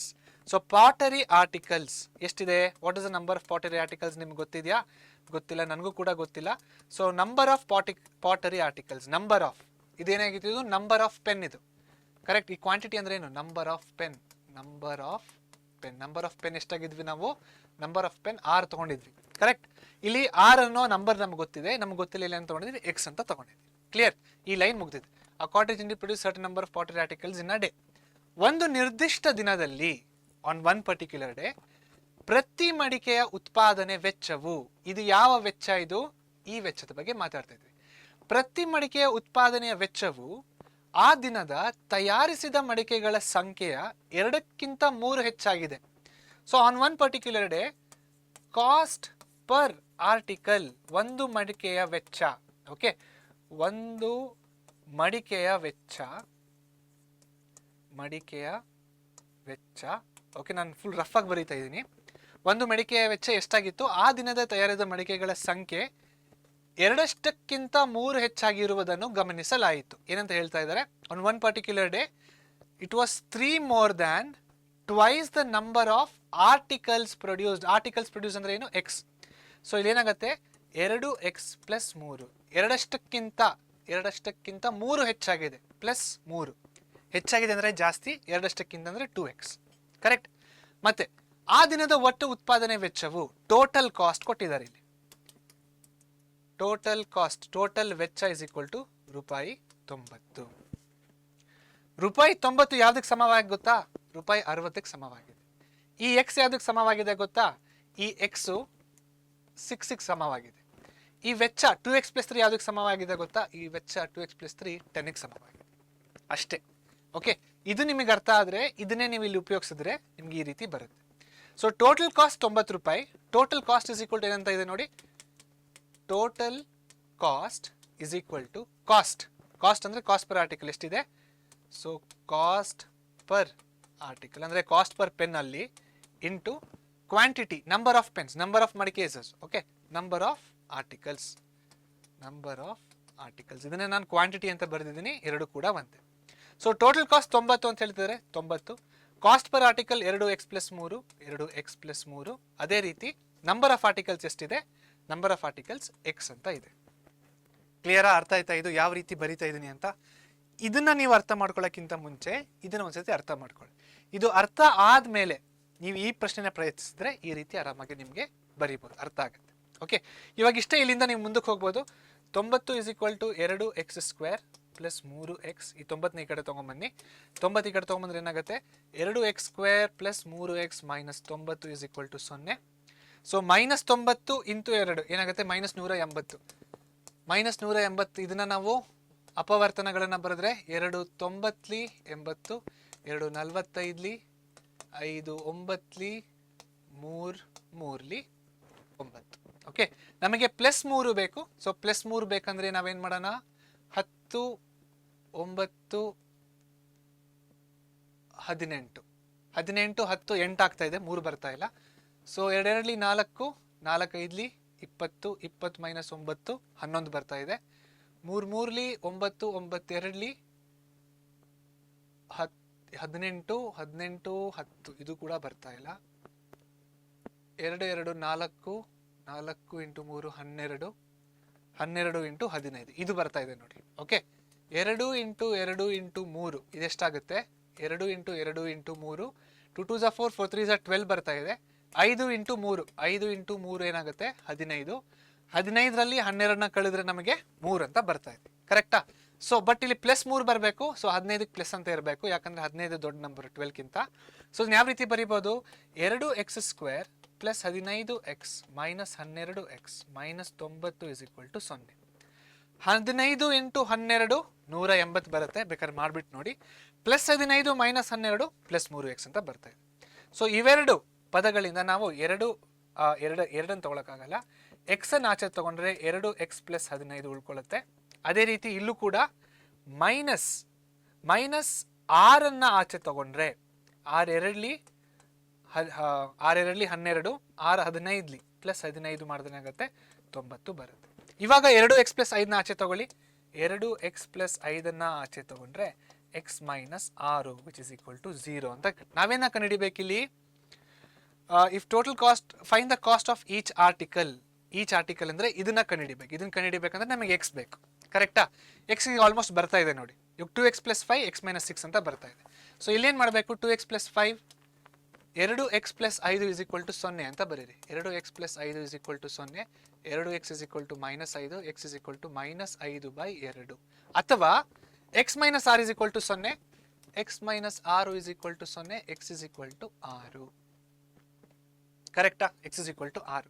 ಇಲ್ಲಿ x ಅಂದ್ರೆ ಏನಂತ ನೋಡಿ. x ಅಂದ್ರೆ ಮಡಿಕೆಗಳ ಸಂಖ್ಯೆ. ಮಡಿಕೆಗಳ ಸಂಖ್ಯೆ ಯಾವುದೇ ಆದ ಸಂಖ್ಯೆ. ನಿಮ್ಮ ಹತ್ರ ಎಷ್ಟು ಪೆನ್ಗಳಿದಾವೆ? 3 ಪೆನ್ಗಳಿದಾವೆ. ನಿಮ್ಮ ಹತ್ರ ಎಷ್ಟು ರಬ್ಬರ್ಗಳಿದಾವೆ? 6 ರಬ್ಬರ್ಗಳಿದಾವೆ. ರೈಟ್? ಸೊ ಆ ರಬ್ಬರ್ಗಳು ಯಾವಾಗಲೂ ಪಾಸಿಟಿವ್ ಆಗೇ ಇರ್ತವೆ. ಕರೆಕ್ಟ್? ಆ ಮಡಿಕೆಗಳು, ಆ ಪೆನ್ಗಳು ಯಾವಾಗಲೂ ನೆಗೆಟಿವ್ ಆಗಿ ಹೋಗೋಕ್ಕೆ ಸಾಧ್ಯನೇ ಇಲ್ಲ. ರೈಟ್? ನಂಬರ್ಗಳು ಅಲ್ವಾ? ಸೊ ಮೈನಸ್ 5/2 ಇದನ್ನ ಎತ್ಬಿಟ್ಟು ನಾವು ಇದನ್ನ ಕನ್ಸಿಡರ್ ಮಾಡೋಣ. x is equal to 6. x is equal to 6 ಆದ್ರೆ ಇಲ್ಲೇನಾಗುತ್ತೆ? 2 ಇಂಟು 6 ಪ್ಲಸ್ 3 15. ಇದು ನಮ್ಮ ಸರಿಯಾದ ಉತ್ತರ. ಕ್ಲಿಯರ್? ಓಕೆ, ಇದು 6ನೆಯ ಪ್ರಶ್ನೆಗೆ. ನೆಕ್ಸ್ಟ್ ಮುಂದಿನ ಅಭ್ಯಾಸ 4.3 ಮೊದಲನೇ ಪ್ರಶ್ನೆ ನೋಡಿ. ಕೆಳಗಿನ ವರ್ಗ ಸಮೀಕರಣಗಳ ಮೂಲಗಳ ಸ್ವಭಾವವನ್ನು ವಿವೇಚಿಸಿ ಅವು ವಾಸ್ತವ ಮೂಲಗಳಾದರೆ ಅವುಗಳನ್ನು ಕಂಡುಹಿಡಿಯಿರಿ ಅಂತ ಹೇಳ್ತಾ ಇದ್ದಾರೆ. ಏನ್ ಹೇಳ್ತಾ ಇದ್ದಾರೆ? Find the nature of the roots of the following quadratic equations if there real roots exist then find them. ವಾಸ್ತವ ಮೂಲಗಳಿದ್ದರೆ ಈ ವರ್ಗ ಸಮೀಕರಣಕ್ಕೆ ಅದನ್ನ ಕಂಡುಹಿಡಿಬೇಕು ಅಂತ ಹೇಳ್ತಾ ಇದ್ದಾರೆ. ಓಕೆ, ನಾವೇನ ಕಂಡುಹಿಡಿಬೇಕಿಲ್ಲಿ? ಕೆಳಗಿನ ವರ್ಗ ಸಮೀಕರಣ ಮೂಲ ಸ್ವಭಾವಗಳನ್ನು ವಿವೇಚಿಸಲು ನಮಗೆ ಬೇಕಾಗಿರುವಂಥದ್ದೇನು? ಡೆಲ್ಟಾ. ಡೆಲ್ಟಾ ಅಂದ್ರೆ ಏನು? b² minus 4ac. ಸೊ ಮೊದಲನೇದು ಎಲ್ಲ ಪ್ರಶ್ನೆಗಳನ್ನು ನಾನೇ ಮಾಡ್ತೀನಿ. ಓಕೆ, ಮೊದಲನೇದು ನಾವೇನ್ ಮಾಡ್ಬೇಕಿಲ್ಲಿ? ಇಲ್ಲಿ a ಅಂದ್ರೆ 2, b ಅಂದ್ರೆ -3, c ಅಂದ್ರೆ 5. ಕರೆಕ್ಟ್? a ಅಂದ್ರೆ 3, b ಅಂದ್ರೆ -4√3, c ಅಂದ್ರೆ 4. a ಅಂದ್ರೆ 2, b ಅಂದ್ರೆ -6, c ಅಂದ್ರೆ 3. ಕರೆಕ್ಟ್? ಕೊಟ್ಟಿರುವಂತಹ ವರ್ಗ ಸಮೀಕರಣಗಳಿಗೆ ABC ವ್ಯಾಲ್ಯೂಗಳನ್ನ ಬರ್ಕೊಳ್ಳಿ. ನೆಕ್ಸ್ಟ್ ಏನಿದು? ಡೆಲ್ಟಾನ ಉಪಯೋಗಿಸಿ, ಅಂದ್ರೆ b² ಮೈನಸ್ 4ac ಶೋಧಕನ ಉಪಯೋಗಿಸಿ. ಸೊ ಶೋಧಕ ಏನಂತ ಇದೆ? b² minus 4ac. So b² minus 4ac -3 the whole square -4 into 2 into 5. So ಇದೇನಾಗುತ್ತೆ? 9 ಮೈನಸ್ 4 2 8 8 5 40. ಸೊ ಇದೇನಾಗುತ್ತೆ? 9 minus 40 minus 31. This is lesser than 0. No ವಾಸ್ತವ ಮೂಲಗಳು. ಇದಕ್ಕೆ ವಾಸ್ತವ ಮೂಲಗಳಿಲ್ಲ. ಯಾಕಂದ್ರೆ ಶೋಧಕ 0ಗಿಂತ ಕಡಿಮೆ ಇದೆ. ಯಾವಾಗ ಶೋಧಕ 0ಗಿಂತ ಕಡಿಮೆ ಇರುತ್ತೋ ಅದಕ್ಕೆ ವಾಸ್ತವ ಮೂಲಗಳು ಇರೋದಿಲ್ಲ. ಕರೆಕ್ಟ್? ಓಕೆ, ನೆಕ್ಸ್ಟ್ ಇದಕ್ಕೆ ನೋಡಿ. b² minus 4ac. b² ಎನ್ನ ಜಾಗದಲ್ಲಿ -4√3 the whole square -4 into 3 into 4. Correct? -4 square ಅಂದ್ರೆ 16 ಆಗುತ್ತೆ. 16 ಇಂಟು 3 48 ಆಗುತ್ತೆ. ಸೊ 48 ಮೈನಸ್ 4 3 12, 12 4 48. 48 ಮೈನಸ್ 48 0. ಇದು ಡೆಲ್ಟಾ ಇಸ್ ಈಕ್ವಲ್ ಟು 0 ಅಥವಾ b square minus 4ac is equal to 0. ಯಾವಾಗ ಈ ಥರ 0 ಬರುತ್ತೋ ಅವಾಗ ಮೂಲಗಳು ಯಾವ ರೀತಿ ಇರ್ತವೆ? ಮೂಲಗಳು ಸಮವಾಗಿರ್ತವೆ ಹಾಗೂ ವಾಸ್ತವವಾಗಿರ್ತವೆ. ಸೊ ಇದಕ್ಕೆ ನಾವು ಮೂಲಗಳನ್ನು ಕಂಡುಹಿಡಿಬೇಕು. Next b square minus 4ac, b square minus 4ac, b ನ ಜಾಗದಲ್ಲಿ -6 ದ ಹೋಲ್ ಸ್ಕ್ವೇರ್ -4 × 2 × 3. ಸೊ ಇದೇನಾಗುತ್ತೆ 36, 4 2 8, 8 3 24, 36ರಲ್ಲಿ 24 ಹೋದರೆ 12, ಇದು ಗ್ರೇಟರ್ ದ್ಯಾನ್ 0. ಇಲ್ಲೇನಾಗ್ತಾ ಇದೆ? B square minus 4ac greater than 0, b square minus 4ac is equal to 0, b square minus 4ac is lesser than 0. 3 ಕೇಸ್ಗಳು ಇಲ್ಲಿ ಬರ್ತಾ ಇದ್ದಾವೆ. ಯಾವಾಗ ಬಿ ಸ್ಕ್ವೇರ್ ಮೈನಸ್ 4ac 0ಗಿಂತ ಕಡಿಮೆ ಇರುತ್ತೋ, ಲೆಸರ್ ದ್ಯಾನ್ 0 ಆಗಿರುತ್ತೋ, ಆವಾಗ ಇದಕ್ಕೇನಂತ ಹೇಳ್ಬೋದು ನಾವು? ನೋ ರಿಯಲ್ ರೂಟ್ಸ್ ಅಂತ ಹೇಳ್ಬೋದು, ಅಥವಾ ವಾಸ್ತವ ಮೂಲಗಳು ಹೊಂದಿರುವುದಿಲ್ಲ ಅಂತ ಹೇಳ್ಬೋದು. ಯಾವಾಗ ಬಿ ಸ್ಕ್ವೇರ್ ಮೈನಸ್ 4ac 0ಗಿಂತ ಕಡಿಮೆ ಆದಾಗ. ಆಯ್ತಾ? ಎರಡನೇದು ನೋಡಿ, ಬಿ ಸ್ಕ್ವೇರ್ ಮೈನಸ್ 4ac 0ಗೆ ಸಮವಾಗಿದ್ದಾಗ the roots are equal and real, the roots are real and equal, ಅಥವಾ ಇಲ್ಲಿ ಮೂಲಗಳು ವಾಸ್ತವ ಹಾಗೂ ಸಮವಾಗಿದ್ದಾವೆ ಅಂತ ಹೇಳ್ಬೋದು. ಕರೆಕ್ಟ್? ಅದೇ ರೀತಿಯಲ್ಲಿ ಮೂರನೇದು ನೋಡಿ, ಬಿ ಸ್ಕ್ವೇರ್ ಮೈನಸ್ 4ac 0ಗಿಂತ ದೊಡ್ಡದಾಗಿದೆ. Okay, B square minus 4ac 0ಗಿಂತ ಜಾಸ್ತಿ ಆಗಿದೆ. ಇಲ್ಲೇನಂತ ಹೇಳ್ಬೋದು? ಮೂಲಗಳು ಭಿನ್ನವಾಗಿ ಹಾಗೂ ವಾಸ್ತವ ರೂಪದಲ್ಲಿ ಇರ್ತವೆ. The roots are real and distinct. ಇಲ್ಲಿ ಯಾವುದಕ್ಕೆ ರಿಯಲ್ ಆಗಿದೆ, ವಾಸ್ತವವಾಗಿದೆ, ಇದಕ್ಕೆ ರಿಯಲ್ ಆಗಿದೆ, ಇದಕ್ಕೂ ಕೂಡ ರಿಯಲ್ ಆಗಿದ್ದಾವೆ. ಇದಕ್ಕೆ ಮೂಲಗಳನ್ನು ನೀವೇ ಕಂಡುಹಿಡಿಬೇಕು, ಇದಕ್ಕೆ ಹಾಗೂ ಇದಕ್ಕೆ. ಓಕೆ, ಇದನ್ನ ಅಪವರ್ತಿಸುವಿಕೆಯಿಂದನೇ ಕಂಡುಹಿಡಿರಿ ಅಂತ ಎಲ್ಲೂ ಬರ್ದಿಲ್ಲ ಇಲ್ಲಿ ಪ್ರಶ್ನೆಯಲ್ಲಿ. ಸೊ ಇದಕ್ಕೆ ನೀವು ಅಕಸ್ಮಾತ್ ನಿಮ್ಗೆ ಅಪವರ್ತಿಸುವಿಕೆ ಕಷ್ಟ ಆಗ್ತಿದೆ ಅಂತ ಅನ್ಸಿದ್ರೆ ನೀವು ಸೂತ್ರದ ವಿಧಾನ ಕೂಡ ಇದಕ್ಕೆ ಅನ್ವಯಿಸಿ ಮೂಲಗಳನ್ನು ಆರಾಮಾಗಿ ಕಂಡುಹಿಡಿಬಹುದು. ಓಕೆ, ಸೊ ಇಲ್ಲಿ ಫ್ಯಾಕ್ಟರೈಸೇಷನ್ ಇಂದಾನೆ ಕಂಡುಹಿಡಿರಿ ಅಂತ ಎಲ್ಲೂ ಹೇಳಿಲ್ಲ. ಸೊ ಫಾರ್ಮುಲಾ ಮೆಥಡ್ ನ ಯೂಸ್ ಮಾಡಿಕೊಂಡು ಕೂಡ ಇದಕ್ಕೆ ನೀವು ರೂಟ್ಸ್ ನ ಆರಾಮಾಗಿ ಕಂಡುಹಿಡಿಬಹುದು. ರೈಟ್? ಓಕೆ, ನೆಕ್ಸ್ಟ್ ಮುಂದಿನ ಪ್ರಶ್ನೆ. Find the values of k for each of the following quadratic equations so that they have two equal roots. ಏನು ಹೇಳ್ತಿರ್ತಾರೆ? ಕೆಳಗಿನ ಪ್ರತಿಯೊಂದು ವರ್ಗ ಸಮೀಕರಣವು ಸಮಾನವಾದ 2 ಮೂಲಗಳನ್ನು ಹೊಂದಿದ್ದರೆ k ಯ ಬೆಲೆಯನ್ನು ಕಂಡುಹಿಡಿಯಿರಿ ಅಂತ ಹೇಳ್ತಾ ಇದೆ. ಸಮಾನವಾದ 2 ಮೂಲಗಳನ್ನು ಹೊಂದಿದ್ದರೆ ಅಂದ್ರೆ ಅದಕ್ಕೆ ಕಂಡೀಷನ್ ಏನಿದೆ? B square minus 4ac is equal to 0. ಕರೆಕ್ಟಾ? ಯಾವಾಗ b square minus 4ac is equal to 0 ಆಗುತ್ತೋ ಆವಾಗ ಮೂಲಗಳು ಸಮವಾಗಿರ್ತವೆ ಅಲ್ವಾ? ಓಕೆ, ಸೊ ಇಲ್ಲಿ ಏನು ಕೊಟ್ಟಿದ್ದಾರೆ ನಮಗೆ? kx of x minus 2 plus 6 is equal to 0. ಇದು ವರ್ಗ ಸಮೀಕರಣದ ರೂಪದಲ್ಲಿ ಇದೆಯಾ? ಇಲ್ಲ ಅಂತ ಅನ್ಸುತ್ತೆ. ಸೊ ಅದಕ್ಕೆ ಏನು ಮಾಡೋಣ? ವರ್ಗ ಸಮೀಕರಣದ ರೂಪದಲ್ಲಿ ತರೋಣ. kx ಇಂಟು ಎಕ್ಸ್ ಏನಾಗುತ್ತೆ? kx ಸ್ಕ್ವೇರ್ ಆಗುತ್ತೆ, ಮೈನಸ್ 2kx ಆಗುತ್ತೆ, ಪ್ಲಸ್ 6 ಹಾಗೆ ಬರ್ಕೊಳ್ಳೋಣ. ಓಕೆ, ಇದ್ರ ಜೊತೆ ಗುಣಾಕಾರ ಮಾಡಿದ್ವಿ, ಮಲ್ಟಿಪ್ಲೈ ಮಾಡಿದ್ವಿ. ಇವಾಗ ಬಿ ಸ್ಕ್ವೇರ್ ಮೈನಸ್ 4ac, ಇಲ್ಲಿ a ಏನಾಗುತ್ತೆ? a is equal to k, b is equal to minus 2k, c is equal to 6. ಸಮವಾಗಿದೆ ಅಂದ್ರೆ ಏನು ಅರ್ಥ? B square minus 4ac is equal to 0 ಅಂತ ಅರ್ಥ. ಬಿ ನ ಜಾಗದಲ್ಲಿ ನಾವೇನಂತ ಬರೆಯೋಣ? -2k the whole square minus 4 into a ನ ಜಾಗದಲ್ಲಿ k ಅಂತ ಬರೆಯೋಣ, ಸಿ ನ ಜಾಗದಲ್ಲಿ 6 ಅಂತ ಬರೆಯೋಣ. ಇಲ್ಲಿ ಏನಾಗುತ್ತೆ? 4k square minus 24k is equal to 0. Right? K ನ ಆಚೆ ತಗೊಳ್ಳಿ. ಇಲ್ಲಿ ಕೆ ನ ಆಚೆ ತಗೊಂಡ್ರೆ ಏನಾಗುತ್ತೆ? 4k minus 24 is equal to 0. K ನ ಆ ಕಡೆ ಕಳಿಸಿದಾಗ ಏನಾಗುತ್ತೆ? 4k minus 24 is equal to 0. K ಈ ಕಡೆ ಬಂದ್ಬಿಟ್ಟು 0 ಡಿವೈಡೆಡ್ ಬೈ ಕೆ ಆಗುತ್ತೆ. ಯಾವುದೇ ಸಂಖ್ಯೆ ನ್ಯೂಮರೇಟರ್ 0 ಇದ್ರೆ, so 0 divided by any number is 0. Okay, minus 24 ಈ ಕಡೆ ಕಳಿಸಿ, 4k is equal to 24, k is equal to 24 by 4, 4 1 4 6. ಆದ್ದರಿಂದ k ನ ಬೆಲೆ 6 ಅಂತ ಹೇಳ್ಬೋದು. ಇಲ್ಲಿ ಏನು ತುಂಬ ಇಂಪಾರ್ಟೆಂಟ್ ಅಂದರೆ b square minus 4ac is equal to 0. ಇದನ್ನ ನೀವು ಅರ್ಥ ಮಾಡ್ಕೊಂಡು ಬರೆಯೋದು ತುಂಬ ಇಂಪಾರ್ಟೆಂಟ್ ಆಗುತ್ತೆ. ನೀವು ಇದನ್ನು ಬರೆದುಬಿಟ್ರೆ ಇನ್ನು ಮಿಕ್ಕಿದೆಲ್ಲ ತುಂಬ ಈಸಿ ಆಗಿದೆ. ಕ್ಲಿಯರ್? ಓಕೆ, ನೆಕ್ಸ್ಟ್ ಮುಂದಿನ ಪ್ರಶ್ನೆಗೆ ಹೋಗೋಣ. ಮುಂದಿನ ಪ್ರಶ್ನೆ ಏನಿದೆ? 800 ಮೀಟರ್ ಸ್ಕ್ವೇರ್ ವಿಸ್ತರಣವುಳ್ಳ ಮತ್ತು ಉದ್ದವು ಅಗಲದ ಎರಡಷ್ಟಿರುವ ಒಂದು ಆಯತಾಕಾರದ ಮಾವಿನ ತೋಪವನ್ನು ನಿರ್ಮಿಸಲು ಸಾಧ್ಯವೇ? ಹೌದು ಎಂದಾದರೆ ಅದರ ಉದ್ದ ಮತ್ತು ಅಗಲಗಳನ್ನು ಕಂಡುಹಿಡಿಯಿರಿ. ಇಲ್ಲಿ ಈ ವರ್ಡು ತುಂಬಾ ಇಂಪಾರ್ಟೆಂಟ್ ಆಗುತ್ತೆ. ಹೌದು ಎಂದಾದರೆ ಅಂದ್ರೆ ಏನು? ಅಂದ್ರೆ b square minus 4ac equal to 0 ಅಂದ್ರೆ ಇದಕ್ಕೆ ಅನ್ವಯಿಸುತ್ತೆ. B square minus 4ac greater than 0 ಅಂದ್ರೂ ಕೂಡ ಇದಕ್ಕೆ ಅನ್ವಯಿಸುತ್ತೆ.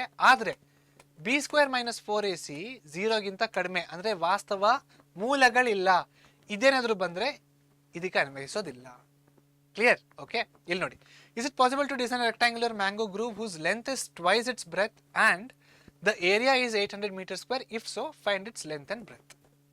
ಓಕೆ, ಇಫ್ ಸೋ ಅನ್ನೋದು ತುಂಬ ಇಂಪಾರ್ಟೆಂಟು, ರೈಟ್? ಏನಂತ ಹೇಳ್ತಾ ಇದ್ದಾರೆ, ವಿಸ್ತೀರ್ಣ ಕೊಟ್ಟಿದ್ದಾರೆ. A is equal to 800 meter square. Rectangle ಮತ್ತು ಇಲ್ಲಿ ಎಲ್ಲಿದೆ ಅದು ಆಯತಕಾರ. ಆಯತಕಾರದ ವಿಸ್ತೀರ್ಣ, ರೆಕ್ಟ್ಯಾಂಗಲಿನ area formula length into breadth. So area ಎನ್ನ ಜಾಗದಲ್ಲಿ ನಾವು length into breadth is equal to 800 meter square ಅಂತ ಬರೀತೀವಿ. ಇನ್ನೊಂದು ಏನು ಕೊಟ್ಟಿದ್ದಾರೆ ಇಲ್ಲಿ, whose length is twice its breadth. ಇಲ್ಲಿ ಏನು ಕೊಟ್ಟಿದ್ದಾರೆ, ಮತ್ತು ಉದ್ದವು ಅಗಲದ ಎರಡಷ್ಟಿರುವ ಒಂದು ಆಯತಕಾರ, ಅಂದರೆ length is equal to 2b. ಕರೆಕ್ಟಾ? ಇವಾಗ ಎಲ್ಲಿನ ಜಾಗದಲ್ಲಿ 2b ಅಂತ ಹಾಕೋಣ. 2b into B is equal to 800. So ಏನಾಗುತ್ತೆ, 2b into b, 2b square is equal to 800. Correct? ಇವಾಗ ನಾವು ಮಾಡ್ತಾ ಇರೋದು ಶೋಧಕ, ಡಿಸ್ಕ್ರಿಮಿನೆಂಟ್ ಇಟ್ಕೊಂಡು ಅಲ್ವಾ. ಹೌದು ಎಂದಾದರೆ ಅಂತ ಕೇಳ್ತಾ ಇದ್ದಾರೆ, ರೈಟ್? ಹೌದು ಎಂದಾದರೆ ಏನು ಮಾಡೋಣ, ಈ 800ನ ಆ ಕಡೆ ತೊಗೊಂಡೋಗೋಣ. ಅವಾಗ ಏನಾಗುತ್ತೆ, 2b square minus 800 is equal to 0. Correct? ಇದನ್ನ ಮತ್ತೆ ಯಾವ ರೀತಿ ಬರೆಯೋಣ, 2b square plus 0b minus 800 is equal to 0. ಯಾಕೆ ಈ ಥರ ಬರೀತಾ ಇದ್ದೀನಿ ಅರ್ಥ ಮಾಡ್ಕೊಳ್ಳಿ. ಇಲ್ಲಿ a is equal to 2, b is equal to 0, c is equal to minus 800 ಅಂತ ಆಗುತ್ತೆ. ಎ ಬಿ ಸಿಗಳು ಬಂದ್ವು. ಯಾಕೆ ಎ ಬಿ ಸಿ ಕಂಡಿಡಿದೆ? ಯಾಕಂದ್ರೆ ಹೌದೆಂದಾದರೆ ಅಂದ್ರೆ ಏನು, ಇವೆರಡು ಆದರೆ ನಾವು ಮೂಲಗಳನ್ನು ಕಂಡುಹಿಡಿಬೇಕು. ಇದಾದ್ರೆ ಮೂಲಗಳನ್ನು ಕಂಡುಹಿಡಿಯೋ ಅವಶ್ಯಕತೆ ಇಲ್ಲ. ಕ್ಲಿಯರ್? ಇವಾಗ B square minus 4ac, b square minus 4ac, b ನ ಜಾಗದಲ್ಲಿ 0 ಸ್ಕ್ವೇರ್ ಮೈನಸ್ 4 ಹಾಗೆ ಬರೆಯೋಣ, ಎ ನ ಜಾಗದಲ್ಲಿ 2, ಸಿ ನ ಜಾಗದಲ್ಲಿ ಮೈನಸ್ 800. ಕರೆಕ್ಟಾ? ಸಿ ನ ಜಾಗದಲ್ಲಿ ಮೈನಸ್ 800. ಸೊ 0 ಸ್ಕ್ವೇರ್ ಹಾಗೆ ಬರೆಯೋಣ, ಮೈನಸ್ ಇಂಟು ಮೈನಸ್ ಪ್ಲಸ್ ಆಗುತ್ತೆ, 0 ಸ್ಕ್ವೇರ್ ಇದು ಮೈನಸ್ ಇಂಟು ಮೈನಸ್ ಪ್ಲಸ್ ಆಗುತ್ತೆ. 4 2s 8, 8 8s 64 ಪ್ಲಸ್ 64,000, ಪ್ಲಸ್ 6,400 ಬರ್ತಾ ಇದೆ. ಸೊ ಇಲ್ಲಿ ಏನಾಗ್ತಾ ಇದೆ, b square minus 4ac is equal to 6,400 which is greater than 0. ಅಂದರೆ ಇದನ್ನ ಮಾಡಲು ಸಾಧ್ಯವಿದೆ, ಮಾಡಲು ಸಾಧ್ಯವಿದೆ. ಮಾಡಲು ಸಾಧ್ಯವಿದೆ ಅಂದ ತಕ್ಷಣ ನಾವೇನು ಮಾಡಬೇಕು, ಇಲ್ಲಿಗೆ ಬರಬೇಕು. ಮತ್ತೆ 2b square is equal to 800, b square is equal to 400, 800 by 2 400, b is equal to under root 400. So therefore b is equal to plus or minus 20 meter. Minus 20ನ ನಾವು ತಗೊಳಕ್ಕಾಗಲ್ಲ, ಅಗಲ 20 ಮೀಟರ್ ಇರೋದಕ್ಕಾಗಲ್ಲ. ಹಾಗಾಗಿ ಲೆಂತ್ ಏನಾಗುತ್ತೆ, 2b ಅಂದರೆ ಇದು 40 metre. ಅಗಲ 20 metre, ಉದ್ದ 40 ಮೀಟರ್. ಇದೇ ಆಯತಕಾರದ ಡೈಮೆನ್ಷನ್ಸ್ಗಳು. 40 ಇಂಟು 20 ಮಾಡಿದ್ರೆ ಎಷ್ಟಾಗುತ್ತೆ, 800 ಬರ್ತಾ ಇದೆ. ಇಲ್ಲೂ ಕೂಡ ನಮಗೆ 800 ಮೀಟರ್ ಸ್ಕ್ವೇರ್ ಅಂತಾನೆ ಕೊಟ್ಟಿದ್ದಾರೆ. Correct? Okay, all right. So ಈ ಪ್ರಶ್ನೆ ಕೂಡ ಅರ್ಥ ಆಗಿದೆ. ಈ ಪ್ರಶ್ನೆಯಲ್ಲಿ ತುಂಬ ಇಂಪಾರ್ಟೆಂಟ್ ಏನಂದರೆ, ಹೌದೆಂದಾದರೆ ಅಂದರೆ ಇವೆರಡು ಆದರೆ ನಾವು ಮೂಲಗಳನ್ನು ಕಂಡುಹಿಡಿಬೇಕು. ಅಕಸ್ಮಾತ್ ಇದಾದರೆ, ಇದಂದ್ರೆ ಏನು, ವಾಸ್ತವ ಸಂಖ್ಯೆಗಳು ಹೊಂದಿರುವುದಿಲ್ಲ, ಅವಾಗ ನಾವು ಮೂಲಗಳನ್ನು ಕಂಡುಹಿಡಿಯೋ ಅವಶ್ಯಕತೆ ಇಲ್ಲ. ಸೊ ನಮಗೆ ಈ ರೀತಿ ಬರುತ್ತೆ. ಇದನ್ನು ನಾವೇನು ಮಾಡಬೇಕು, ಕ್ವಾಡ್ರಾಟಿಕ್ ಈಕ್ವೇಷನಿನ ರೂಪದಲ್ಲಿ ಬರೆದು ಎ ಬಿ ಸಿಗಳನ್ನು ಕಂಡುಹಿಡಿದ್ಬಿಟ್ಟು ಬಿ ಸ್ಕ್ವೇರ್ ಮೈನಸ್ 4ac ಅಂದರೆ ಏನು ಅಂತ ಕಂಡುಹಿಡಿಯಬೇಕು. ಓಕೆ, ಅದು ಈಕ್ವಲ್ ಟು 0 ಗ್ರೇಟರ್ ದೆನ್ 0 ಬಂದರೆ ಮೂಲಗಳನ್ನು ಕಂಡುಹಿಡಿಬೇಕು. ಅಕಸ್ಮಾತ್ ಲೆಸ್ಸರ್ ದೆನ್ 0 ಬಂದರೆ ಮೂಲಗಳನ್ನು ಕಂಡುಹಿಡಿಯೋ ಅವಶ್ಯಕತೆ ಇಲ್ಲ. ರೈಟ್, ನೆಕ್ಸ್ಟ್ 4ನೇ ಪ್ರಶ್ನೆ. Is the following situation possible? If so determine their present ages. The sum of the ages of two friends is 20 years. 4 years ago the product of their ages in years was 48 ಅಂತ ಹೇಳ್ತಾ ಇದ್ದಾರೆ. ಇದರ ಅರ್ಥ, ಕೆಳಗೆ ಸೂಚಿಸುವಂತಹ ಸನ್ನಿವೇಶಗಳು ಸಾಧ್ಯವೇ? ಸಾಧ್ಯವೇ, correct. ಸಾಧ್ಯವೇ? ಹಾಗಿದ್ದರೆ ಅವರ ಈಗಿನ ವಯಸ್ಸುಗಳನ್ನು ನಿರ್ಧರಿಸಿ. ಇಬ್ಬರು ಸ್ನೇಹಿತರು ವಯಸ್ಸು ಮೊತ್ತವು 20 ವರ್ಷಗಳಿವೆ. 4 ವರ್ಷಗಳ ಹಿಂದೆ ಅವರ ವಯಸ್ಸಿನ ಗುಣಲಬ್ಧವು 48 ವರ್ಷವಾಗಿತ್ತು. ಸೊ ಇಬ್ಬರು ಸ್ನೇಹಿತರಲ್ವಾ, ಎ ಬಿ ಅಂತ ತಗೊಳ್ಳೋಣ, ಎ ಬಿ. ಮತ್ತು ನಾವು ಎಲ್ಲಿದ್ದೀವಿ ಈಗ, ಪ್ರೆಸೆಂಟಲ್ಲಿ ಇದ್ದೀವಿ ಅಂದ್ಕೊಳ್ಳೋಣ. ಓಕೆ, ಪ್ರೆಸೆಂಟಲ್ಲಿ ಇದ್ದೀವಿ. ಏನು ಹೇಳ್ತಾ ಇದ್ದಾರೆ, the sum of ages of two friends is 20 years. ಅಂದರೆ a plus b is equal to 20. Correct. ಇದು ಮೊದಲನೇ ಫ್ರೆಂಡಿನ ಏಜು, ಎರಡನೇ ಫ್ರೆಂಡಿನ ಏಜು ಬಿ. ಸೊ ಎರಡೂ ಆ್ಯಡ್ ಮಾಡಿದ್ರೆ ನಮ್ಗೆ ಎಷ್ಟು ಬರುತ್ತೆ, 20 years ಬರುತ್ತೆ. 4 years ಅಗೋ, ಸೊ ಪ್ರೆಸೆಂಟ್ ಅಂದರೆ ಏನಿದು 2024, 4 ವರ್ಷದ ಹಿಂದೆ ಅಂದರೆ -4 ಅಂದರೆ 2020 ಅಂತ ಅನ್ಕೊಳ್ಳೋಣ. 2020ರಲ್ಲಿ 4 years agro the product of their ages in years was 48. 4 ವರ್ಷಗಳ ಹಿಂದೆ ಅವರ ವಯಸ್ಸಿನ ಗುಣಲಬ್ಧವು 48 ಆಗಿತ್ತು. ಅವರ ವಯಸ್ಸಿನ ಗುಣಲಬ್ಧವು. ಇವಾಗ ಅವನ ವಯಸ್ಸು ಎ ಮತ್ತು ಬಿ, 4 ವರ್ಷದ ಹಿಂದೆ ಅವ್ರ ವಯಸ್ಸೇನಾಗುತ್ತೆ ಎ ಮೈನಸ್ 4 ಬಿ ಮೈನಸ್ 4. ಇವರ ವಯಸ್ಸಿನ ಗುಣಲಬ್ಧವು 48. A minus 4 into b minus 4 is equal to 48 ಅಂತ ಹೇಳ್ತಾ ಇದ್ದಾರೆ. ಕರೆಕ್ಟಾ? ಇಲ್ಲಿ ನಾವೇನು ಮಾಡೋಣ, ಇಲ್ಲಿ ನೋಡಿ a plus b is equal to 20 ಅಲ್ವಾ, b is equal to 20 minus a ಅಂತ ತಗೊಳ್ಳೋಣ. ಈ ಬಿ ನ ವ್ಯಾಲ್ಯೂನ ಇಲ್ಲಿ ಹೋಗ್ಬಿಟ್ಟು ಹಾಕೋಣ. ಓಕೆ, ಯಾವ ರೀತಿ ಆಗುತ್ತೆ ಅದು ನೋಡೋಣ. ಕಲರ್ ಚೇಂಜ್ ಮಾಡ್ತೀನಿ ನೋಡಿ. ಓಕೆ, ಸೊ ಬಿ ನ ಜಾಗದಲ್ಲಿ 20 ಮೈನಸ್ ಎ ಅಂತ ಬರೀಬೇಕು, ಎ ಮೈನಸ್ 4 ಹಾಗೆ ಬರ್ಕೊಳ್ಳೋಣ. A minus 4 of 20 minus 4 minus a is equal to 48. Correct? 20 minus a minus 4. Okay, so ಇಲ್ಲಿ ಏನಾಗುತ್ತೆ, ಎರಡು ಒಂದೇನೆ. 20 minus a 20 minus a minus 4 ಹಾಗೆ ಇದೆ. 20 ಮೈನಸ್ 4 ಏನಾಗುತ್ತೆ, 16 ಆಗುತ್ತೆ. A minus 4 into 16 minus a is equal to 48. Okay, ಇಲ್ಲಿ ನಾವು ಏನ ಕಂಡುಹಿಡಿಯೋದಿಲ್ಲ, ಇದು ಸಾಧ್ಯವೇ ಅಂತ ಕೇಳಿದ್ದಾರೆ. Okay, a into 16 16 a into minus a square minus 4 into 16 minus 64 minus 4 into a plus 4a is equal to 48. ಈ 48ನ ಆ ಕಡೆ ತೊಗೊಂಡೋಗಿ, ಅಥವಾ ಇದನ್ನ ಈ ಕಡೆ ತೊಗೊಂಬನ್ನಿ.